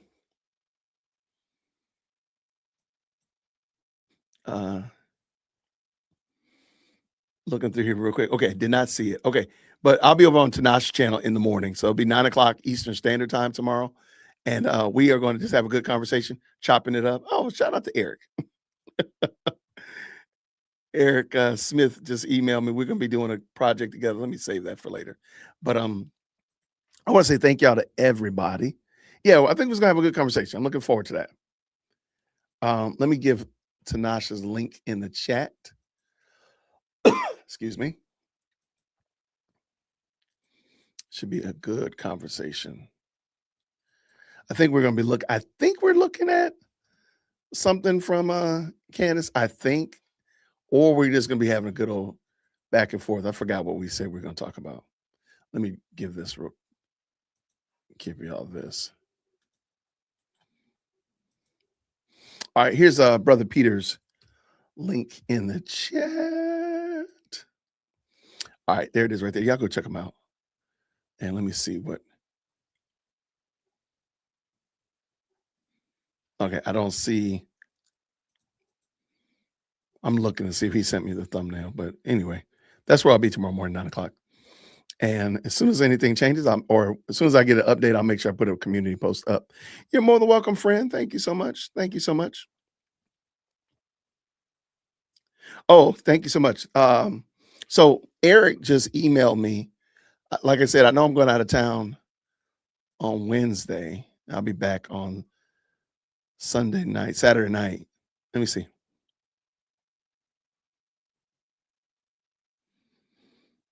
Okay, I'm trying to see when Eric can do it. If he's available to do it, like maybe Sunday, I'm gonna see if he wants to. If Eric Smith wants to come on the channel, we can talk about. Oh, what's the channel name? Do you mean Tanash's channel, Ginger Patriot? Here it is, right here. Tanash Peters. Peter, please forgive me.